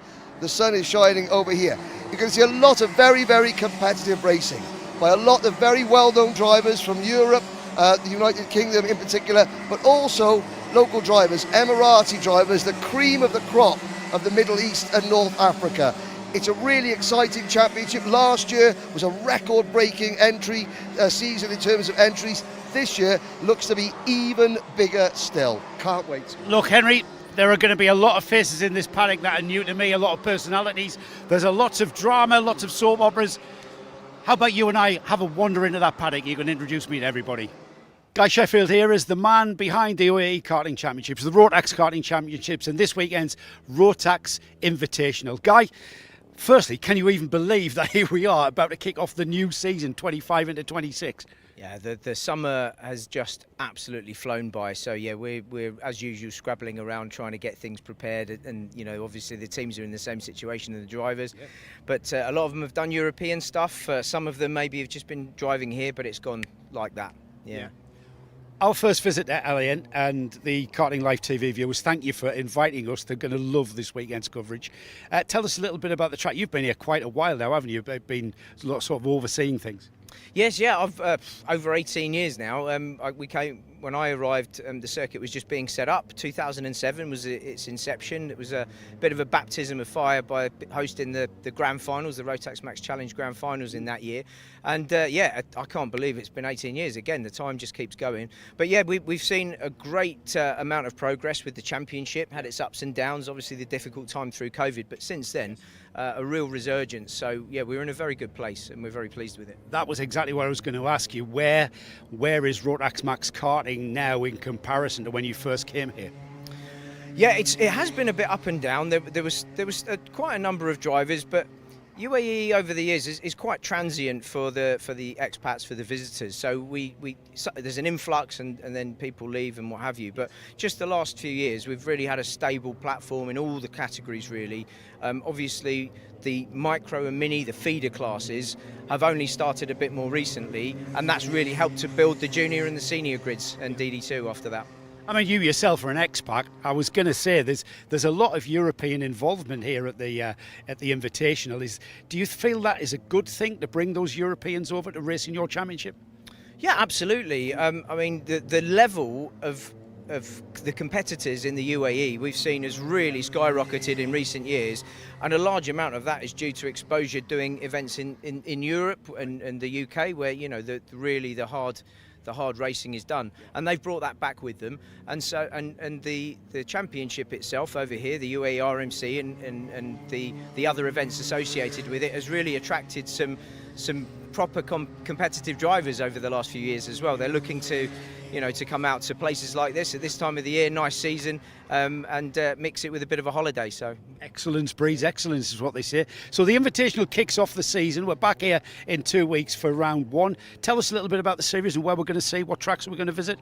Yeah, we're blessed really in the UAE with a whole host of real top international venues. So we're going to kick off at Al Ain Raceway here. Our second round in November, we're going to go to Al Fassan International Sports Resort, which is a favourite of a number of the drivers for the layout there. We're visiting there twice during the season. We're back here in December with the only, it's a bit of an unusual 2-day event. So we've got 3 heats on the first day and followed by pre-finals and finals on the last day. We visit Dubai Kartdrome in January. We're at the sort of season highlight Yas Marina circuit on part of the main F1 track in February. And then we've got Dubai and Al Fassan, and we land back here in Al Ain at the end. It's all exciting stuff, Guy, and it's all on Karting Live TV. Thank you, Guy. Thank you, Joe. The 2024 Senior Rotax Grid in the UAE Rotax Challenge was easily the most competitive it's ever been. Upwards of 40 drivers competing at one time for a place not only in the main event, but just to get there itself. Our champion last year, Omar Ghannoum, you're back. Omar, what's the off-season been like? Because you're preparing to go and represent the UAE in the grand finals. Yeah, I mean, obviously I did a couple races out in Europe, in Belgium, which went quite well. And obviously grand finals in December, my first grand finals, and looking forward to representing the UAE. And in terms of off-season preparation, honestly just going to the gym, relaxing, had a good summer, and now, back at it with the Invitational, so I don't lose my mojo with the carts. So yeah, that's what I've been doing. And I mean, talk about you being in this championship for some time. Yeah. How has the level improved over the last couple of years, especially in Senior Rotax? Yeah, well, my last season in Senior Rotax was my third season, I'm pretty sure. And my first ever senior season, which was my first racing season, was 3 years before that. And I'm pretty sure the largest grid we got was under 20 drivers. And, last season to have over 70 drivers, I'm pretty sure, is pretty amazing to see the progress UAE has had, and the growth the paddock has seen. So to win against such a difficult grid it was an honour, and wouldn't have happened without these guys, obviously. But now you come in for the first time as the number 1 seed, as the defending champion. Does that give you any more pressure? Do you feel any more pressure that you're the driver that everybody else has to beat? Nah, not really. No. And what do you think it's going to be like the first time you go to the grand finals with the national colours on your race suit? Well, I mean, I've been told that the UAE colours are pretty popular in the paddocks, so it'll be pretty cool representing them. And obviously it's my first time, don't know how it is, but I'm ready. I'm going to be doing some preparation there, hopefully. Yeah. So let's look at this weekend, the Rotax Invitational. Again, near 30 drivers entered. Who is your main competition? Who are you going to have to beat to win this weekend's Invitational? I mean, there are several drivers who've shown that they can get the job done in terms of pace. Now, since we're all so close, I guess it's all down to the driver and their abilities in terms of, scrapping, all of that. And you're doing some coaching as well, because obviously with the XL Motorsport team, we've got drivers in every class. Who are you coaching, and how are you sort of giving your experience to the younger generation now? Well, I'm coaching Saif Al Khalifa. He's a Microax driver. His father is a close friend of mine, my father's. And honestly, we have the connection as both Arabs to, bond together, and I'm just showing him what I've learned in my past few years on how to be pretty much a champion. That's what I'm training him to be. Because, of course, when you first came to the UK, you had a bit of a nickname. You were known as Mr. B, because you were always in the B final. You've shaken that off, because that's a lot of hard work, isn't it? You put in a lot of work yourself on track as well as off track. Yeah, I mean, not the brightest of names, Mr. B, but I think I've worked enough to, no longer be a B final merchant. So glad I'm no longer known as that. But no, a lot of work's been put in, and to finally show it on track it's great. Well, there we go. No longer Mr. B, he's in fact number A Number 301, the number 1 plate in senior Rotax, Omar Ganoum. The DD2 class is a major part of the UAE Championship. It's perhaps a new class to our Karting Live TV viewers. It hasn't really took off in the United Kingdom, I've got to say, but it's basically a gearbox, a very basic gearbox kart. And Danny Brand here, you're going to tell us all the differences. I mean, Danny, this is basically exactly the same chassis, what we would see on a Rotax Max Not really. class. Not really? Tell us the differences. The difference with the chassis is that it's really built for this engine. Right. Because the drive is through the engine.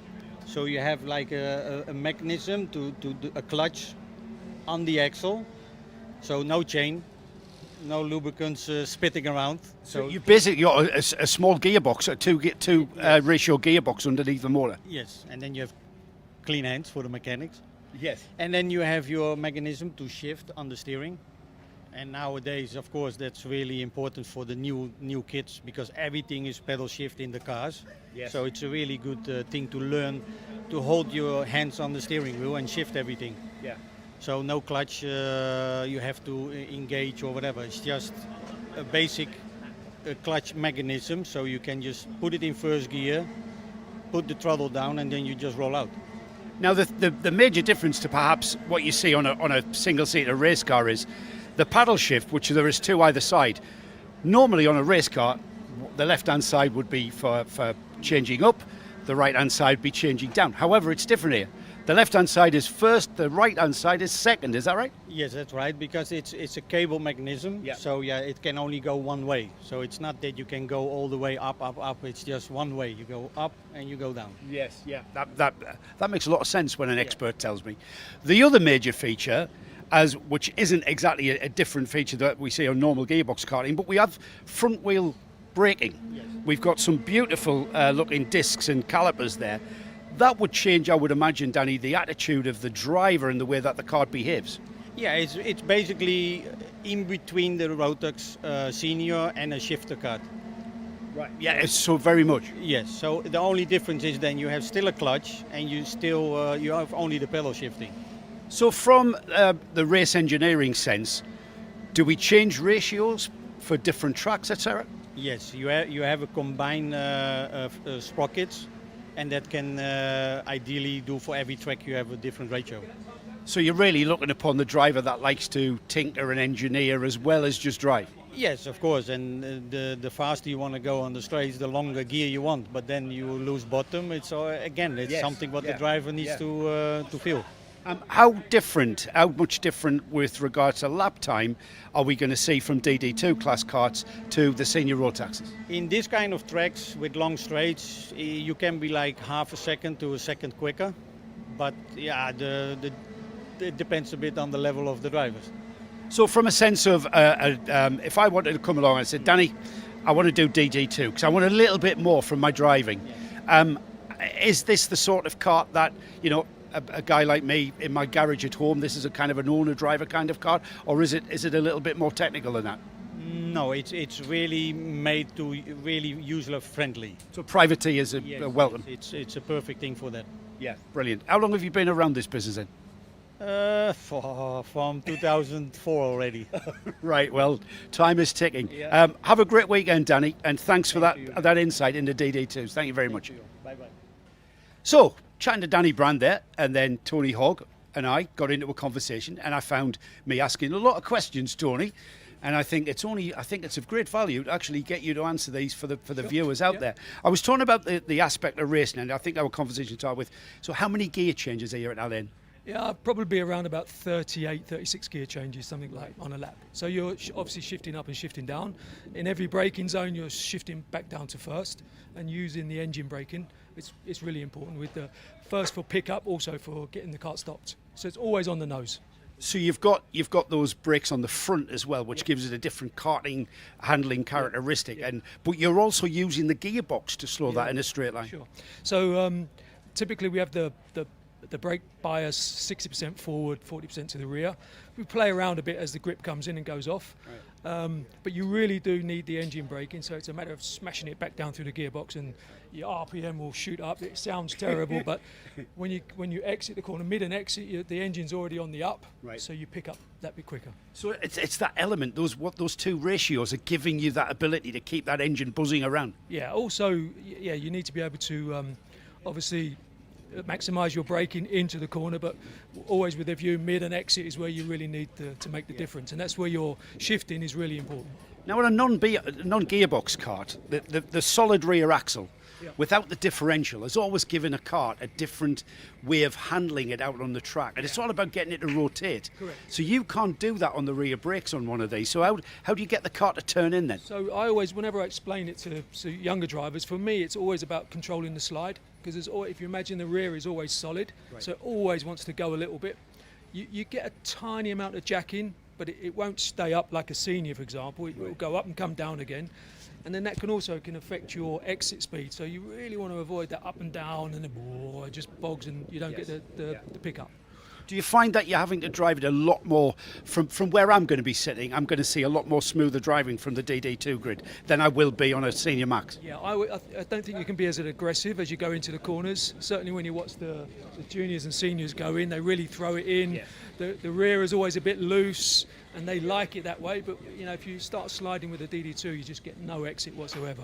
Is there anywhere here on the track here at Allen where you kind of need that gear, the 1.5 before you get to second kind of thing? Is there any way where you think I need before you know it, you've got a 7-speed box, haven't you? It's more the 2.5 than the 1.5. So I mean the first gear ratio is always pretty good, but when you get the longer straights, you want a bit more top. So that's when the ratio differs. Right, brilliant. Tony, that's why I sit in the commentary box, mate, and leave all the hard work to you guys. DD2, really technically interesting. I'm a geek. One of the big bits of news in the off-season over here in Abu Dhabi and Dubai is the creation of the JNKD team. Now, I'm standing here with Jeremy Montgomery-Swan. Jeremy, you were third in last year's Senior Rotax Championship, but driving for a different team. You're one of a number of drivers that have come over to what is possibly the most impressive setup I've seen in the UAE paddock. Yeah, I would say so. Now, tell us a little bit about it. So, Ben Karachkovic, he was the only driver running under JNKD last year. He's the reigning Microax champion, but this is a very European-style setup. Tell us a little bit about what every single driver has got as part of their support network here. So we've all got a coach, so we all do data and GoPro after our sessions, no matter what. We can either do that collectively or by yourself, but it's really up to the driver. Obviously it's a very professional setup, so we don't really have many technical errors or mechanical flags, which I think is pretty good. Let's have a look, for example. So Paul Schutzman's kart here, he's got his own mechanic, he's got his own tool bench, so that's important in as itself, isn't it? So the mechanic for each driver is never going around looking for bits and bobs. They've got everything they need right there. Yeah, as long as they have their own space, they can just crack on with what they need to do, and then there's no delays. Now let's have a little wander over to your go-kart, because this year you have moved on to a Kart Republic, have you not? Yeah. So tell us a little bit about the Kart Republic. I'll come this side. You show them round. So new chassis, Kart Republic. You've got your mechanic there. Do you want to give your mechanic a quick name check? Bobby, you all right? This is Bobby hard at work. Talk a little bit about the chassis. To be honest, I really like the chassis, especially around here. It's quite soft, so it's easy to make technical changes to and put mechanical grip into the kart, which is really helpful when the track's not as good. Like say there was a sandstorm overnight and we've come to quali, we can easily put more grip into the kart if we need to help us in quali. But so far I'm really enjoying the Kart Republic. It's just enjoyable. Now, in addition to yourself, obviously you've got Win and Zev Godchalk. They're here from Curaçao. Paul Schutzman, William Mazzali. You've plenty of drivers who did well last year. In addition to Benjamin Karachkovic, Leo Aina. in senior though, you're the lead driver in the senior class. How much help are you giving to the less experienced drivers now that you're one of the more experienced drivers in the team? Well, when I have some free time and the juniors are watching their GoPro or some of the minis, then I'll go over, watch, point out a few things that I know as a driver that can help them improve and become a bit smoother, which will make them quicker overall. So it's really all about just helping everyone each weekend to help us develop as a team and get the results we want. Now, of course, with having a lot of drivers in one team, that means there's a lot of families, a lot of supporters, and you need somewhere for them to relax and refresh themselves. Take us through to the JNKD Hospitality Department, which is a first here in the UAE. Well, first we're going to have to go outside and go round. Go outside and go around. We could just sneak through behind there, can't we? Yeah, that's much easier. It's better for the camera this way. Come on, we'll walk backwards. So, Ash Dia, who was Benjamin Kratchkovich's mechanic last year, Ash, along with Alfonso Skrichka and Matthew Hopcraft from the UK, have been brought on board. Paul Munn as well, another very experienced name. Matthew, talk a little bit about how crazy the last 6 months has been setting this up from nothing. If I'm honest, I was in GGM before, so I haven't done a lot of the setting up in here, but it's only like the last month I've been in JNKD and trying to set everything up, but this is a better man to ask, to be fair. We'll bring Fonzie Skrichka in because Alfonso was, we're talking a little bit about, your man Matthew here has dropped you in it a little bit. You talked about, when I left you guys here in May, this didn't exist. None of it existed, and here we are in September, and it's one of the most impressive awnings I've seen anywhere. What has the amount of work been like recruiting the drivers, recruiting the staff, and then getting the equipment up to race-winning level? Well, I thought the hard part was getting the whole team set up. It took a long time to do, and a lot of thinking, organisation, and obviously waiting for shipments to come in. Staff was another issue, obviously. We got Matthew Hopcraft, everybody knows. Took some persuading to get him into the team. But with a little bit of a helping hand, he soon swiftly come. The drivers, to be fair, we had a few which were confident in us from last season that we got great results in Micro Mini, and then we proved with a few junior drivers what we can do over the last couple of races last season. And then obviously we had a few senior come over. We got Jeremy, we got Remy, who's just signed up in senior. So I think we've got about 14 drivers now, so wasn't what I expected to go that big that quickly, but it's a good turnaround in the end, and happy with how everything's all gone. Excellent, thank you very much, Alfonso. Jeremy, come on, let's introduce us to the hospitality department. We'll let Nick on the camera will come through there. We'll try and avoid the jig setup. So you've got jig, the data. So Jeremy, this is one of the drivers' best tools to have in your locker, isn't it? The data banks that you can go through after every session. Yeah, for sure. Like, we've got a track map with all different tracks on it from the UAE. Clearly, we've got 3 big screens, so we can do mini, junior, and senior all at the same time in case there was a delay, so we have more time to do it. We can all watch camera at the same time because there's just that availability that can be used for us. So I think it's very beneficial having a pretty big data station like that in the paddock. And it's also pretty beneficial having industrial-sized fans and heaters. But if we go around behind us, so I mean, obviously, Jeremy, being VIPs, well, being not very VIP, I'm not allowed in there. It's quite rightly so as well. But this is the VIP section for the hospitality, the parents. Okay, so Jeremy's going to come over. Jeremy, I'm going to have to. I don't do climbing over barriers anymore. Tell us a little bit about, stay by here, but talk a little bit about how important it is that families have somewhere to rest, and also drivers as well. Obviously, it's important to rest after a session, especially in this heat. You can get pretty tired and pretty hot. Yeah. So just have a sit down on the sofa like Leo, sit by the AC, cool down, and just prepare for your next session. Obviously, it's nice to have all the parents in here socialising. It just brings everyone a bit closer as a team, so there's no toxic relationships between anyone. One question. That was a full drinks cabinet earlier. Who's been stealing all the drinks? I think a bit of everyone, to be honest. I think we're all rather thirsty today. Rather Thursday. Well, there we go. In a remarkable 6 months, the JNKD team have appeared from one driver to the most impressive team here in the paddock. 14 drivers, hospitality unit, lots of European influences. Jeremy, the next question is they've got to get wins under their belts, haven't they? I've got that covered this weekend. Well, there we go. Tune in to see if Jeremy comes good on his promise.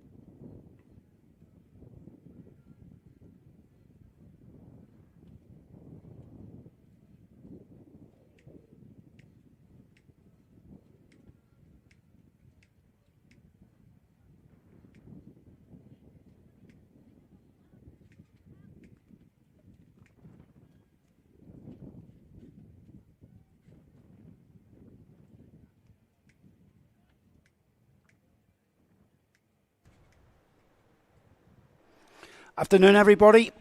Welcome back to the UAE Rotax Invitational here at Al Ain in Abu Dhabi, geographically southeast of Abu Dhabi.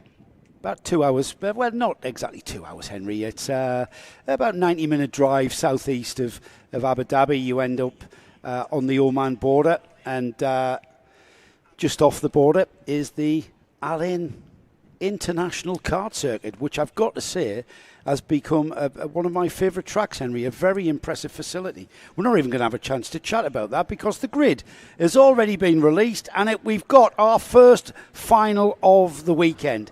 It's the Microax final, and being led out by Liam O'Hanlon on the pole position with Samar Chopra alongside. We've got Adam Al-Sheikh and Sev Godschalk on the second row. We've got Tadeusz Prochaska in alongside Jensen Kelly. Saif Al Khalifa and Cameron Harvey are then next up. Ivans Voronins and Alexandra Fryenstein. Enzo Falzerano from Thayab Haroun with Vabhav Ponna. Ahmed Al-Mina from Saif El-Mina. Felix Souza Jebjerg with Sebastian Storer. Rashid El-Mina and Anmar Tabatza bringing up the rear for XL. A couple of drivers out the position. Vaibhav Ponna, obviously some sort of issue post-race after the pre-final. Watch for Vaibhav in the number 99 kart to be coming through. This will be an 11-lap race as Liam O'Hanlon and Samar Chopra lead the field out of turn number 14. Into the tram lines, lights go out. We're off and racing for the first final here at the Rotax Invitational. Through turn one then, it looks like pole man Liam O'Hanlon hangs on to that lead. Two of the karts breaking away. I think that's Chopra who's latched onto the rear bumper behind them. I think everybody looks like they're third. Nice line and train of karts off to the infield sections through 2, 3, now 4 and 5, and then on to the back straight towards 7th, to the little kink into a heavy braking area for the turn 8 hairpin here, as the O'Hanlon hanging on to that Microax kart in great style, looking very composed, Henry, and looking like he belongs in that lead position. Yeah, Adam Al-Sheikh for XL Motorsport making a really good start. He's up into P2. From that third place, what did I say I wanted to be? Third place on the grid, and this is as high up as I've ever seen Adam Al-Sheikh running, and he's, again, driving with a lot more maturity, a lot more consistency than last year. Now he's moving into his second full Microax season as the rest of the field come around, and there is a change for the lead, temporarily, but a lead change nonetheless. Al-Sheikh was that down the inside, right on the back, and it looks like our erstwhile early leader is now down to maybe third place. Well, no, O'Hanlon's retaken. Oh, O'Hanlon came back straight away. O'Hanlon came back straight away. In fact, he's shown his cards, though, hasn't he? Yeah, Al-Sheikh is now back to third because Zev Godschalk is up into P2, Samar Chopra, and then the Ital kart of Tadeusz Prochaska running in 5th position, the number 95 kart. Tadeusz, who turned up at the last round of the UAE Rotax Championship last year and then got ill and had to go home, which is really unfortunate. But his dad here and Luke Thompson running the Ital course team. Behind Tadeusz Prochaska, Jensen Kelly in the number 33 kart. Jensen, again, another driver. He was, this time last year, he was in Bambinos. He's done one race in the UK, and he's got Lego on his crash helmet because he loves his Lego. Who doesn't? So, well, he's saying Lego faster, Jensen. Here we go. And behind him, Cameron Harvey, P7, also right there as well. This race has in no way, shape or form settled down. All right, Liam O'Hanlon currently leading, but Sev Godschalk was under immense pressure from Adam Al-Sheikh, likewise Samar Chopra. I think we've got to move. That's Godschalk going back to that second place. Yeah, so he did lose that for a moment, Henry, but as we've seen many times, these drivers being able to regain their position very, very quickly, not letting anything settle down at all and not letting those drivers settle into that place. Godschalk wants that second place. If anything, he's now going to get his head down, and if they can work together, Al-Sheikh, Chopra, Prochaska, with Gottschalk in second place, they're going to catch the leader up again. Yes, indeed. And of course, just behind this lead group of 6 drivers, there's only about 0.6 of a second till you get back to, 7th place Cameron Harvey. Then there's a bit of a gap back to Falzerano, Ponner, Fryenstein, Al Khalifa, Veronins, and the rest of the field. But O'Hanlon trying to break away. He was a little bit nervous earlier. He wanted to know whether he was going to get an interview after winning a heat race, and I think his mum and dad had to say no. But I did say to his mum and dad during the lunch break, but if he wins the final, then we're trying to interview the top 3. So Liam has got that on his mind as well. If that's not motivation, Henry, then I don't know what is. Incentive and motivation to win a race.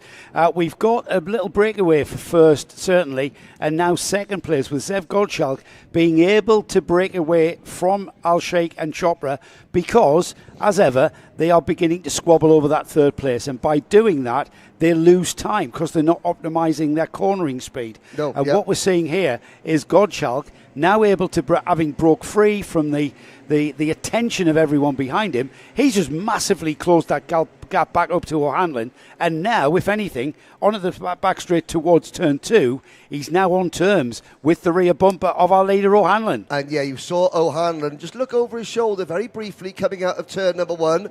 He now knows that, Gottschalk is there, but nobody else is. It's just the 2 of them at the front, and then there is a gap. It's actually grown to nearly 2 seconds to the third place battle. So O'Hanlon's aware that, if Gottschalk makes a move, he's not going to get freight trained back to 6th, 7th position. He's only going to lose 1 place, and then he can slot right back in behind Gottschalk in the event that Gottschalk does make a move, and maybe even try and push Zev away for a couple of laps. We're running lap 6 out of 11, so just past half distance. And again, Gottschalk, he closed up in the slipstream so quickly. Now, will you see the JNKD driver from Curaçao make the move to the inside going into turn number 1? No, but O'Hanlon was covering the inside line, not defending too much, but just being defensive enough to stop Zev from maybe having a slight think about making a move. I think he's thinking about that with great attention. Actually, he's focusing on the rear bumper of O'Hanlon. But we just know that Zev Gottschalk, the young driver from the Netherlands, he is focusing on where Liam O'Hanlon is maybe not as quick as himself. He's just sussing out where his potential opportunities are going to come. And as they go through 11, then into 12, it's basically a slipstreamer down towards 13. Now, he pulls out. Gottschalk, has he got the momentum to get alongside? He has indeed, into the braking area. Has to check the slide, which he does magnificently. Keeps the cart to the left, and now he maximises his exit speed onto the start-finish straight. It'll be 7 laps completed, and that, Henry, was a textbook move on that back straight. Yeah, Gottschalk getting a good exit out of the previous corner, turn number 12. Plenty of waft down the main straight, and was able to get the move done quite tidily going into turn number 13. Now O'Hanlon sits, waits, and it's his turn to push Gottschalk around, because, of course, you might have thought, well, Zev Gottschalk, he looked so much quicker than the race leader. That's the slipstream. O'Hanlon now able to sit on the rear bumper of Gottschalk with very little difficulty whatsoever. He's going to have to mimic exactly what Gottschalk did to him. Here they go. This is the point where Gottschalk was able to get on the back of that 22. This time the roles are reversed. O'Hanlon comes out of the corner, gets his head down. Is he going to pick up the slipstream? He's quick enough. He's gathered momentum. However, he doesn't make a move, Henry. Is he keeping his cards close to his chest? Talking of chess, this is a high-speed game of chess, I think, from these two youngsters, because we have a very intelligent racecraft going on out there. Yeah, you could see O'Hanlon was certainly quick enough to pull out and get to the inside of Gottschalk. Did he feel confident enough to complete the move without running the risk of slowing themselves down so much that Al Sheikh, Chopra, Prochatska and Kelly closed in? I'm not sure, but certainly the way that the 22 George Gibbons Motorsport kart closed in on the rear bumper of Gottschalk's machine gave you all the indication that, that slipstream working perfectly for Liam O'Hanlon. you It's just a case of he can pull the trigger, but when does he want to? You really saw that, as I say, the science play in. We're going to see it again because the second place cart there, the bright green helmet, they've both got bright green, yellow helmets, haven't they? Here we go, the slipstream, pulling him, drawing him to the rear bumper. That entry speed, though, for the Microax class into turn 13 is just really quick. So there's not really any discernible heavy kind of braking at all. So I think it's going to be that he's biding his time, and we might see a move. It's coming here, turn 1. And it's such a quick corner as well, turn 1, but it didn't pull off. Didn't come off. It is. It's costing him. He's going to spend the rest of the lap, Henry, trying to get back on terms. Yeah, and you just saw the difference then between exit speed. Gottschalk had much better exit speed and was able to gap O'Hanlon by maybe 3-4 kart lengths.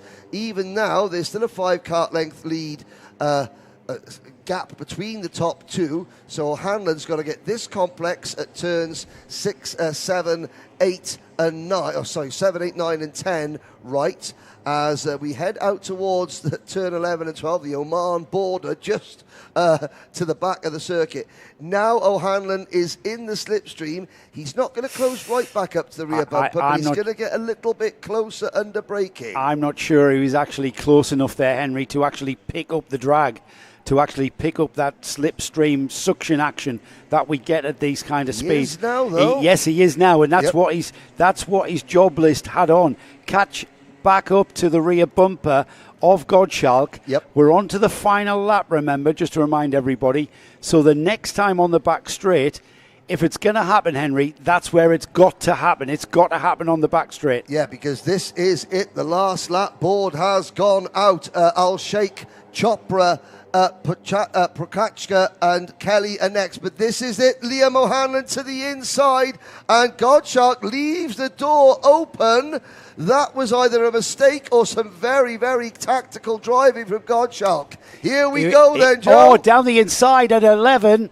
Into 12. Can he hang on to it? Has that compromised his exit speed? This is where we're going to find out the answer to that question. O'Hanlon in the slipstream. Gottschalk defending slightly, just an extra little bit to the left-hand side, and Gottschalk hangs on to this lead out of the final turn, and he will indeed hang on to the lead. That lead becoming the overall win of the Microax Rotax Invitational here at Al Ain. And what a great piece of racing. As Henry said, great stuff indeed. These two youngsters, Sev Gottschalk and Liam O'Hanlon, I'm sorry we've neglected the other battle that was going on all the way down the order, and it was a shame because that was a fantastic race for the lead there. Overall honours then, Sev Gottschalk, Liam O'Hanlon in second. It'll be Adam Al-Sheikh who joins the two on the podium at our podium presentation coming up later on the stream. By the way, we'll be bringing you the podium presentation after the racing is done. Outside of that top three then, fourth place Samar Chopra, Tadeusz Prochaska, Jensen Kelly was sixth, Cameron Harvey seventh, Vaibhav Ponna was eighth, and then we have Alexander Feinstein in ninth, and rounding off the top 10, Enzo Falzarano just outside the top 10. There are the rest of the finishers there on screen. That's the Microax final then. The first of our Rotax Invitational trophies has been claimed by Sev Gottschalk, Liam O'Hanlon and Adam Al-Sheikh. Remember, as we call them across the line, they are provisional results. They have to get through a technical inspection, of course. Our Rotax technical team down there in scrutineering. And they become official. And they will be official at our trophy presentation coming up, as I said, after the racing is done. It's the Miniax final coming next. We will have Henry down in Parc Fermé to grab a word with as many of the top three drivers as we can. Certainly Sev Gottschalk will be finding out just what went on there. Back to the Karting Live TV live stream and of course the UAE Championship live stream. Keep your chats coming in. Hello to Jensen Hookie. Jensen fresh from his victory at the final round of the NKC at Dunkswell last weekend. Back-to-back wins in rounds 5 and 6 for Jensen. Well done, you. And yes, we have to agree, great racing from everyone, says Jensen. I'm hoping everybody out there is enjoying our coverage here from the Al Ain Raceway. More action from Al Ain for the first 2 rounds of the UAE Rotax Championship coming up in a couple of weeks' time. October the 11th and 12th, where Karting Live TV will be bringing you all of the action from both of those days running, the Saturday and the Sunday. Saturday is round 1, Sunday, of course, therefore round 2, and we will be back here for that. But for now, we've got another 4 of our finals left. Minimax coming next, then we've got the Junior Max final coming, and then DD2, our gearbox class, and then rounding off the Rotax Invitational will be the Senior Max final. The Junior, DD2 and Senior Max, all 14 laps. The Mini Max coming next will be 12 laps. So slightly longer races than we're seeing. And it will be a bit of a physical ask, I think, from some of our drivers. We take it for granted that these youngsters, and indeed adults, are coping exceptionally well out there in the extreme heat. Temperature out there, I believe, is about 40 degrees, would you believe? Sun blazing down here in Al Ain Raceway. Hello to Eleanor Kelly, Go Jensen. And that might be for Jensen Kelly. Call me a detective, eh? Eleanor Kelly, Go Jensen. Well, Jensen Kelly, 6th place finish for Jensen. Great result. Jensen, 6th place. That was Debbie Wong. Hello, Debbie. Great to have you along. Keep your chats coming in. Keep your support from any of the drivers that are here. Hello to Brandon Klein Nagelvoort. Hello, Brandon. This looks too sunny for Henry. Someone get him an umbrella. It's all right, mate. We're going to dip him in the pool later. He's up there out in the blazing sun as well, out of the air-conditioned splendour of the commentary box at the moment, looking for our winning drivers. He's herding cats, basically, in Parc Fermé. And when Henry gives us the nod, we'll be heading down to him to get that insight. Some great racing then to kick things off, to kick the finals off here at the Rotax Festival, with some fantastic racecraft being displayed, I should say, by Zev Gottschalk and Liam O'Hanlon. It really was a thinking driver's race, that one, with all sorts of racing going on down the order. Great racing from all of our Microax drivers, and typical cadet racing, Rotax engine cadets in this case. Congratulations to JNKD, the winning team of Zev Gottschalk. It was GGM for Liam O'Hanlon in 2nd, and then the XL team gets the final, 3rd and final step of the podium. Let's head down to Henry, though. He's herded those cats, and we're about to get some insight. Well, what a first race of the Rotax Invitational. The first final in the books. Our top 3 here, Zev Gottschalk, Adam Al-Sheikh in P3, and maybe Liam, you come in and stand in the middle, because that was an outstanding. He'll swap you over. First things first, Zev, talk us through that last lap, because Liam got you and then you got him back. Liam left the door open, so I had my chance and I sent and I was looking back into the final back straight, and I don't defend, but Liam tries to dive bomb me. It didn't work, and I come out of the last corner. Now, when I interviewed you after qualifying, you said that you mentioned Liam by name as your main rival. Were you expecting that tough fight all the way through the day? Yes. Yeah. So, what have we got to say? 1 race in the UAE, 1 race at Abu Dhabi, and 1 win. You're the provisional Microax champion in this year's Rotax Invitational. Who would you like to thank? My whole team, my dad, my mom, my brother. Yeah. And where are they partying? Mambo Beach. Mambo Beach in Curacao. Okay, so we'll move Liam in. You come this way a little bit. Okay, I know that obviously disappointing at not being able to take the win. However, you took the fight to Zev all the way through that, grabbed the lead on the last lap, but you're obviously looking at the full season. This is looking really good for you in terms of the championship. Well, I'm happy with my performance. I could have won, but I just didn't defend it. Well, I mean, both of you, I think, going into turn number 6 on the last lap, Zev left the door open for you, and then maybe were you not expecting Zev to make the move going into turn number 11, or were you preparing for it in the last turn? On the last corner, I was preparing for him to maybe go in. Well, I say, you live and learn. You've learned a lot. Do you think you've learned a lot today for the full championship? Yeah. Okay, well done. And finally, so that's second place for Liam O'Hanlon, but how about this, ladies and gentlemen? First podium, and I think, apart from Zev, you had the best celebration. Adam Al-Sheikh, well done, P3 for XL Motorsport. Yeah. I could have I should have not done the move on Liam for the second lap because I didn't listen to my dad because I was meant to they said you should overtake Liam in the last few laps.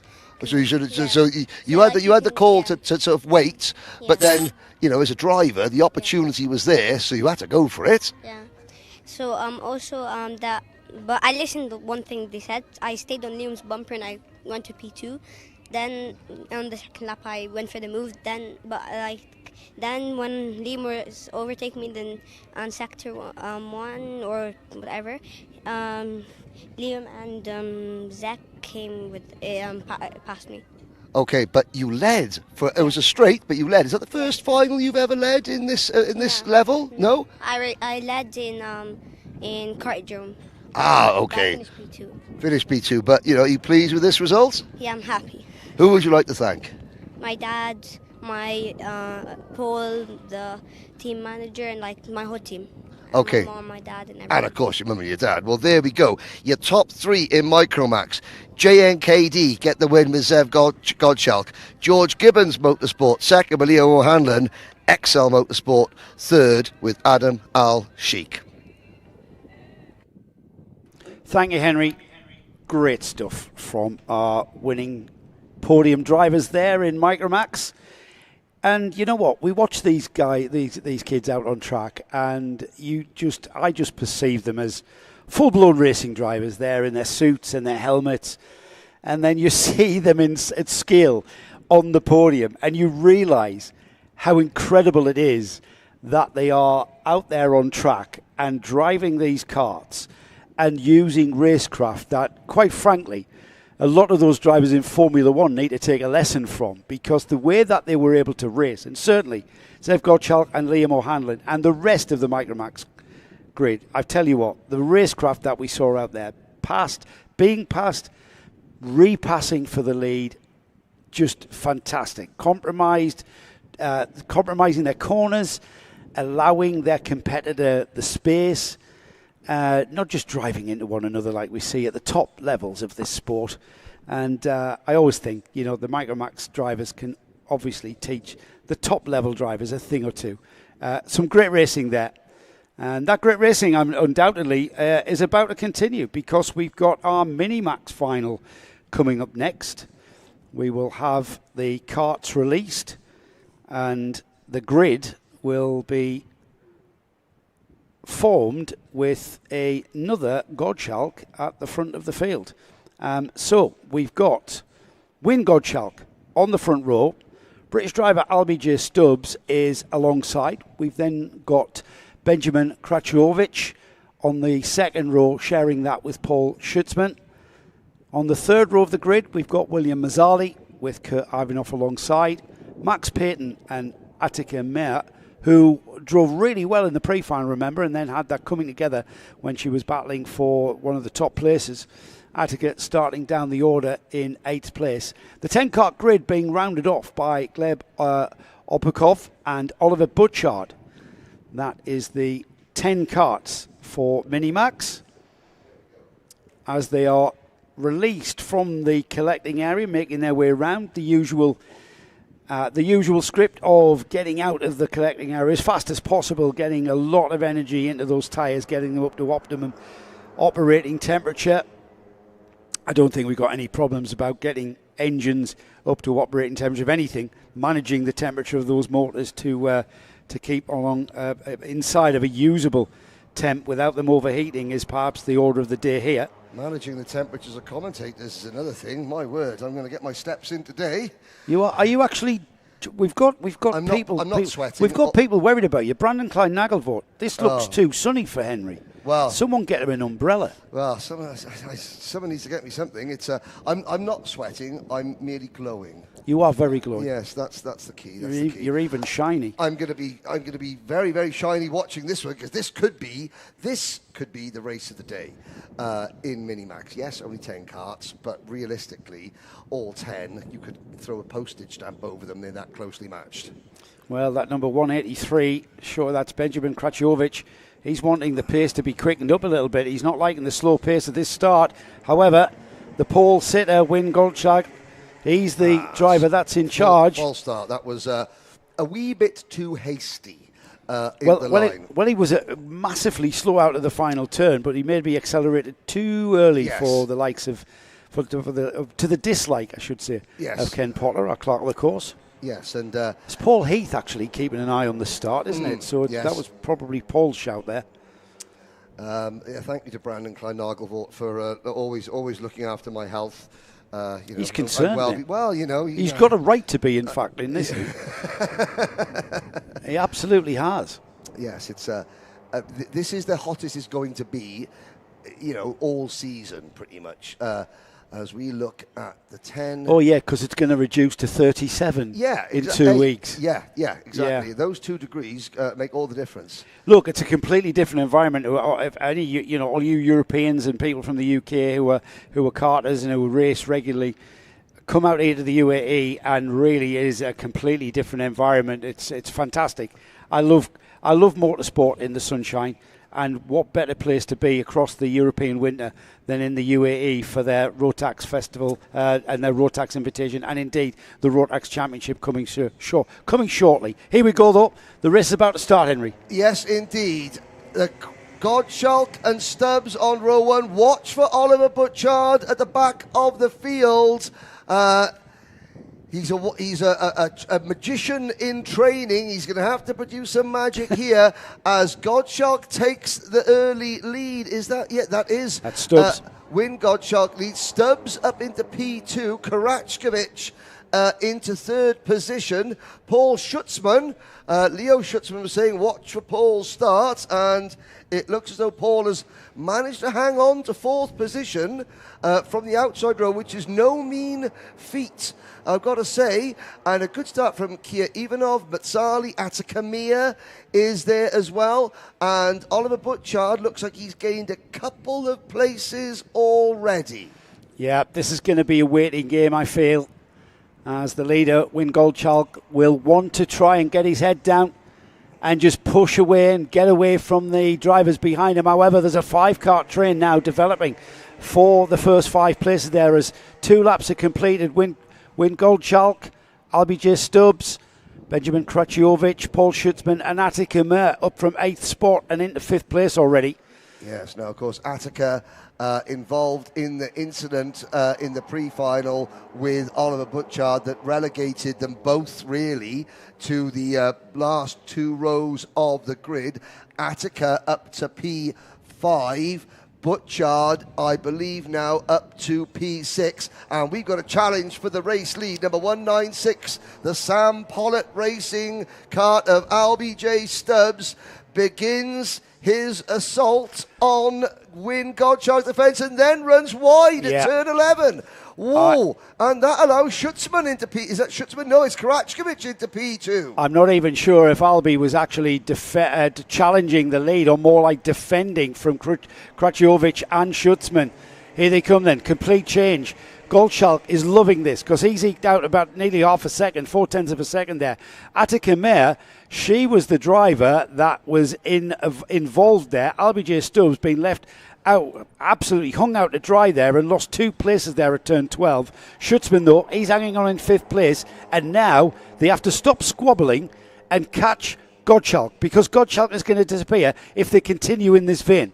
And that's going to be at the forefront of these drivers' minds. Attica Mia in the number 113 cart. She has got some power under her right foot.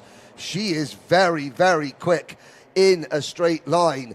The Queen of Kashmir, who in 2024, look how well she rotates the cart through that double apex left-hander and almost, shoveling Karachkovich down the back straight. Now, the question for Attica is, can she pass Karachkovich, which is easier said than done, even when your name's Karachkovich, it's still easier said than done, and set off after Gottschalk without losing too much time. Time, we're on lap number 5 already, out of 12. Incredible. We're still a lap away from half distance, but at half distance, coming up towards half distance, Oliver Butchard, from the very back of the grid in 10th place. Oliver is now in 5th place, and he is only, he's 7/10 of a second off the rear bumper of LBJ Stubbs. Change for second place. Attica Mia passes Benjamin Karachkovich, and just as you said, Stubbs and Butchard now join this battle. There's 2nd, 3rd, 4th, and 5th on your screens now. Gottschalk is about a second up the road, but we've seen those gaps come down very, very quickly as long as these 4 cooperate. Let's see what Gottschalk's lead is, Henry, and then we can monitor that. They've crossed the line now. It's going to be 5 laps completed. Gap out of 1.5 seconds from Attica Mia, but that is because there's been switches and changes of position. And here they are. They're slowing this pack of 4 here are slowing one another down. And Win Gottschalk is saying, carry on like that, everybody, because this is brilliant. I'm going to have a 2-second lead at the end of this lap 6. Yeah, because Karachkovich went back in on Attica Mia going into turn number 1 to retake second position. Attica tried the crossover. Here she comes again, and LBJ Stubbs is now going to elbow his way to the inside. Attica gets hung out to dry. Butchard up into P4. Great racing. They're slowing each other down to the point where you can see Paul Schutzman, William Mazzali, and then the leading novice, Kia Ivanov, Max Payton, and even Gleb Obukov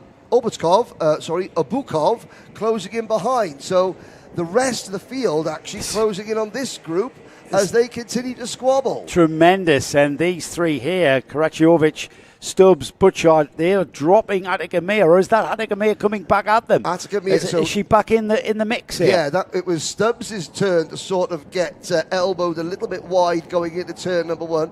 Butchard with the slipstream and the extra momentum just got to the inside and now signalling to Karachkovich saying, right, go, go, go. Attica Mia is not finished yet. Stubbs also now trying to regain that momentum. And the gap to the race leader grows to 3 seconds. Great drive from Oliver Butchard, though, from the Synergy driver coming up from 10th on the grid. And now here he is battling for 3rd place here. Down the back straight then. Gottschalk already coming out of the final turn as these 4 drivers go into the penultimate turn to end the lap. Here they come then. Gottschalk leads by, it was 3 seconds the previous lap. What is it this time by? It is 3.7 seconds. So while they're doing this, Henry, second place, Gottschalk is just going as Butchard from 10th to 2nd. Cracking drive. Unbelievable. We start lap number 8. The problem that Oliver Butchard has now is that he spent 8 laps or 7 full laps doing nothing but attack, attack, attack. Because of the lead that Gottschalk has got, there's nothing left in front of him to attack realistically. He's now potentially going to have to defend. Because Attica Mia, and of course, Oliver and Attica have had the same discussion. They've had a discussion over the same piece of real estate once today. And although Butchard... That didn't end well, did it? It didn't end ideally for either of them. But even though Butchard, he's actually been able to pull away a little bit from Karachkovich and Stubbs. So that Synergy racing cart is seriously quick. But Mia, as long as Attica can stay in the slipstream, it doesn't matter how fast Butchard's cart is, Mia is still able to sit with her. Well, Gottschalk's leads out to 4.2 seconds now as Butchard leads this train of 4 carts around. Attica Mayer settling in now. Benjamin Kraciovic, LBJ Stubbs. They've dropped Paul Schutzman off the back end of this train here. And with things settling down, we're now seeing the true pace of the drivers in 2nd, 3rd, 4th and 5th. And whether or not they can close that gap there remains to be seen. They will concertina back up together, and as we get towards, it's going to be the lap 9 completed. 3 more laps to go after this one's completed. So all of these drivers want to be on the podium, and those 2 carts there, they are the final 2 steps to the podium in 2nd and 3rd place. Gottschalk already across the line. He's got 9 laps on the board now. It was 4.2.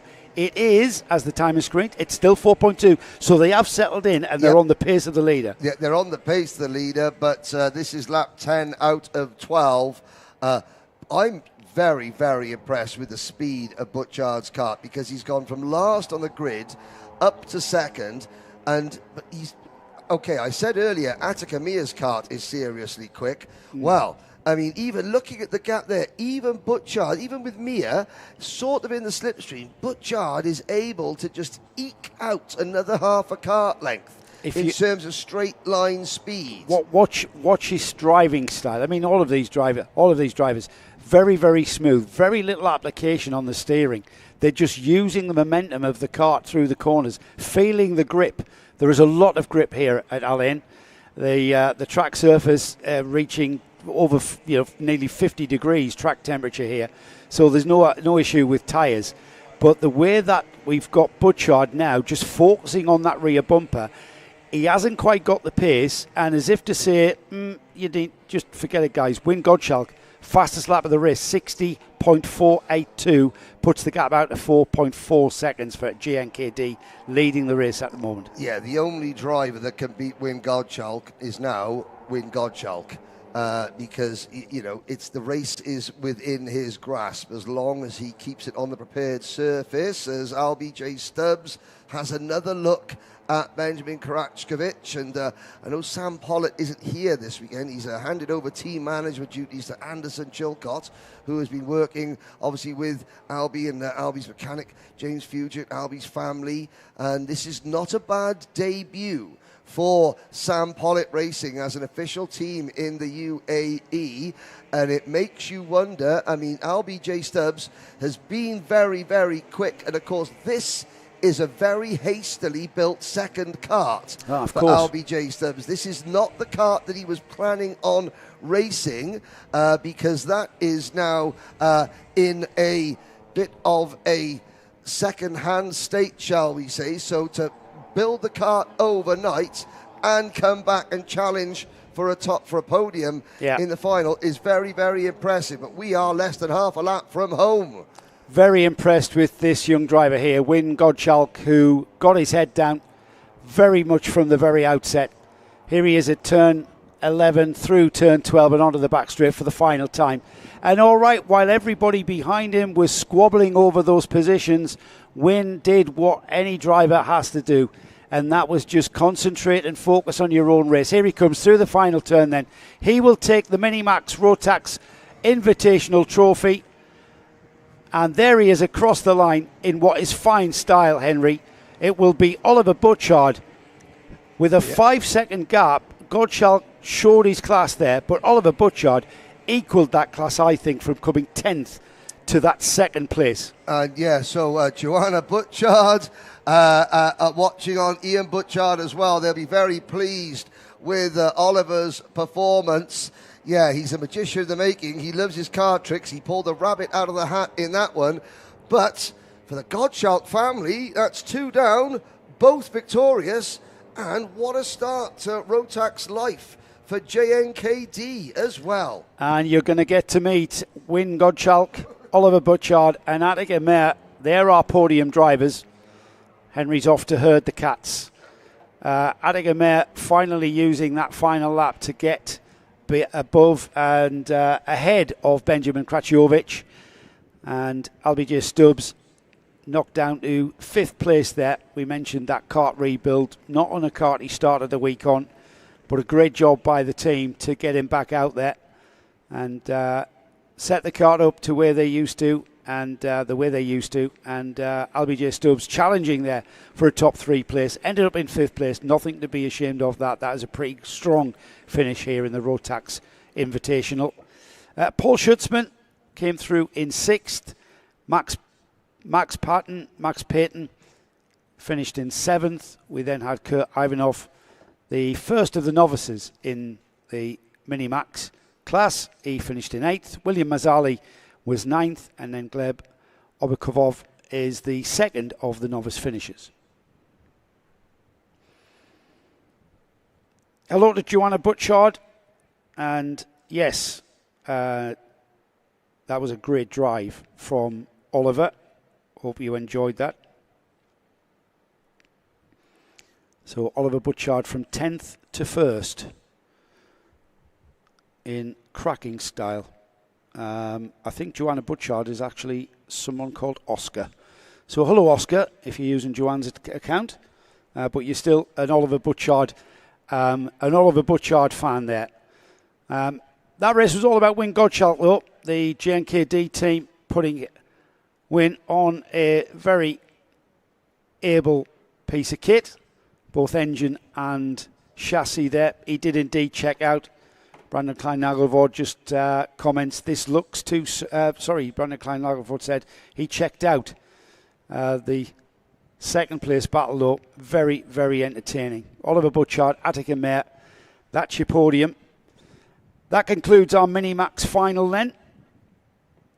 All of our finals going forward from this point will be on 14 laps. And we are ready to head down to the podium where Henry is waiting. Henry. Thank you. 2 races, 2 wins, 1 family. The Gottschalk family. Well, anything that Zev could do, Win can do a little bit better. I won't want to say that was easy, but the battling behind you allowed you to escape. Yeah, I feel very good. And I wasn't expecting to have such a big gap. And I would like to thank my team, JNKD, my engine, and yeah. I mean, so at the start of the race, obviously there was a group of you, but then as the battle, when did you notice that the chasing pack had fallen away? Oh, when I looked back, I saw a big gap, so I just focused to go ahead. Because how hard is it then to maintain your focus when you know that the only person that can stop you winning is effectively yourself? Yeah, I feel very good. I just won every week, and next race we'll see again. Next race, are you here for the full season? Are we going to see more of you in the UAE this year? Maybe. Maybe. Well, a win so far, and where are we partying? In Mambo Beach. In Mambo Beach in Curacao, indeed. Thank you, Win. We'll move Oliver in here. Now, Oliver, I know that you're a bit of a magician. You like your card tricks. I think it's fair to say you did a little bit of magic in that race from 10th to 2nd. Well done. Thank you. I'm really thanking... No, that was a good drive. It was pretty hard. I thank my mum and dad, my team, my engine, everything that my supporters have done for me, and yeah. Now, I think for drivers like Win and for Attica, who have raced around Europe and they've raced on the live stream before, this is the first time that you've raced on a big live stream. You've had family members typing in. I'm not sure where they were from, maybe from back home in the UK, maybe from out here. What have you got to say to your family watching around the world? Thank you, everybody. Excellent. Now, talk about some of those moves that you made. What was the mindset going into that final, having to get up through the field as quick as possible? No mercy. No mercy, simple as that. Yeah. I think it's fair to say that Oliver showed no mercy, but another driver that was not showing any mercy either was Attica Mia. So well done, Oliver. 3rd place driver, Attica. You head in this way, so Oliver, you move out that way. Thank you. Attica, the Queen of Kashmir, comes away with a podium. Well, obviously it feels very good, especially doing it from almost the last row. So, like P8 to P3, it's good. Yeah. And now here's a question, and Oliver's standing and watching. You two obviously had an issue in the pre-final. That's why you started 8th and Oliver started 10th. But in the last stages of this race, you had to work together. How often do drivers, you have an issue with somebody in one race, but the next race you've got to be their friend and work together? Well, I mean, there's no such thing as friends in racing, but like when you have to work together, you have to. I thought the gap from Oliver to Gostruck was a big gap, so I didn't think we were gonna catch up that much. But I thought maybe like he was pretty fast, so I couldn't really get him on the last few laps. But Podium is still pretty good. Podium is still pretty good now. I think are we going into our 3rd year as a Minimax driver now? Well, I haven't really done a full season in UAE in the Minimax because I missed a few rounds due to the Europe races. But yeah, I mean, effectively, it's my 2nd season. 2nd season. What are our hopes then for the full season? To win the championship. To win the championship, to go to Bahrain, or to go to wherever the next grand finals are going to be, and the Queen of Kashmir puts on the black and gold. Yeah.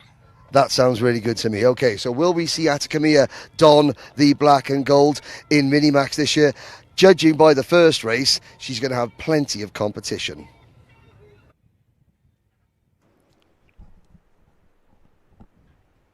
I think we've got 3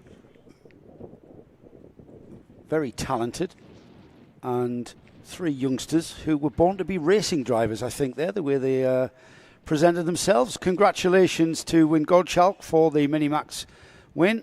Oliver Butchard in 2nd place there, and Attica Mayer. She is a very promising young driver, and some great racecraft as ever from these youngsters.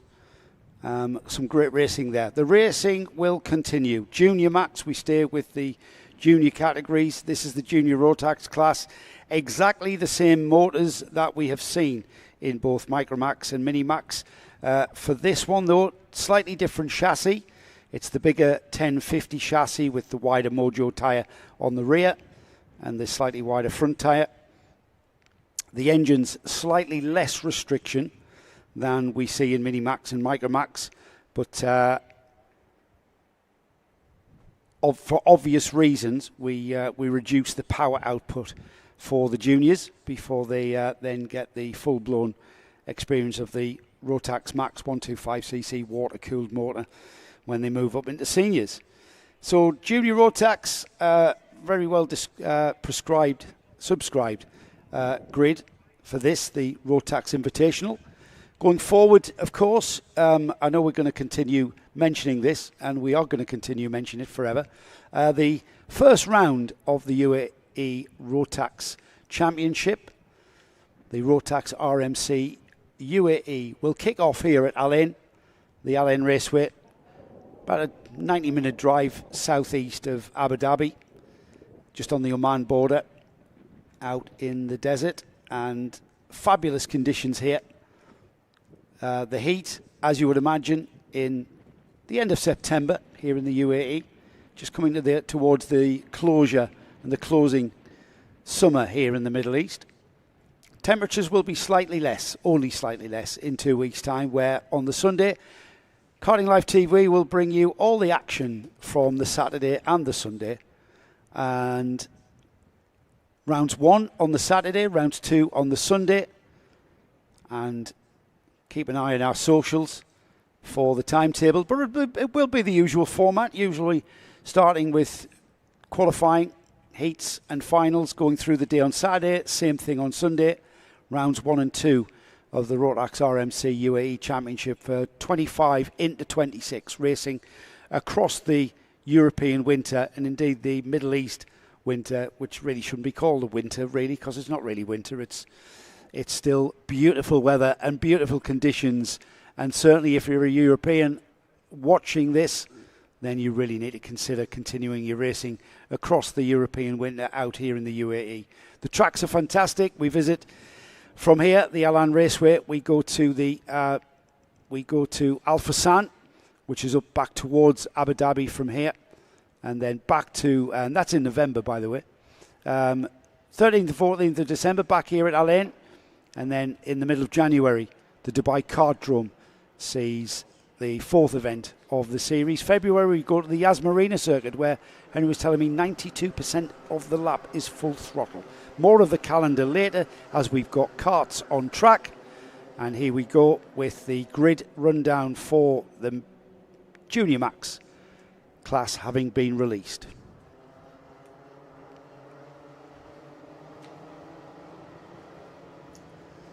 Yes, indeed. Now, this will be a 14-lap race.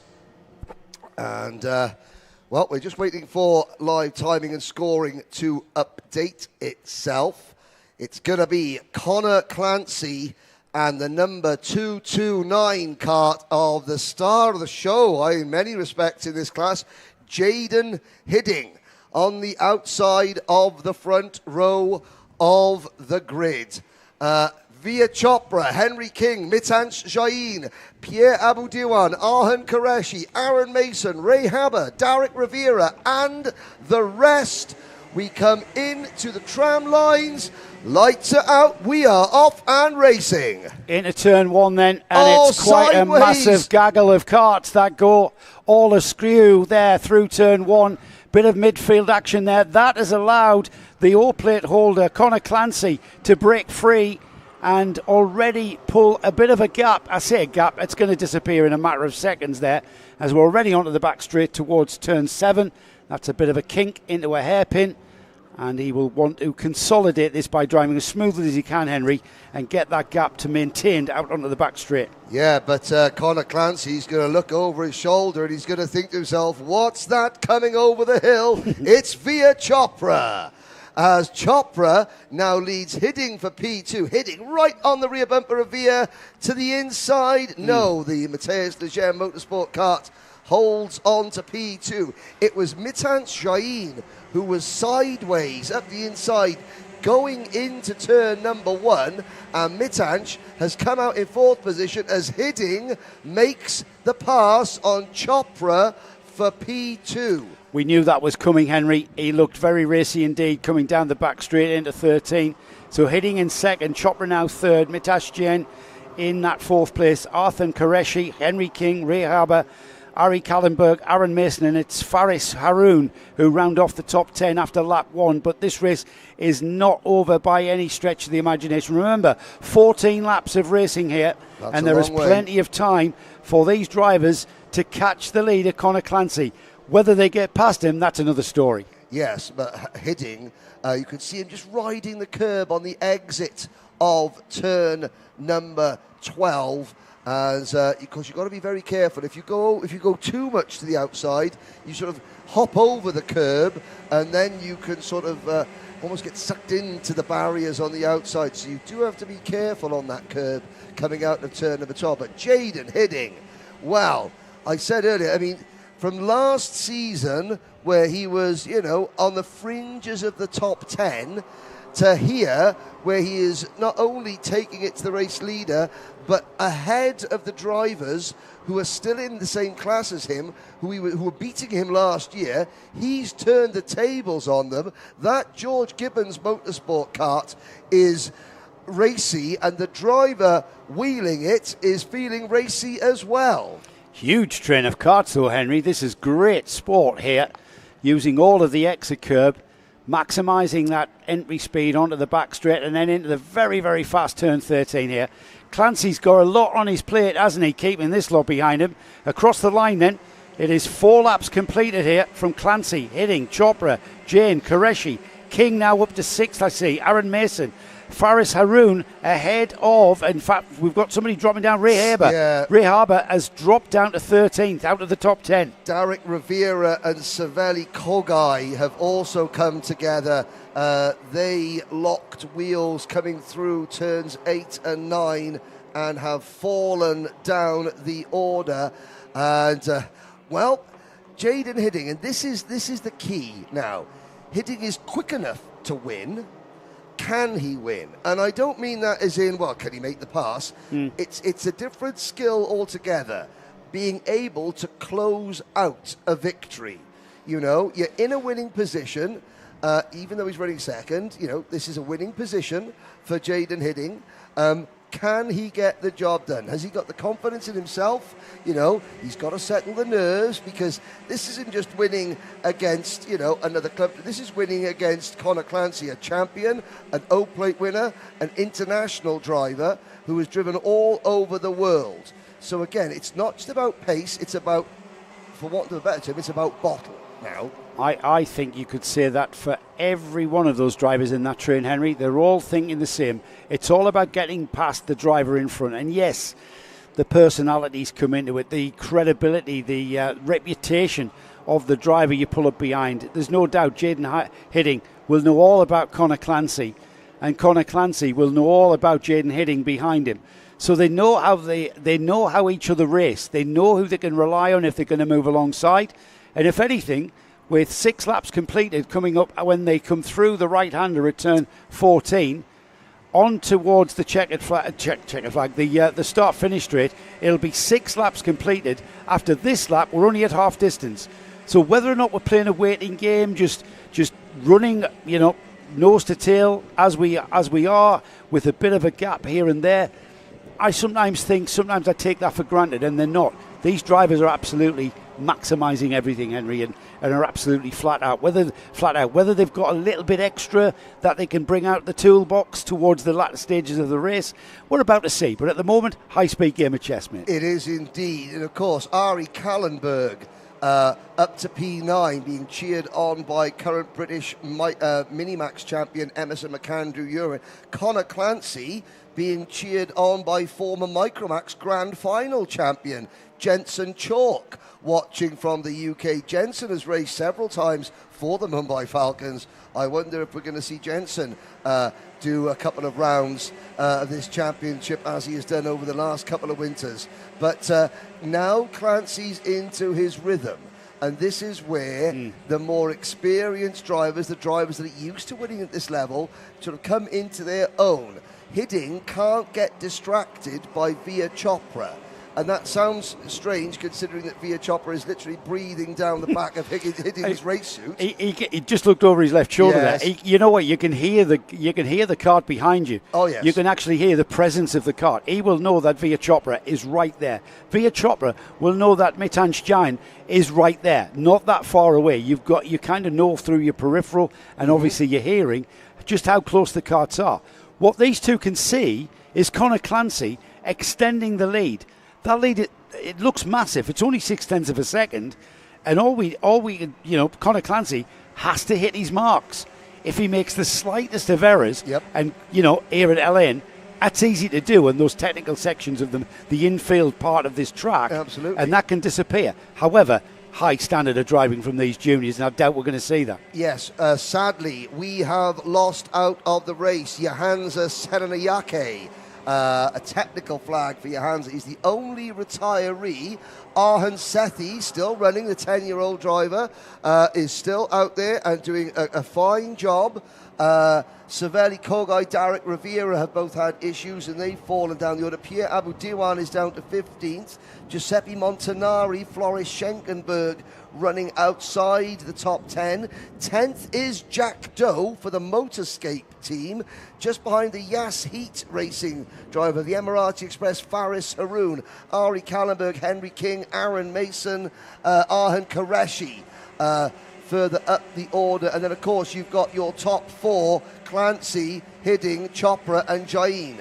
Gap still at 6/10. And we're Gap's now on to lap 10 out of 14. Gap still at the 6/10 mark. It's been about half a second for pretty much the whole of the race, but likewise equally spaced out as Via Chopra, who is about half a second or so, 3/4 of a second from the back of Jaden Hidding. Miniax Jain likewise on the back end of Via Chopra. Arten Qureshi, they're not far behind as well. There's this strung out train, and you know what, Henry? Everybody is absolutely flat chat here. They are pushing, and trying to find that little bit going into the last 4 laps. I think this is a good lap from Jaden Hidding. He's closed the gap, hasn't he? And you can know he knows he's on a good lap because he's there. He didn't just duck his head down. That was a shouting in the car. That was a come on as he came out of there. This is good from Hidding. You know, I was asking, I wonder if these drivers have got anything left in their toolbox, what we might see towards the final stages of this. Yeah. Well, we're on the lap 11 now of 14. I think we're seeing the toolboxes have gotten opened. Yep. They're all the cantilever stuff going in there. They're having a look at the various levels of the toolbox, and they're pulling out whatever they can to get on terms. I think last weekend, Dian Singh Bahal gave me a wonderful quote after he won the British Microax title. He said, "I looked in my pocket and realised it wasn't full yet. I still had something more to put in it." Excellent And that stuff. is what Jaden Hidding is doing. His pocket of his pace pocket Yeah, is yeah. 3/4 full. Can he just squeeze an extra couple of tenths? And that's all it needs. He needs a couple of tenths of a second. And then once he forces Clancy to defend, it's a mano-a-mano scrap for the win. Yeah, once he starts challenging, once he just starts tapping the rear bumper of Clancy, quite Yeah. literally rather than metaphorically, we're going to see Chopra come back into it, Mitansh Jain, Qureshi's going to come back, even Aaron Mason, who's not that far away really, when these two start, indeed if they start squabbling. Because it's one thing catching Conor Clancy, it's a completely different ballgame trying to get by when a driver is optimised in every braking area, at every exit speed. It's very, very hard to find a way to get, all right, you can find a way onto the rear bumper, but it's finding that extra bit to challenge and go down the inside. And I don't think Hidding is showing us any signs that it can actually do that. Well, I mean, I said a couple of laps ago, we can't let Via Chopra distract him, because at that point, Chopra was right on his... He took your advice, Henry. And he listened. He did. The lad listened, and he has broken away from Chopra. Again, you know, we're not seeing pass after pass after pass, but you don't need to see that to know that this is a really intense, high-quality kart race. Clancy has not put a wheel offline for the last 12 laps. 12.3 laps now. We're on the 13th out of 14th laps. And Hidding just needs if Hidding can get another 2 tenths, then he's in the slipstream, then Clancy has to defend. Yeah. At the moment, he's not quite there. He has given it everything. Has Jaden Hidding, easily the best I've ever seen Jaden drive. Well, he's driving really well, I've got to say, and after all, he is on schedule for a second step of the podium. It's going to be a big ask for him to catch that man there, though. Conor Clancy, the young man, currently leading in fine style, has led from the start. Here he goes then. He will cross the line and see the last lap board. With one more lap of this Al Ain circuit to go, Conor Clancy needs to not back off in any way. He's got to keep that rhythm going. On that short stretch towards turn 2 now, and then into the very fast left-hander, followed by the equally fast right-hander, and then here. This is where he's got to compose himself. He doesn't need to start overdoing it and overcooking it out onto that short back straight now to 7. Easily able. We're turning and braking at the same time through this section here, and that's easy to make a mistake. But right now, Henry, I think he's maintaining that gap, and if he can maintain that gap out of the 2 next corners on the back straight, I say it, that's showing his class. He is a tenth within a tenth of his best sectors through sector number 1 and sector number 2 is Conor Clancy on the last lap of a final. Pressure, what pressure, as Conor Clancy takes the checkered flag by less than half a second over Jaden Hidding. They will be more exhausted after that race than they would have if there was a 4 or 5 kart battle, because that was pushing the envelope every corner of every lap. He was concentrated, wasn't he? He was concentrated. He ran his own race. He didn't have someone bumping his rear bumper. You can kind of gauge that. But equally, well done to Jaden Hidding for a very strong run to second place. Equally, Via Chopra in third. Conor Clancy, Jaden Hidding, Via Chopra, the other 3 drivers that will get to meet the infamous Henry Baudet shortly in the Parc Fermé. Mitansh Jain was 4th. Arthur Qureshi was 5th. We had Aaron Mason, Henry King, Ari Kallenberg, Jack Doe up to 9th. Rounding off the top 10 was Faris Haroun. And then the rest of the field, Floris Schelkenberg was 11th. Pierre Abu Dewan was 12th. Giuseppe Montiari, finishing in 13th. Leo Anna finishing in 14th. Antonio Haddad finished 15th. Then we had Ray Harbour, Harrison Stevens, Derek Rivera, Saveli Kojai, Erin Ortak, Arten Setti was the last finisher, and we lost Senanakia on lap 4. So that's the Junior Rotax final here at the Rotax Invitation, here at the Al Ain Circuit, part of the RMC UAE, the precursor to the 25-26 season, coming up in 2 weeks here at Al Ain. It's a nice little rehearsal, this, for the drivers. We are told that we are going to be adding drivers to all of our grids and all of our classes. And with the early bird offer of being part of a draw, a raffle, which I'm going to get the details up in a second. Where are we? There we are. So it's the first 10 drivers per class are to be put into a draw. One driver will be picked out, and that could be from any class. So of all of the classes, first 10 drivers to enter, one driver will be picked out, and they will get a massive 50% discount off their 25-26 season entry. And that is very much worth the price. So if you haven't got your entry in yet, then you really need to do that and be inside that top 10 entries going in first, and then becoming part of that draw where you can win 50% of your entry fee. Before we go down to Henry, we were talking about the calendar for the UAE Rotax Max Challenge, and I think we got to February where we were at the Yas Marina circuit. In early March, the 8th of March, we go back to the Dubai Kartdrome, and then at the end of March, we head to Al Fassan in Abu Dhabi, and then the championship will be finalised and rounded off on the 11th and 12th of April back here at Al Ain Raceway to finish what we started for the series.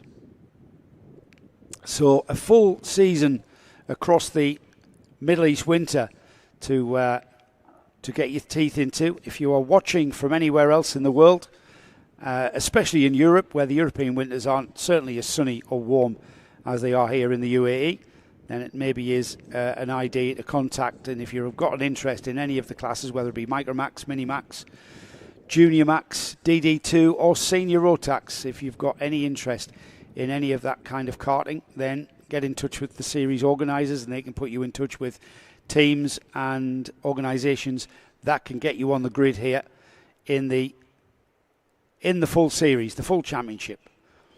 And the first round weekend will be all live on Karting Live TV from here at the Al Ain Raceway, 11th and 12th of October. So as Henry heads down to the Parc Fermé, where we'll get some interviews with our winning driver for the Junior Rotax class, Conor Clancy. Second place, Jaden Hidding. And in third place, Via Chopra. They will be the drivers that we get some insight from Henry. So 2 more finals left then. The gearbox class, the two ratioed gearbox class, the Premier Rotax category. And then the Senior Max will round off the Rotax Invitation. For now, let's head down to the Parc Fermé where we've got Henry Baudet with our Junior Max podium winners. We did say that at the end of that race, the top 3 would feel more tired and look more tired after a race like that than if it was a 4 or 5 kart scrap for the race lead. That was extremely intense, wasn't it? Race winner, Mumbai Falcons, Conor Clancy. Yeah, it was tough, especially... Come this way a little bit. Sorry. Yeah, it was tough, the heat. And then one lap, someone crashed, and there was loads of sand on the track, and I hit it and went off. So I was lucky to keep the lead, but yeah, it was a good race. I mean, you were aware that it was Jaden behind you. At one point during the race, you'd opened up a pretty decent-sized gap. Then Jaden started coming back at you. How did you dig deep and get even quicker towards the end? Well, yeah, so I knew I had a gap, so I just saved the tyres a little bit, and then I saw Jaden catching again, so I just, pushed again. Well done, and of course, we mentioned the Mumbai Falcons. Who else do we need to thank for this? Mum and Dad, Gilly on the spanners, and the whole team of my Falcons. My granddad, I didn't forget you this time. I forgot to say hello to him in Le Mans on the live stream, so yeah, that one's for you. And then my nan, everyone in England, everyone in Ireland, and yeah, dogs. What's next for Conor Clancy this winter? Honestly, not sure. Not sure. Watch this space, I think we mean. So we'll bring in, well done, Conor. We'll bring in our second place driver, Jaden Hidding. Jaden, I did say, and I'll stand by this again, that was the best I think I've ever seen you drive. How hard were you pushing? Because coming out of turn 11 and 12, we could see you. You weren't just tucking your head down. You were sort of shouting yourself in the car. What were you saying to yourself as you were closing in on Conor? I was just like, just keep on pushing, and yeah, but it very hot and stuff, so I was like, it's a great drive for me, and yeah, so yeah, I was just like trying to catch up, it was intense from Veer behind me, so I was like trying to keep him behind, so yeah. How easy would it have been during the middle of the race when Veer was right behind you? I saw you look over your shoulder a couple of times. How easy would it have been to sort of get a little bit preoccupied that and give up the chase to Conor? I could have done that, but I still need to work on my, as George said, I need to work on my head and try not to look as bad, just keep on looking forward. But I try my best to keep up to Conor, so yeah. Would you say that's probably your best drive in Junior Rotax so far? My first podium in junior, so yeah, very proud of myself, and yeah. And who do you want to thank? My mom, my dad, all my grandparents from Canada and Netherlands, George, Jacob, and everyone in the team, and my mechanic. Okay, well done, Jaden Hidding. So, in third place, what is that coming over the hill onto the podium? It's Veer Chopra. Veer, step this way. You look a little bit sort of half and half, a little bit pleased, a little bit disappointed with that race. Yeah, agreed. It's mainly because of the start. It was really unfortunate as someone just came flying in from behind me, hit me from the side, and I lost the gap to Conor. And that really bummed me off, and also I didn't really have pace to continue. But I mean, you were second at one point, then Jaden got past you. It looked for some of the race that you were going to go back in. Was there any chance you think that you and Jaden could have pushed up to Conor Clancy, or was he just that little bit too quick for you? I think we could have done that, but he was really quick and I couldn't kind of push him from my bumper.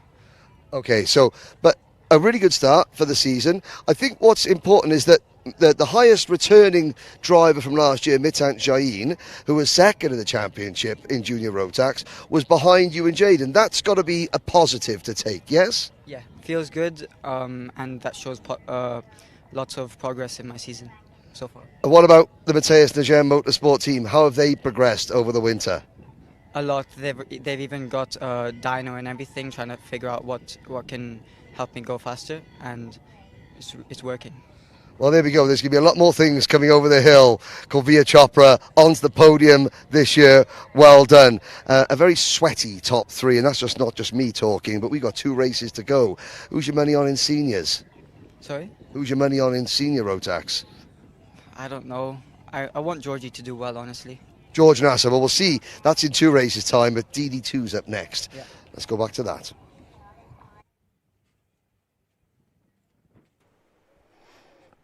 Thank you, Henry. As ever, great chats to our 3 podium drivers, Conor Clancy, Jaden Hidding, Veer Chopra. Congratulations to them. We will, of course, be doing our trophy presentation, and we'll see those drivers back on the podium to be presented with their Rotax Invitation trophies. And that will be all live streamed as well. We'll, after the racing's concluded, we'll have a little bit of a break, and then we'll stay with you. We'll stay live, and then we'll be bringing you all of that trophy presentation live here on Karting Live TV. We are DD2 next. You heard Henry, and he is absolutely correct. He was spot on. DD2 are 2 ratioed gearbox karts coming out now, perhaps the top level of Rotax karting, and the word on everybody's lips with regard to DD2 is who can beat that man Hamza Ashisho. Can Tony Hogg mount a challenge? We speculated, didn't we, Henry and I, that perhaps Tony Hogg was keeping his powder dry maybe to the final, and then Hamza just literally metaphorically, not actually, kept his foot down all the way, but he literally pulled out a little bit of an edge and put in the fastest lap of the race right there at the very end in the pre-final, as if to shut me up. Well, we're going to see if those questions can be answered. Hamza Ashisho, who can beat him? Can Tony Hogg take it to him? Who's going to take that third and final step of the podium? There's going to be lots for our producer, Nick Damon, to cover with regards to this one. It's another 14-lap race, and it's going to be about saving the tyres, saving the brakes, because 14 laps in 40-degree heat is a long way to go. It's a long race. And I, as ever, typical engineer, forget about the human element. Those drivers hopefully have been keeping their fluids up and keeping as cool as they can, which is a very difficult job here at the Al Ain Raceway. The Al Ain Raceway International Kart Circuit, to give it its full title. Big support from the Abu Dhabi Sports Council, who helped to make this kind of event happen and helped to make the UAE Rotax Kart Championship happen, and a big partner in our events here at the Al Ain Raceway today. It's great to have their support, of which we would probably struggle very much if it wasn't for them. So a big thank you to the Abu Dhabi Sports Council, who are big supporters of sport throughout the region, from ball sports all the way through to petrol engine go-karting. It is phenomenal. Phenomenal support. How are you, Henry? You're back, I see, from your little jaunt in the sunshine, topping up the tan. Well, great. You know what I found with the, I mean, all right, we're into the adult world now. Yes. With our drivers that we're going to see on the podium. Yes. Yep. Every single one of those drivers, from Microax, Mini and Juniors, could grace any kind of podium for a TV interview. They all look like professional race drivers. Well, it's strange. So in that last podium, obviously, Connor had his race suit all the way done up before. The minute that he walked in front of the interview backdrop, his race suit, because he was hot, they were all hot. Yeah. The race suit came up, it was done up. Brilliant. And Via and Jaden sort of looked at him, and then they looked at me, and they went, should we do our racing suits up as well? And I was like, I just shrugged my shoulders. It was like, well, I'm not going to give you the answer, but, and then they both, off their own backs, realised, yes, because that's where the team name is, that's where our chassis manufacturer is, and there we go. So, and they learn very... And any personal sponsors are going to be on their overalls as well, and that's very important. Yes, they learn that very quickly. And I mean, just looking at the drivers that we've interviewed, obviously Zev and Win Godchalk, they've raced all around the world. They're used to in America with Kart Chaser, you know, in the UK with you guys and others. They're used to being interviewed. Likewise, some of the drivers that are over here, you know, when in the past where I'm just here doing circuit comms, you know, we just interview them at the track to get the drivers' confidence up so that they don't get scared of the microphone. You know, one or two of them, they start backing away. You know, people say about some of my anecdotes. The worst driver I've ever interviewed in karting for sort of, you start interviewing him at arm's length, and by the end of the sentence, he is sort of off the side of the screen because he's carrying. That was Landon Norris. Oh, really? When he was this age. And you know, just getting the drivers... That's the personal bubble. Yes. That's the human bubble. That's the psychological bubble. So nothing to do with you being sweaty. No, not at all. But, you know, what I try and do is, you know, having a laugh and a joke around the paddock is so that the drivers, they just look at me and think, oh, it's only Henry, it's only Joe, so I'm not going to worry about the black stick with the microphone. We try to make it fun. Our paddock show is, we try to make it fun, don't we? There's the grid then for the DD2s, which are about to be released. Hamza Ashisho. The story is, who's going to beat him? Can Tony Hogg really do the job? We're going to find out. Sami Al-Assad is on the second row of the grid with Greg Watt alongside, and then we've got Bernardo Del Castillo on the fifth spot with Faisal Almeida. Now, Faisal is a complete beginner. Yes. He's brought his whole family here. All his family are racing in the other category. His kids are racing in the other category. And he's just finding his feet, isn't he? And I think all three of his sons finished Microax without a problem, which Great. is really good to see. Absolutely. Now it's down to Dad. Can Dad complete, every lap of every race. And I also wanted to say, as I wandered back, as I was walking back down to interview the juniors, well done to Arhan Sethi. He also has that's got a 10-year-old driver. Yes, he's done every lap of every race. He hasn't been lapped. He hasn't been completely on his own. He's been at the back, but that is an excellent first safe day of racing. Yeah, for absolutely. Arhan. Here we go then, the grid making their way towards the tram lines. Tony Hogg just stepping across to the right and pulling alongside Ashisho, I should say. And off we go. They get the green light. Trying to get round the outside was Tony Hogg, but he slots in behind Hamza. And it will be Hamza Ashisho who will lead from Tony Hogg. And who's that in third? That is Greg Watt and the Honolulu Racing colours. Hello to Faisal Nashko on there. Faisal, one of the drivers that I've commentated on many times, the MENA Nations Cup. Faisal, I'm now trying to think now, is it Qatar or Tunisia, Faisal, that we represent? I believe it. But anyway, he's a top driver as well. Hamza Ashisho off towards the back straight and heading towards turn 13.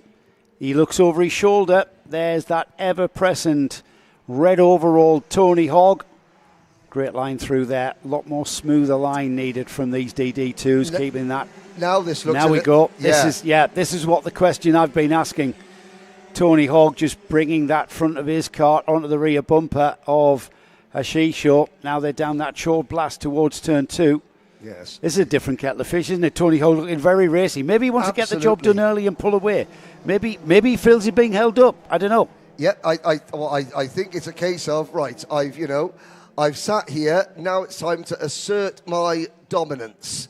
Let's see what you've got, Hamza, you put in a really quick lap at the end of the pre-final, as if to say, okay, Tony, this is what I've still got left in the tank. Well, now I'm going to show you what I've got left in the tank. Again, he also could be a thing of tyres. Yeah, I was going to say that, Henry. I've got to get the job done early. Yeah. Also, you notice that Tony he lays back a little bit sometimes on the straights. Now, that is to stop a bit of aero push.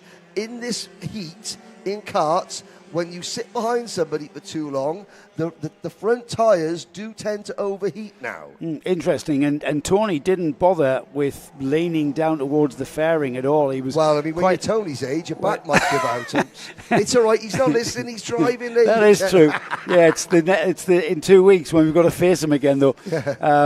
He's hanging on to Ashisho, isn't he? Whereas behind him, Greg Watt. How could I miss that Team Honolulu livery on that car, bright luminous green. Sami Al-Hassad is in 4th place. Faisal Almeida up ahead of Bernardo Del Castillo there as they completed 3 laps. It'll be 4 laps completed this time, and they are not far away from doing that. Faisal Nashko reminding me that he represents Jordan. Of course he does, and he'll be cheering on Samir Al-Assad in this race, and Samir Al-Assad running in 4th position. Once again, for the Honolulu racing team, I want to say hello to Fabio Creti and his dad, Papa Creti, watching back in Italy. I do hope that Papa Creti, your health is improving. I know that when we were at Le Mans earlier this year, you weren't there supporting Fabio, and he said, "Mi Papa," and then he gave me a signal to say that he wasn't very well. But we had a thumbs up afterwards, so let's hope that Greg will give the Middle Eastern arm of the Honolulu racing dynasty something to cheer about. Oh, Hamza Ashisho gets up on that curb coming out of turn 12. That's about as far onto that curb as you want to go. Any further, and the chassis rail gets a little bit beached, and then... it's you're not driving a go-kart, you're sort of driving a skateboard that is, on a rail that wants to head towards the barriers. He's using all of that exit curve out at 12. Doesn't seem to be affecting the kart's momentum onto the straight. And you know what? I've got a saying, Henry. All right, we might only have 6 karts here on the DD2 grid. We have got a lot more karts coming in this class for the championship. My saying is you only need 2 karts to make a race. Well, Hamza Ashisho and Tony Hogg are indeed doing that for us. They are creating this race. Now then, Tony Hogg, little bit of a, yeah, he has. He's using the curb as well. Now then, look at the momentum from Tony Hogg. But look at the momentum from Hashisho. Yep. They're totally equal down there. He's not, and let's not forget, Hamza Hashisho. I met Hamza in December in Oman for the very first time, and at that point, Hamza that was his third kart race. So he hasn't been karting a year yet, and now he has got to hold off a driver who, yes, only started karting late, but has been to the grand finals, has represented the UAE more times than any other driver in the history of the event, in Tony Hogg.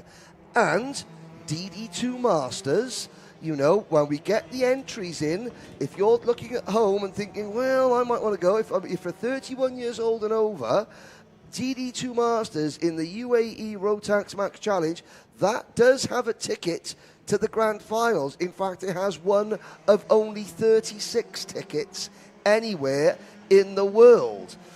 So, with Tony Hogg saying he's not going for qualification for the next grand finals after Bahrain, then you've got the likes of Greg Watt and Bernardo Del Castillo and Faisal Almina in his very first kart race ever.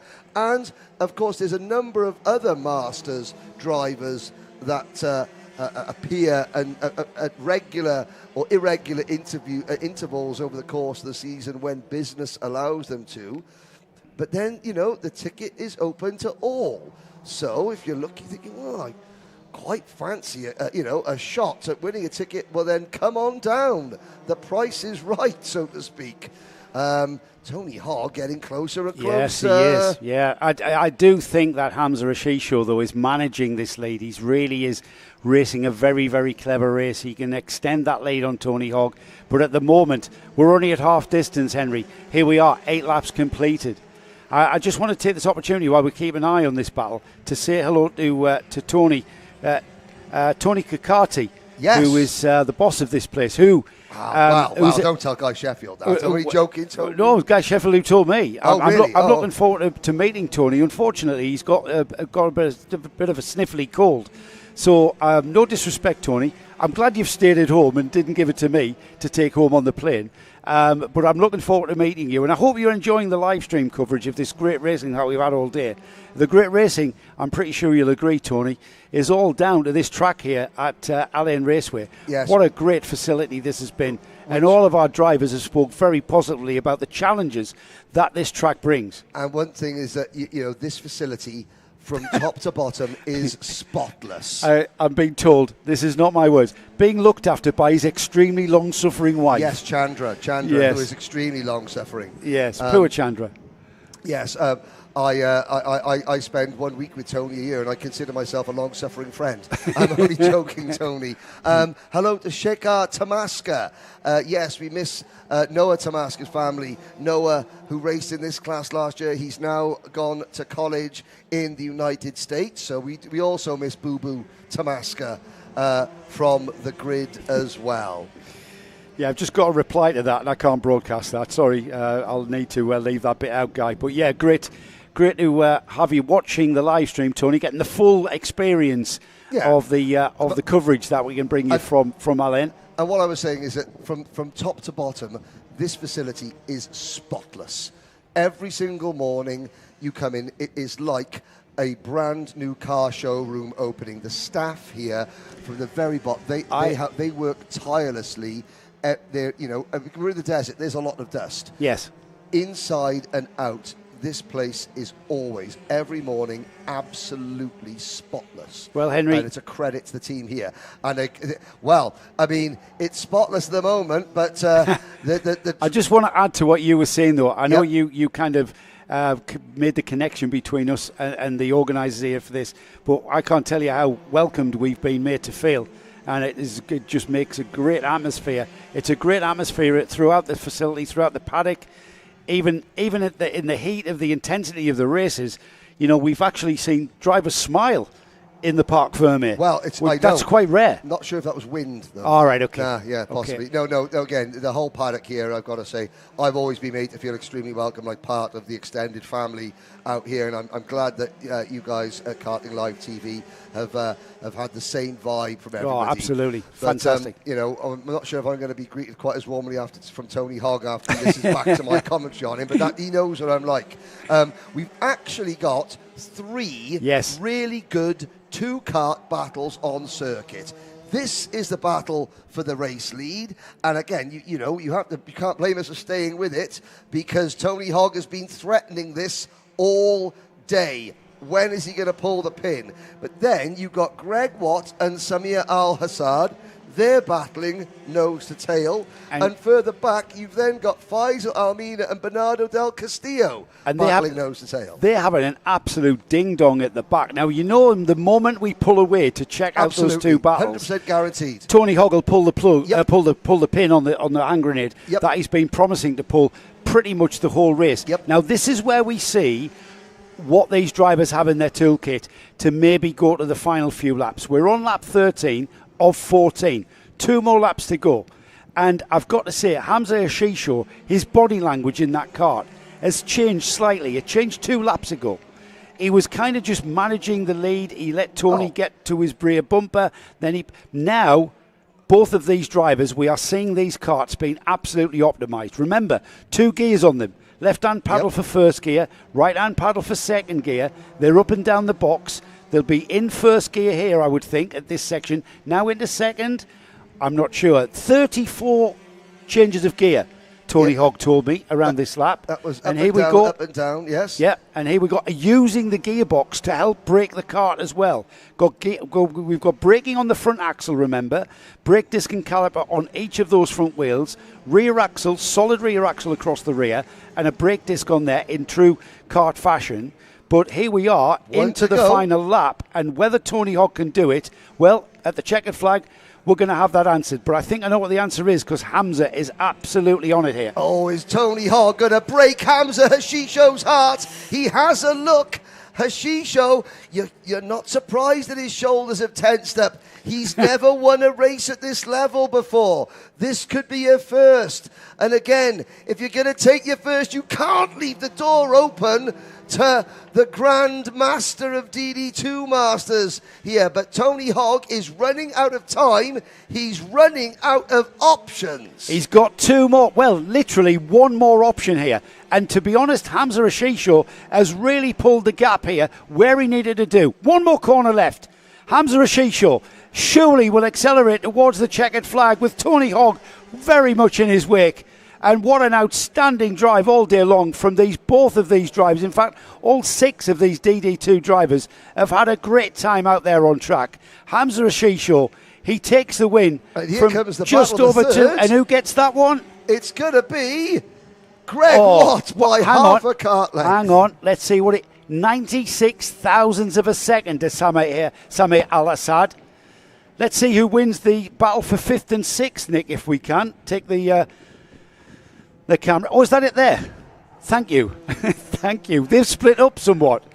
I expected to see 2 karts together. Here we go then. Into the final turn. And they have dropped away from one another. They were absolutely on one another's tail here. And there's the checkered flag for Faisal Almeida on the novice plate, taking a 5th spot, with Bernardo Del Castillo taking 6th place.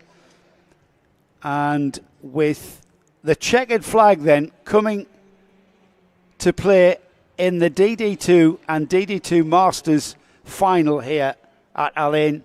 It's the Rotax Invitational event for 2025 that will see Hamza Ashisho take the 1st place trophy. Anthony Hogg, Tony Hogg as he's known, Anthony because it's Sunday, and Greg Watt, hard fought for that 3rd and final step of the podium. And just to remind everybody, we will be here televising the podium presentation. So stay put. Go and make yourself a cup of tea or coffee when we finish our next race, which I'm kind of sad to say. It's the Senior Max final coming next, and that is our final race of the weekend. The UAE Rotax Invitational from Alain has got one more race of 14 laps to go, and this one, arguably, perhaps the most competitive grid we've got here this weekend, and that's not to detract from any of the classes here. We've had some fantastic racing from the youngsters in Microax, the youngsters in Miniax, and the slightly older youngsters in Junior Rotax. And the even older kids in DD2 there who entertained us all the way to the flag. The big kids are coming out though for Senior Max, and we mean that in the best possible way.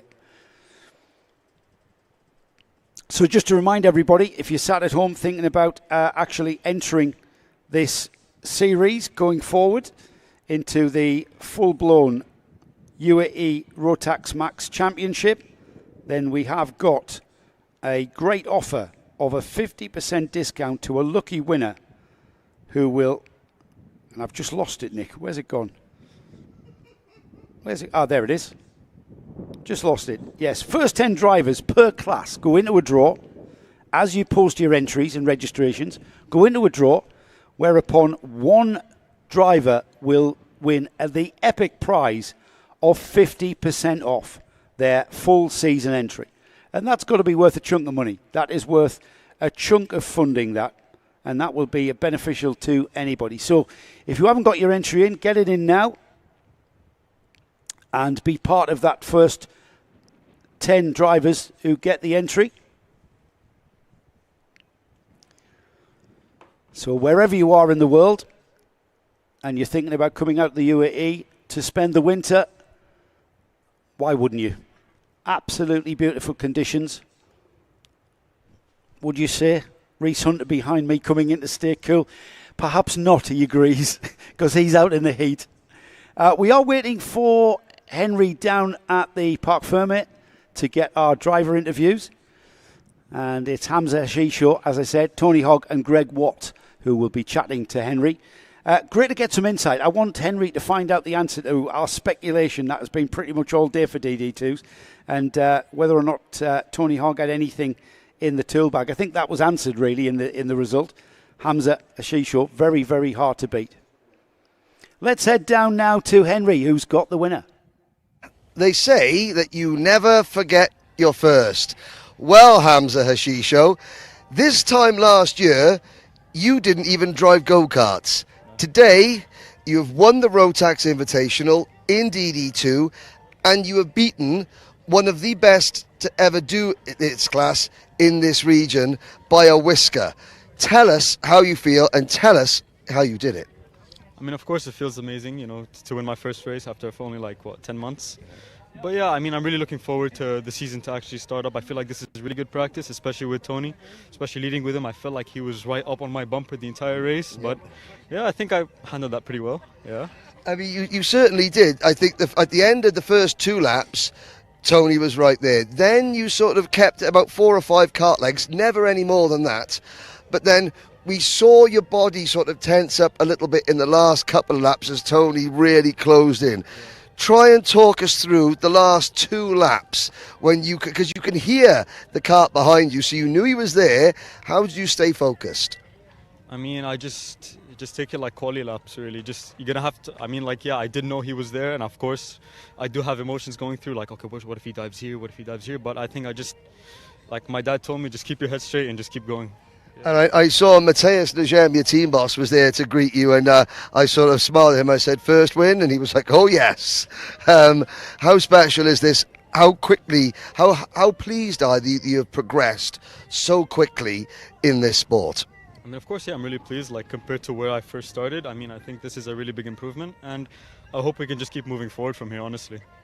Okay, congratulations. Who do you need to thank?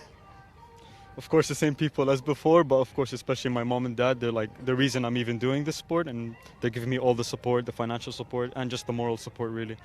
And of course, I want to thank my team, for the car, for the engine, for just everything, honestly, all the help. Well, congratulations. Hamza Hashisho is going to be a tough driver to beat when we get into the main season. Yeah, but we'll let Hamza go and have a breather. We'll bring in our second place finisher, Tony Hogg. Tony, a rueful smile at the end of that one. even though this is simply preparation for the last dance in Bahrain for you, you know, you wanted to win, you thought you had a chance to win, and the fact that you came second, it gives you something to think about, doesn't it? Yeah, it does. To be honest, this was about fitness and fun, and of course, as soon as you put the visor down, then that competitive instinct takes over. So, yeah, of course, I wanted to push Hamza as fast as I could, as far as I could.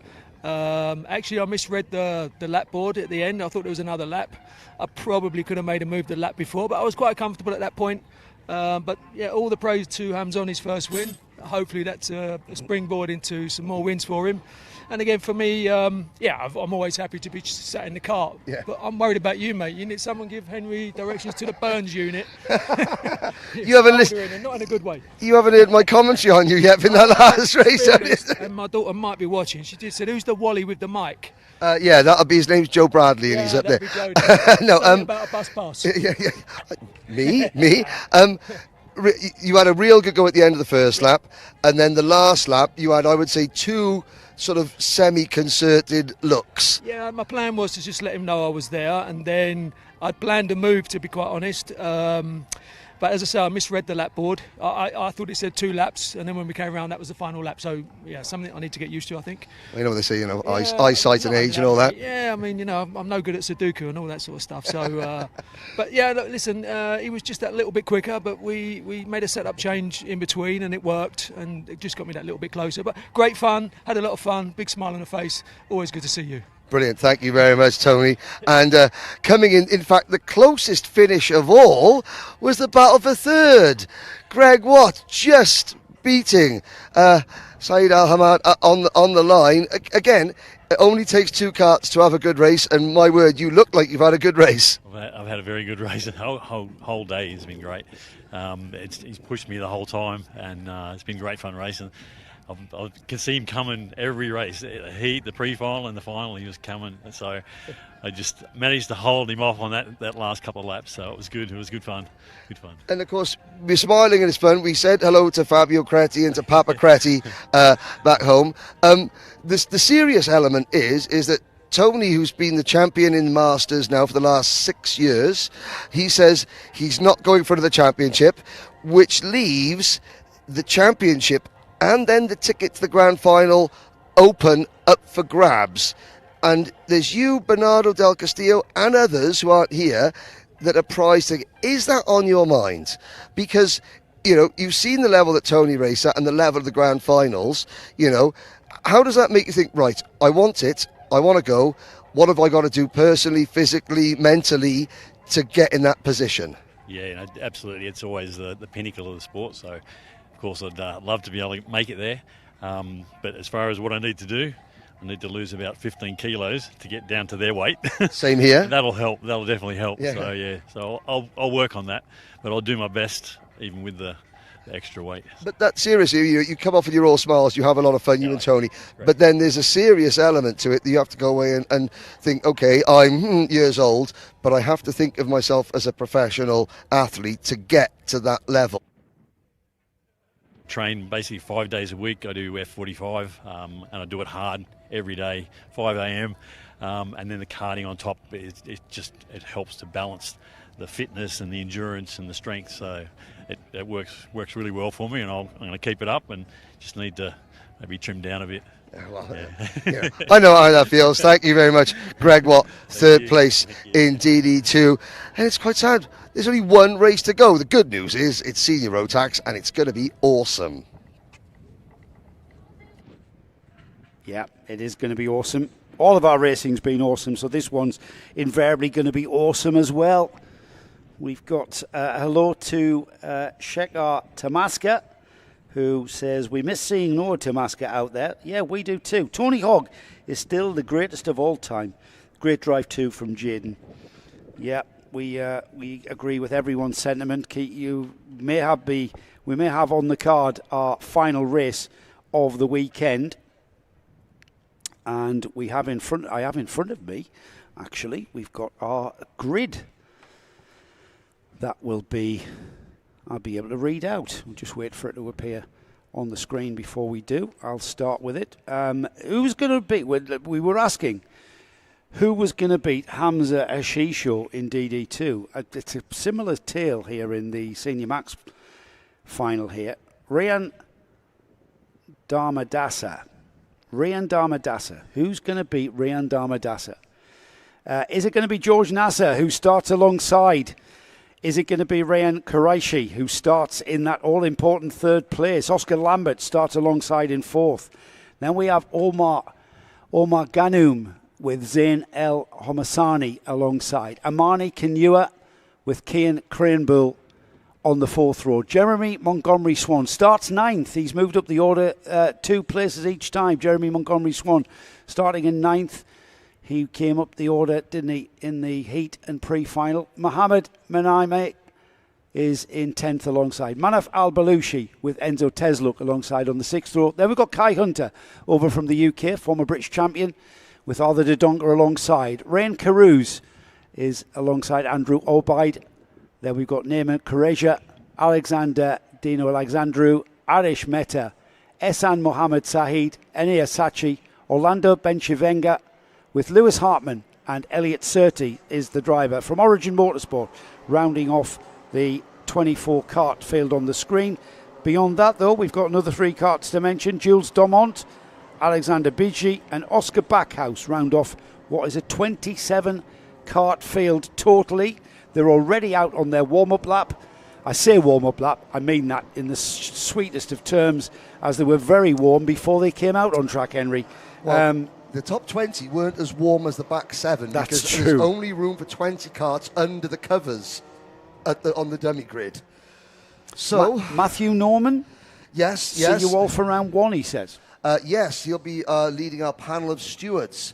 Matthew Norman. He's busy running a team in Freca, forming the Renault Euro Cup.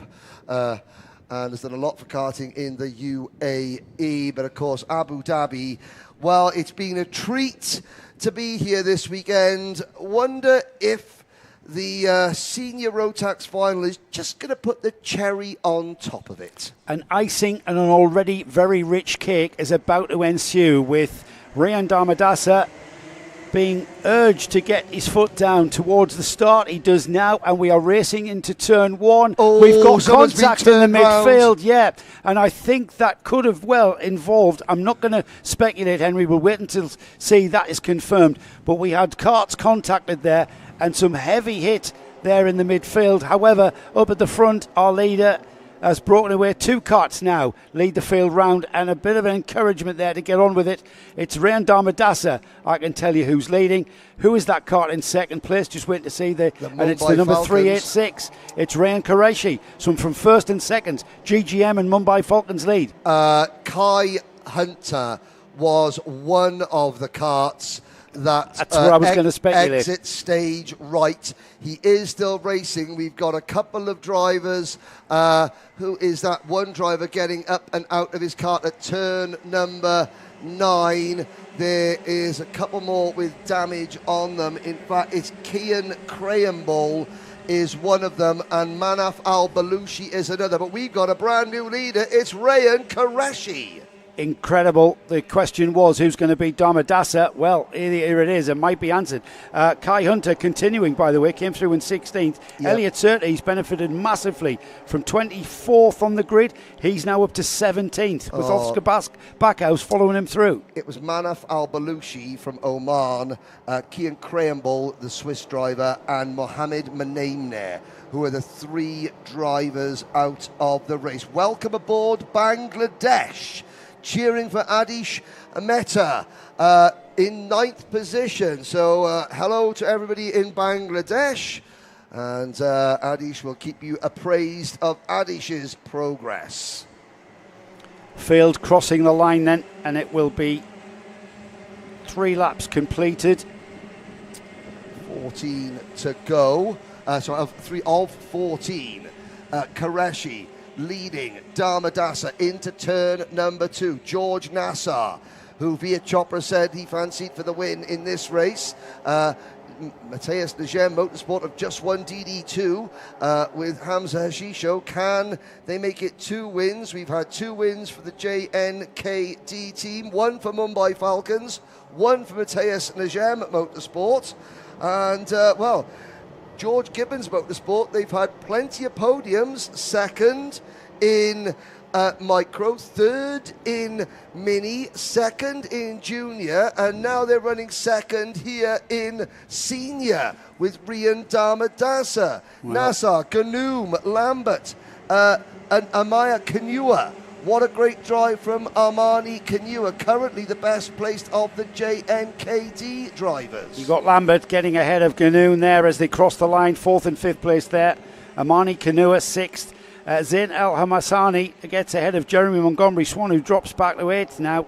And then Arthur Dodonka, Adish Mehta rounding off the top 10 as the leaders play these high-speed chase down with Ryan Qureshi. He's got a cushion, hasn't he, Henry? He hasn't exactly, however, I say that, he's got a cushion. However, that cushion's barely a pin cushion, really. Yes. Because if he makes the slightest mistake, Damadasa, Nasser, Lambert, Ganoon and Kanua, they're all there queuing up, just queuing up to have a bash at the lead, and resting that lead is going to be a big ask, I think. And I do apologise, it's what Vedant Varma is watching from Bangalore, not Bangladesh. I couldn't see the second half of that word, which was obscured by an emoji on my screen, but Bangalore. And again, watching Adish Mehta from India, I should have really thought about it, really, but I thought, hey, I mean, karting's massive in Bangladesh. Apparently, and I've been told there's a huge Joe Bradley fan club in Bangladesh. I have been told this. True. And you know me, I speak only the truth. You shock me. We shall talk later. I need to go on holiday there. Here we go, change for the lead then, as Damadasa goes through, and it's Damadasa who gets hung out to dry slightly there. We've got changes abound here as we come through the kink there at turn 7, and that was where our leader, Qureshi, found himself going wide, Henry, out of the kink. It was a braking and turning thing. It's the 3-3-1, though, of George Nasser. Yeah. George Nasser leads out of the final turn, and across the line it'll be 6 laps completed and a complete change. Let me just clarify the order. It's George Nasser, Oscar Lambert up to second, Rayan Damadasa in third now, Rayan Qureshi in fourth, with Gunan, Kinua, Montgomery Swan, Hamasani, that's your 8. And they're all nose to tail. In fact, it looks like Raya Qureshi has passed Rian Damadasa. There's another move. There's Lambert taking the position at the inside of turn number 6. That's almost unheard of. I mean, George Nassar going from third to first, this point a lap ago, was really spectacular. And Nassar, after leading at this point last lap, now finds himself in 4th position. It's a 1-2 for the Mumbai Falcons, with Lambert now getting under pressure from his teammate Qureshi going through turn number 13 and 14. That got very crowded indeed, isn't it? As it Mumbai Falcons first and second across the line on towards lap 8. Lambert, Qureshi lead this team, this stream of carts going around. They're led by Rayan Damadasa.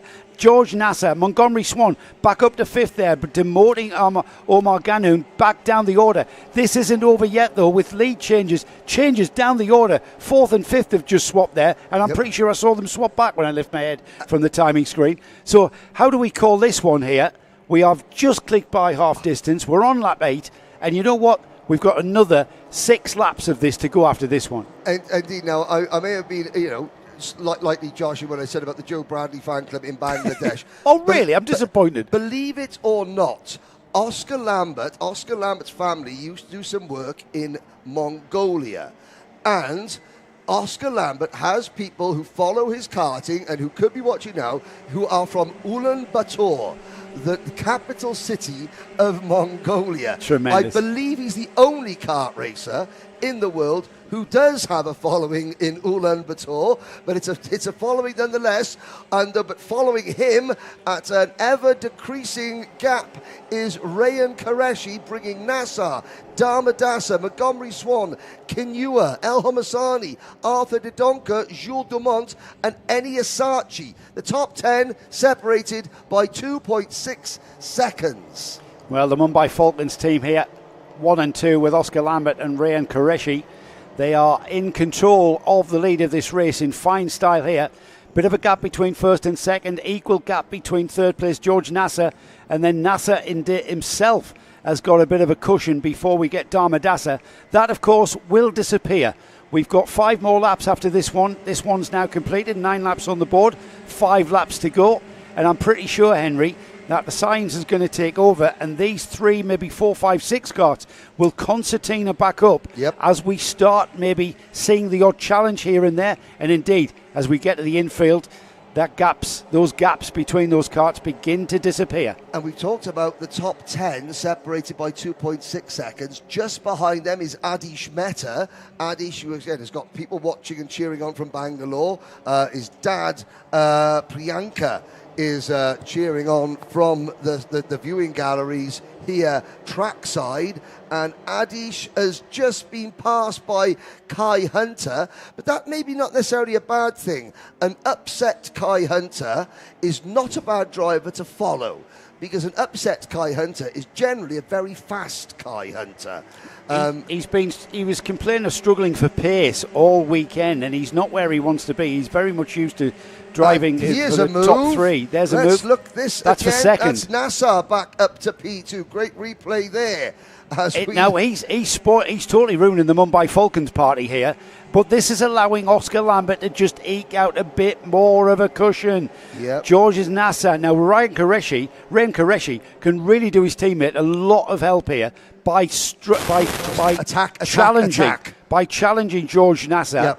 And if we are going to see that, no, you know what, Henry? Nassar's pulling away. Nassar has got a cushion back to Qureshi. Qureshi, if anything, is now coming under a bit of pressure from Damadasa. Remember, Rayan Damadasa, starting from the pole position, has found himself down the order, much further down the order than perhaps he liked to. And now he's just coming together. Time running out, though. 11 laps completed. Yep, and also coming into the picture, don't count out number 317. There he is, the driver, the white crash helmet, white and light blue racesuit. That's Amani Kinua. Amani Kinua, the South African driver for George Gibbons Motorsport, up into the top 5. And I think that might have been at the expense of Jeremy Montgomery Swan, who slipped back to P6 as we look at the battle. So there is Lambert, followed by Nassar, and then Qureshi, Damadasa, and behind Damadasa it is now Kinua, followed by El Homasani, Montgomery Swan, Didonka, Dumont, and Eniasachi. Still the top 10 separated by 2 seconds. That M&M cart has switched on for Nassar, hasn't it? He's switched on the pace. It's whether the tyres have come on or something, but all of a sudden we've got Nassar now challenging Oscar Lambert and looking very racy indeed. Looking at the outside, he's going to get the switch back maybe. Pulls alongside down that short stretch towards turn 2. But no, defensive driving from Oscar Lambert as they go into the first section of the infield part here. They're already through 6 and out onto the back straight, Henry. And fair play to Oscar Lambert. He's got to defend. This is lap 13 out of 14. And suddenly, and this is maybe playing into Oscar Lambert's hands now, because Qureshi, Damadasa and the rest are catching pretty soon. George Nassar is going to have to start worrying about what's behind him as well as trying to attack what's in front of him. And Lambert knows this. Here comes Nassar to the inside and forces the issue. George Nassar with a move to take the race lead. That was a Nigel Mansell on Nelson Piquet, the 1987 British Grand Prix there. One side. Went right, then went left and used the tin opener to open that gap, didn't he? Yep.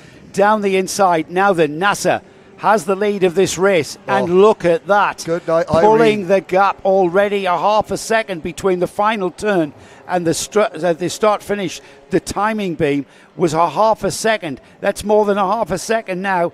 George Nassar, absolutely outstanding drive through the field. Didn't have it all his own way at the front. That was all about Damadasa. Damadasa through in third after this one.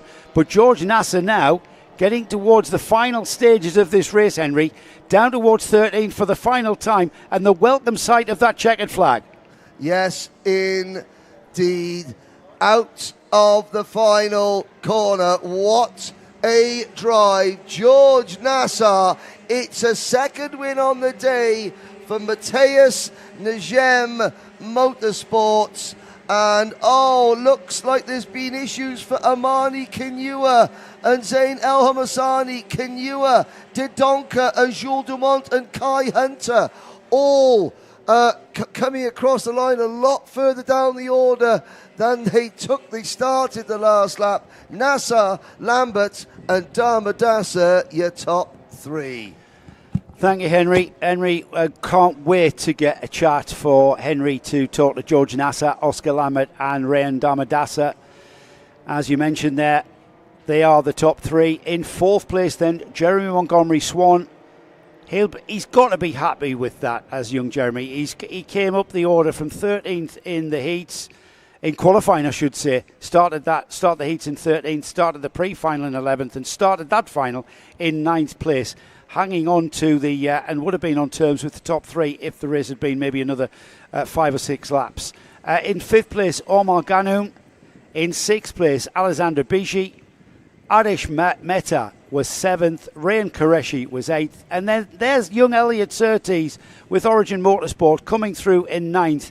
And they will be delighted with that from way down on the grid at the start of this. In 24th place, Elliot reaping the benefits of all of that issue that went on in that field and coming through, and a top 10 finish for them. Eni Asachi is 10th, and then just outside the top 10, Zain El Hamasani, Lewis Hartman, Andrew Obeid, Oscar Backhouse, and then finishing in the top 15, Ehsan Mohammed Saeed. Let's have a look at this outstanding bit of racecraft here as George Nasser, he's got Lambert looking over his left shoulder, he goes right and then tricks him into believing that he was over his right shoulder. That was a very, very, very intelligent race move there, and there was just enough width for an M&M cart there going into turn 13, and George Nasser fitted his M&M cart into that gap and was never headed. He clearly had the pace that was enabled him then to shake off the further advances of Oscar Lambert and Rayan Damadasa. Great racing as we expected in the Rotax Invitation. That concludes our racing for today, but certainly not our TV coverage from the Al Ain Raceway International Kart Circuit. We've got Henry Baudet, who was about to take us through our podium interviews, our third, second and first place drivers from the Senior Max final. Then we'll have a short break. We'll have a short break of a few minutes. And then we will bring you our podium presentation, our trophy presentations for all of our classes. The Rotax Invitation, a bit of a warm-up, a bit of a season warm-up going forward. In 2 weeks' time, we're back here at Al Ain Raceway for the first round of the Rotax Max Championship for the UAE. And we will bringing you all of that live on Karting Live TV and on the UAE Kart Championship Facebook, YouTube channels. Either one of them will do. You'll pick up all the action from rounds 1 and rounds 2. Round 1 on the Saturday, round 2 on the Sunday. For now, though, it's all about Senior Max, and let's head down to Henry Baudet. Henry. You know the drivers are getting ever more professional when the first thing that George Nasser says is, I wish I had my hat. Well, George, you took your hat. I take my hat off to you for two things. Number one, up at turn 6 and 7, you went from third to first, then got shuffled back, but then talk us through that move on Oscar, selling in the dummy like a champion. Well, what I did was I made it look like as if I wanted to get him from around the outside. He opened up a slight bit, and I just got him. You know, I mean, he was very, very close. There wasn't, nothing was, there was no stickers swapped, as it were. Talk about the level of competition. It seems to just get better and better in this class.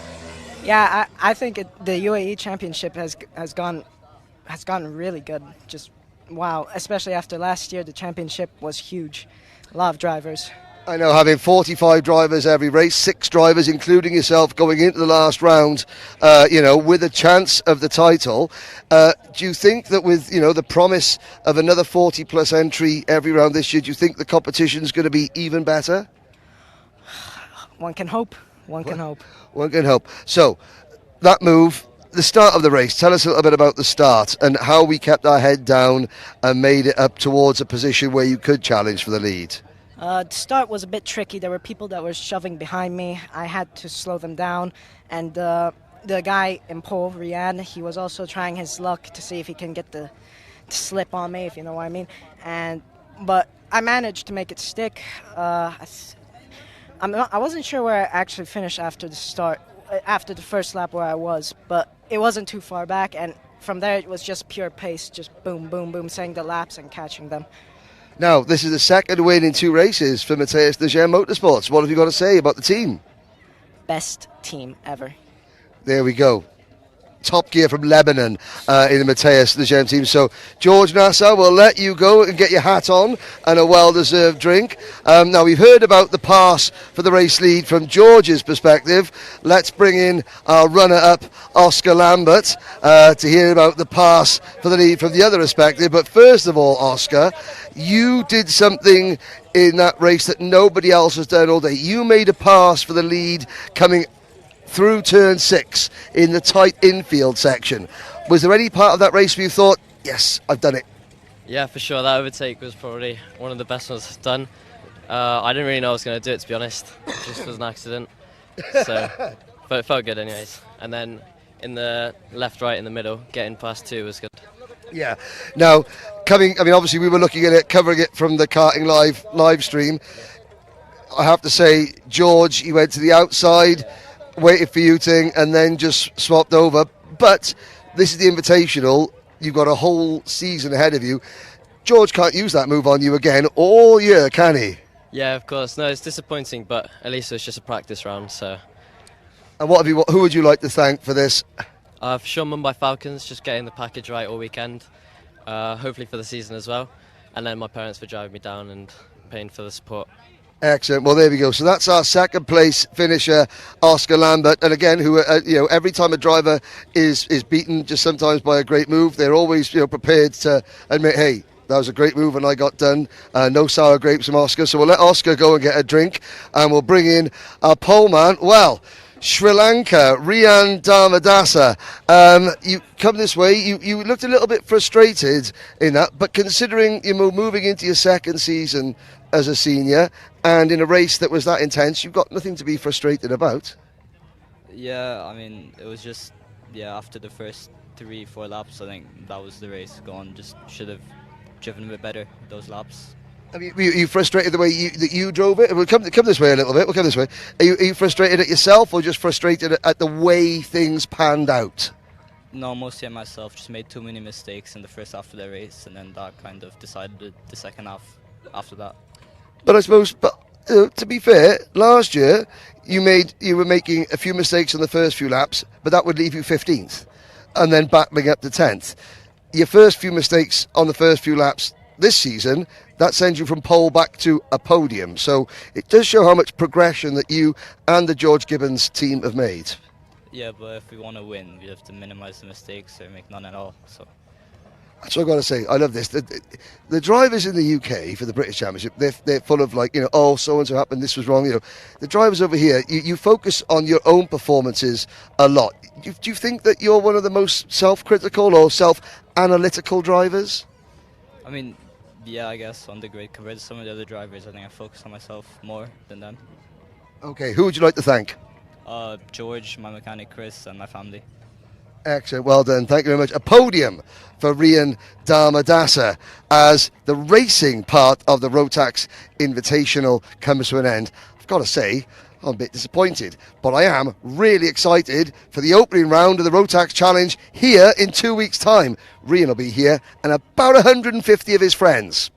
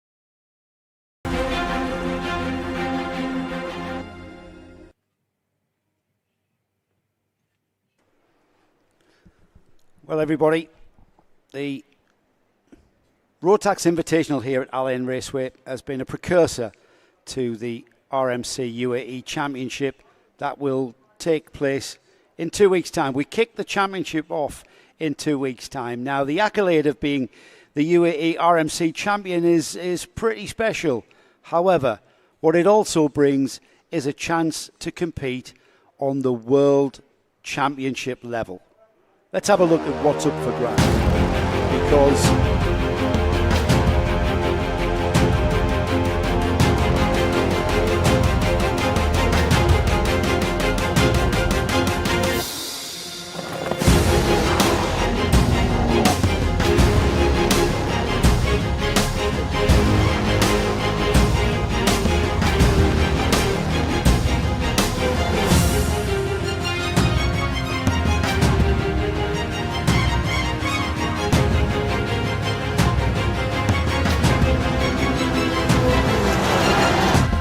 driver unique.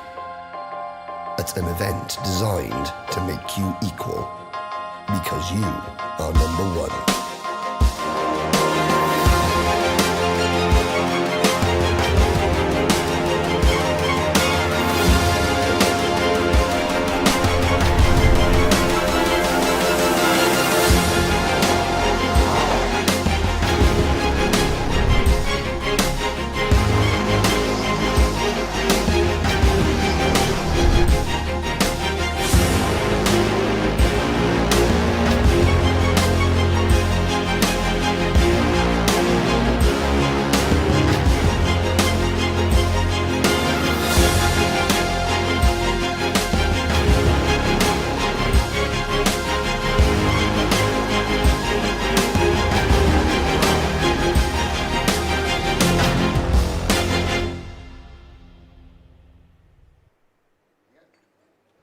Well, if you enjoyed the racing here from the Rotax Invitation from Al Ain Raceway, join us in 2 weeks' time, the weekend of the 11th and 12th of October. It's the first and second rounds of the Rotax Max Challenge UAE Championship.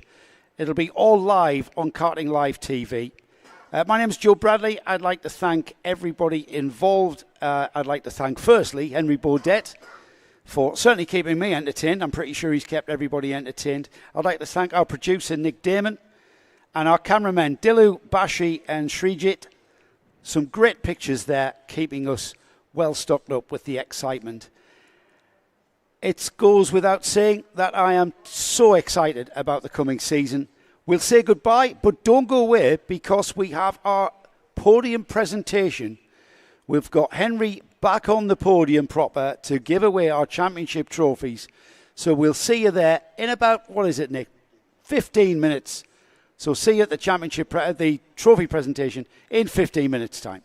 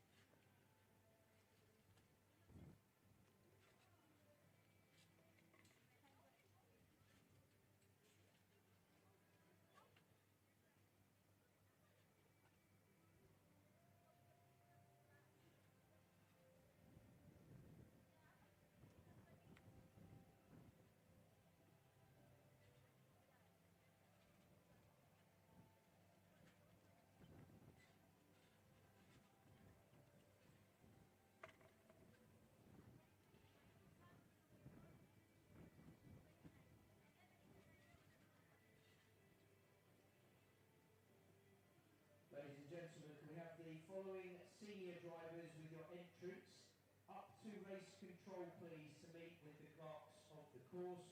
It's driver number 317, Amani, driver number 337, Jules, and driver number 399, Arthur. Drivers 317, 337 and 399 to race control, please.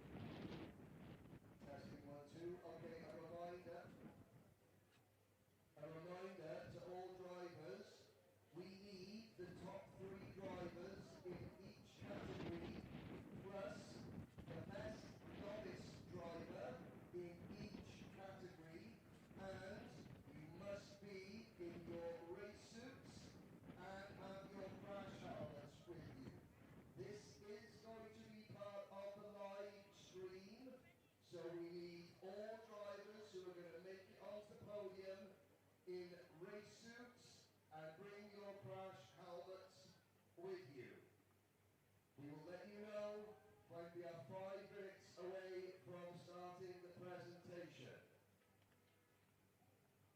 Before we start with the live stream, the trophies for this event, whilst they're being transported out here, DHL decided to make it a football with the boxes the trophies were in.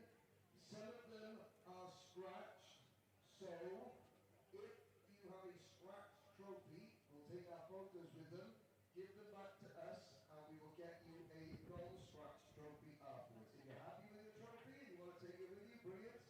If you have a look at it and there's a scratch on it, number one, never use DHL, try UPS instead, or FedEx. And then also we will get you an unscratched trophy. That's if you want to swap it at the end, okay?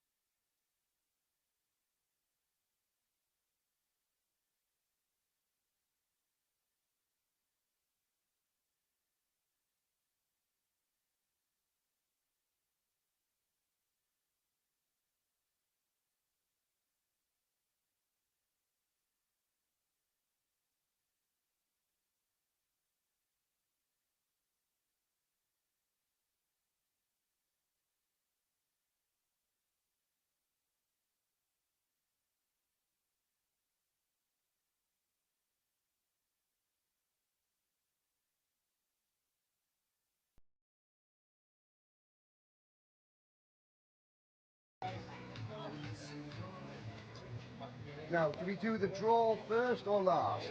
Last. We do the entry draw last. Yes. Okay, last. So we're going to do the... Here's...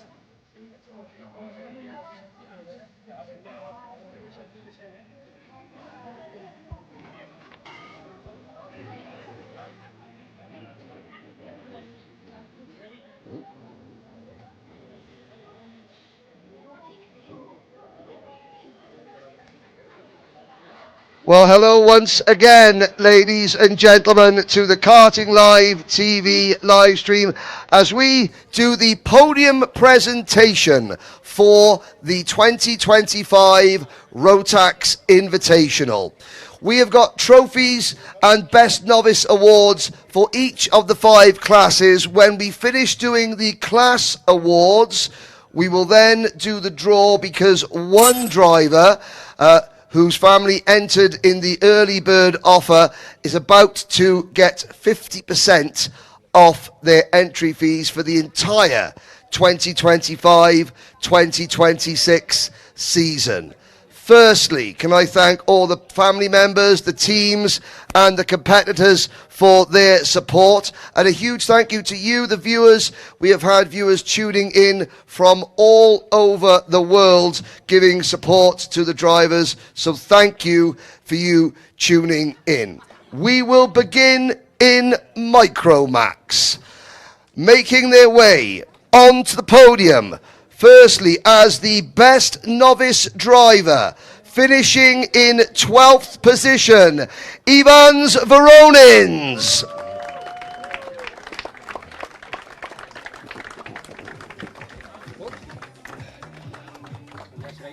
So congratulations to Evans.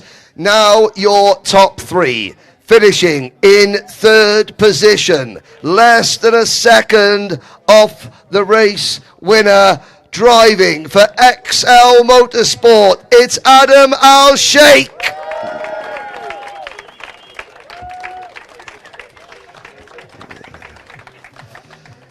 Congratulations. But our top 2 now, swapping positions twice on the final lap.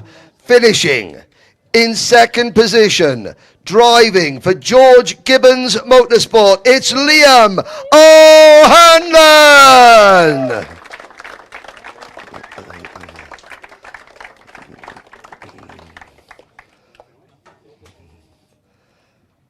Liam gets his 2nd place trophy. And now we move on to our winner, finishing just 0.2 in front of Liam O'Hanlon, driving for JNKD. It's Zev Gottschalk.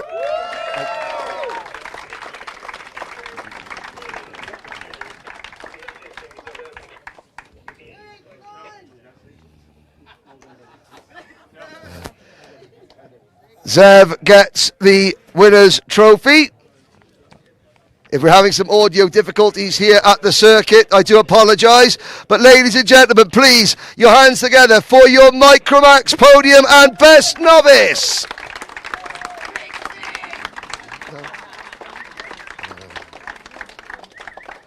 Okay, well, there we go, ladies and gentlemen. That was the end of our Microax Podium. Drivers, if you'd like to take yourselves down and go and greet your teams. We'll have one driver we'll have one photo with the top 3 on the top step.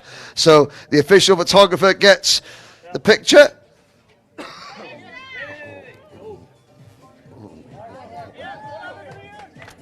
Well done.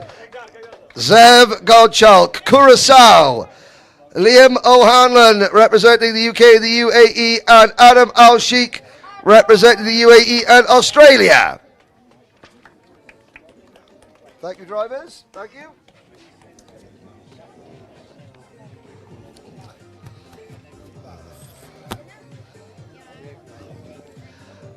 We now move on to Miniax.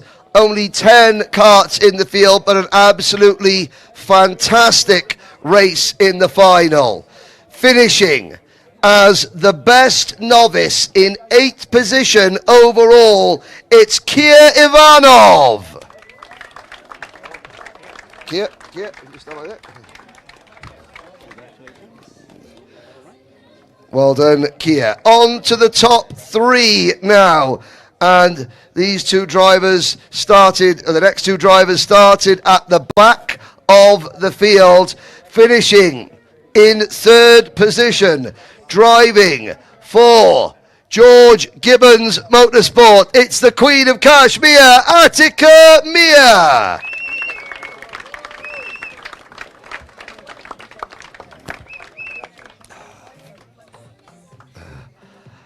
But from the back of the grid up into 2nd place, away from the track, he likes to think of himself as a bit of a magician in training.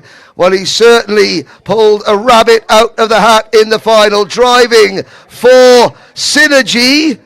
No, it's not that young lady, it's Oliver Butchard.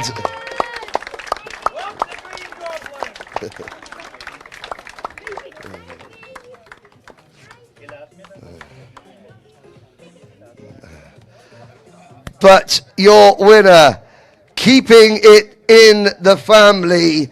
It's their first time here racing in Dubai. In Abu Dhabi in the UAE. I am sure it won't be their last.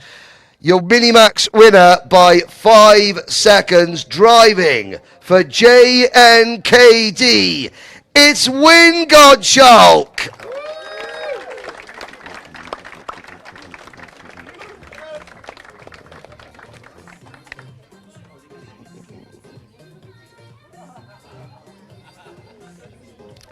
I can also say that's the first 2 main Rotax victories for the new JNKD team as well. And what a debut here in the UAE Rotax events for them.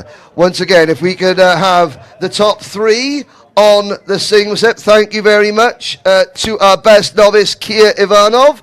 Attica, Oliver, if you step up onto the top step. Once again, Win representing Curaçao, Oliver, the UK, Attica representing India. Your top 3, and the photographers seem to have forgotten about the team, but they're okay. It's good to have the press corps in advance. The amount of press that we have here is growing exponentially, so thank you. Ladies and gentlemen, your Minimax podium.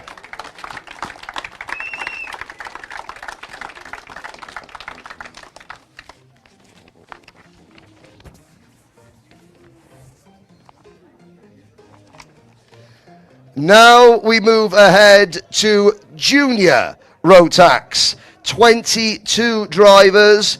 We are promised a full grid of 36 in 2 weeks when the UAE Rotax Max Challenge gets underway here at Al Ain Raceway. Another event that you can see live on Karting Live TV and on the UAE Rotax Mac channel, both days of racing, Saturday and Sunday.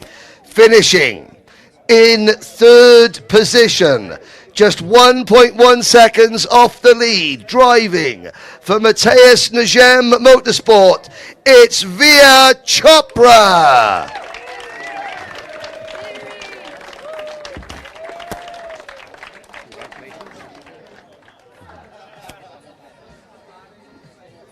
And finishing a career best second after a career best drive in P2 for George Gibbons Motorsport, it's Jaden Hidding.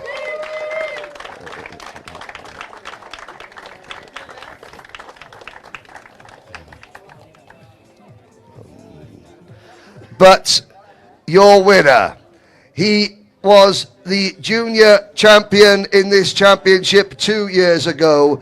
He's the reigning O-Plate champion, and he has led the charge for drivers from the UAE on the international stage for the last 18 months.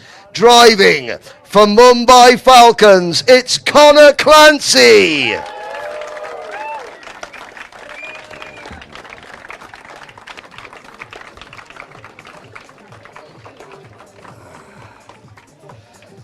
So we have Via Chopra representing India, Jaden Hidding representing the Netherlands and Canada, Connor Clancy representing the United Kingdom, Ireland and the UAE.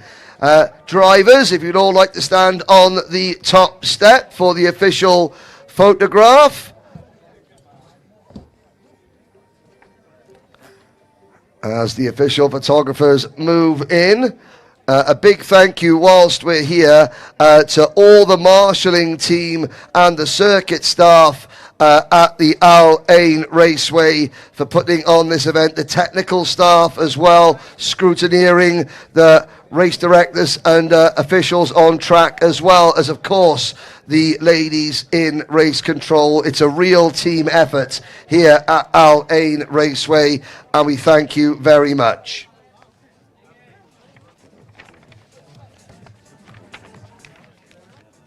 We now move on to DD2 and DD2 Masters.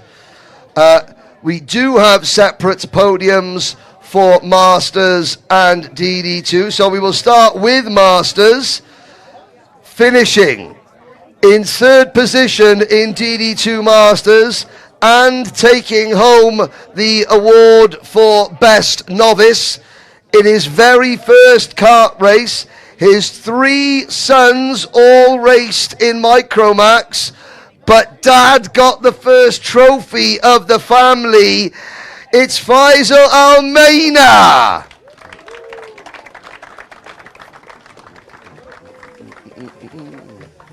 And the novice, and the best novice. And also the best novice as well. Well done, Faisal. In second position in Masters, driving for Honolulu Racing, it's Greg Watt.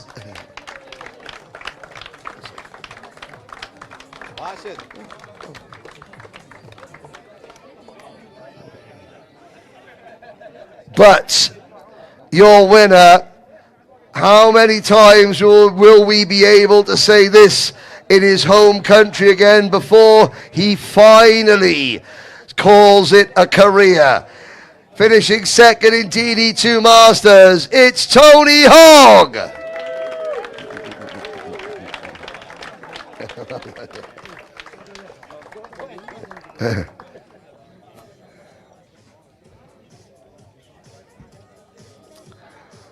Well done. And again, Tony goes back to the grand finals for the 10th time in Bahrain this year for the last ride. So drivers, top step of the podium, please. Our official DD2 Masters podium. Once again, Tony Hogg driving now as an independent. Greg Watt also as an independent in association with Honolulu Racing, and driving for CRG. It is Faisal Almeida. And I think we're going to get a... normally, Faisal, we wait till the end, but seeing as it's your first race, and all the family did all the laps, there we go.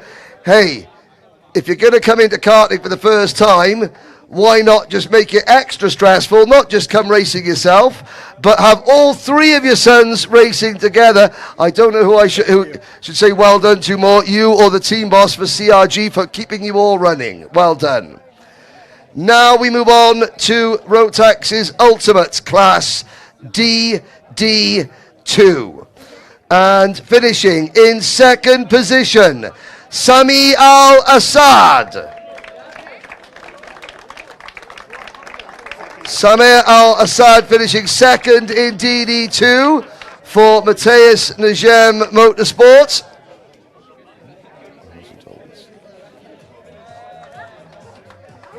But your winner,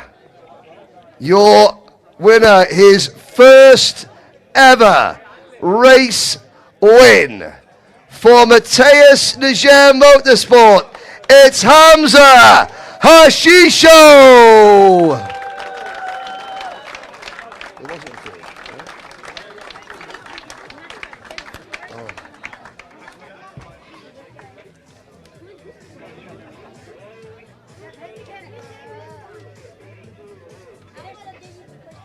I know.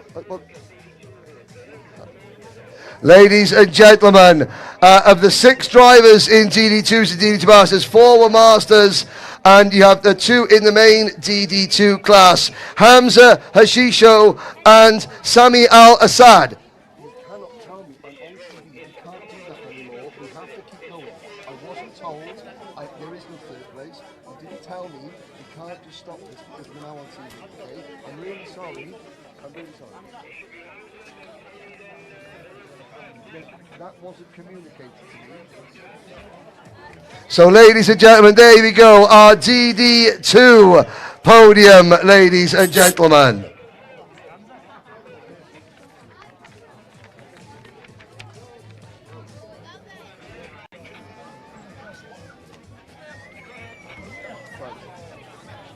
Okay. I'm really sorry. No, we can't. Right, we're now starting. We're doing this on TV. We can't change things. 1 class to go, ladies and gentlemen. 1 class to go. That is Senior Rotax, our biggest field here this weekend. 27 drivers, and finishing in 3rd position, last year's reigning champion, driving for XL Motorsport, it's Omar Ganoum. There was a penalty after the checkered flag. We did lose our original 3rd place driver, Rian Dharmadasa, unfortunately. Finishing in 2nd position, driving for the Mumbai Falcons, it's Oscar Lambert.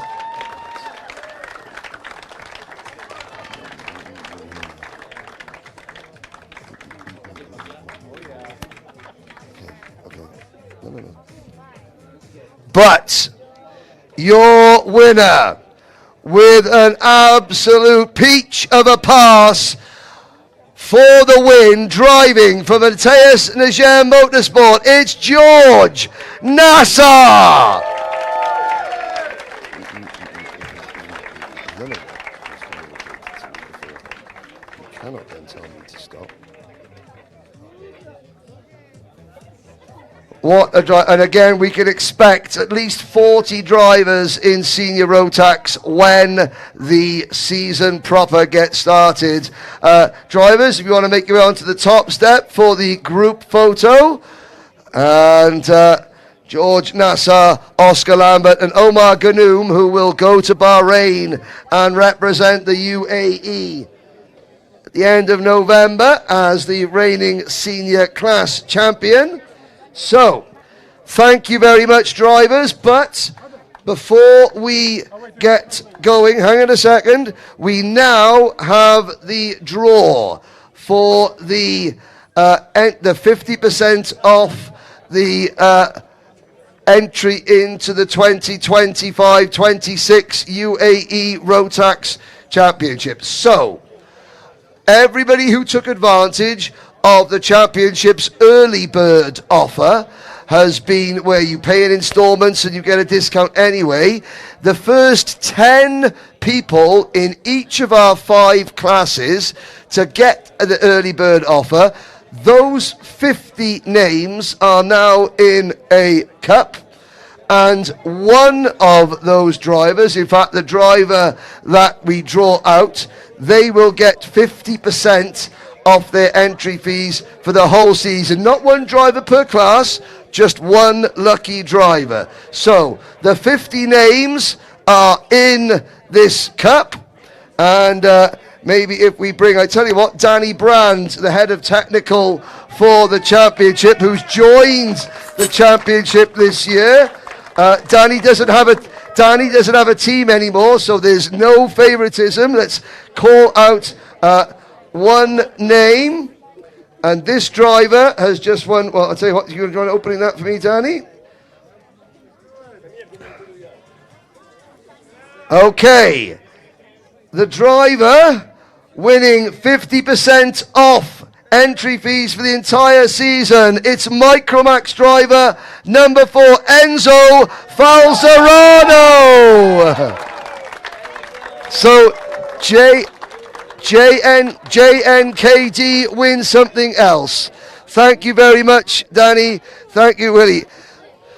So there we go, ladies and gentlemen. That concludes our coverage here from Al Ain Raceway for the Rotax Invitational here in the UAE. If you like what you have seen, this has been a Karting Live TV production. Please rewatch it, share it, and we'll see you back here in 2 weeks' time for the start of the 2025-2026 UAE Rotax Max Challenge. Goodbye.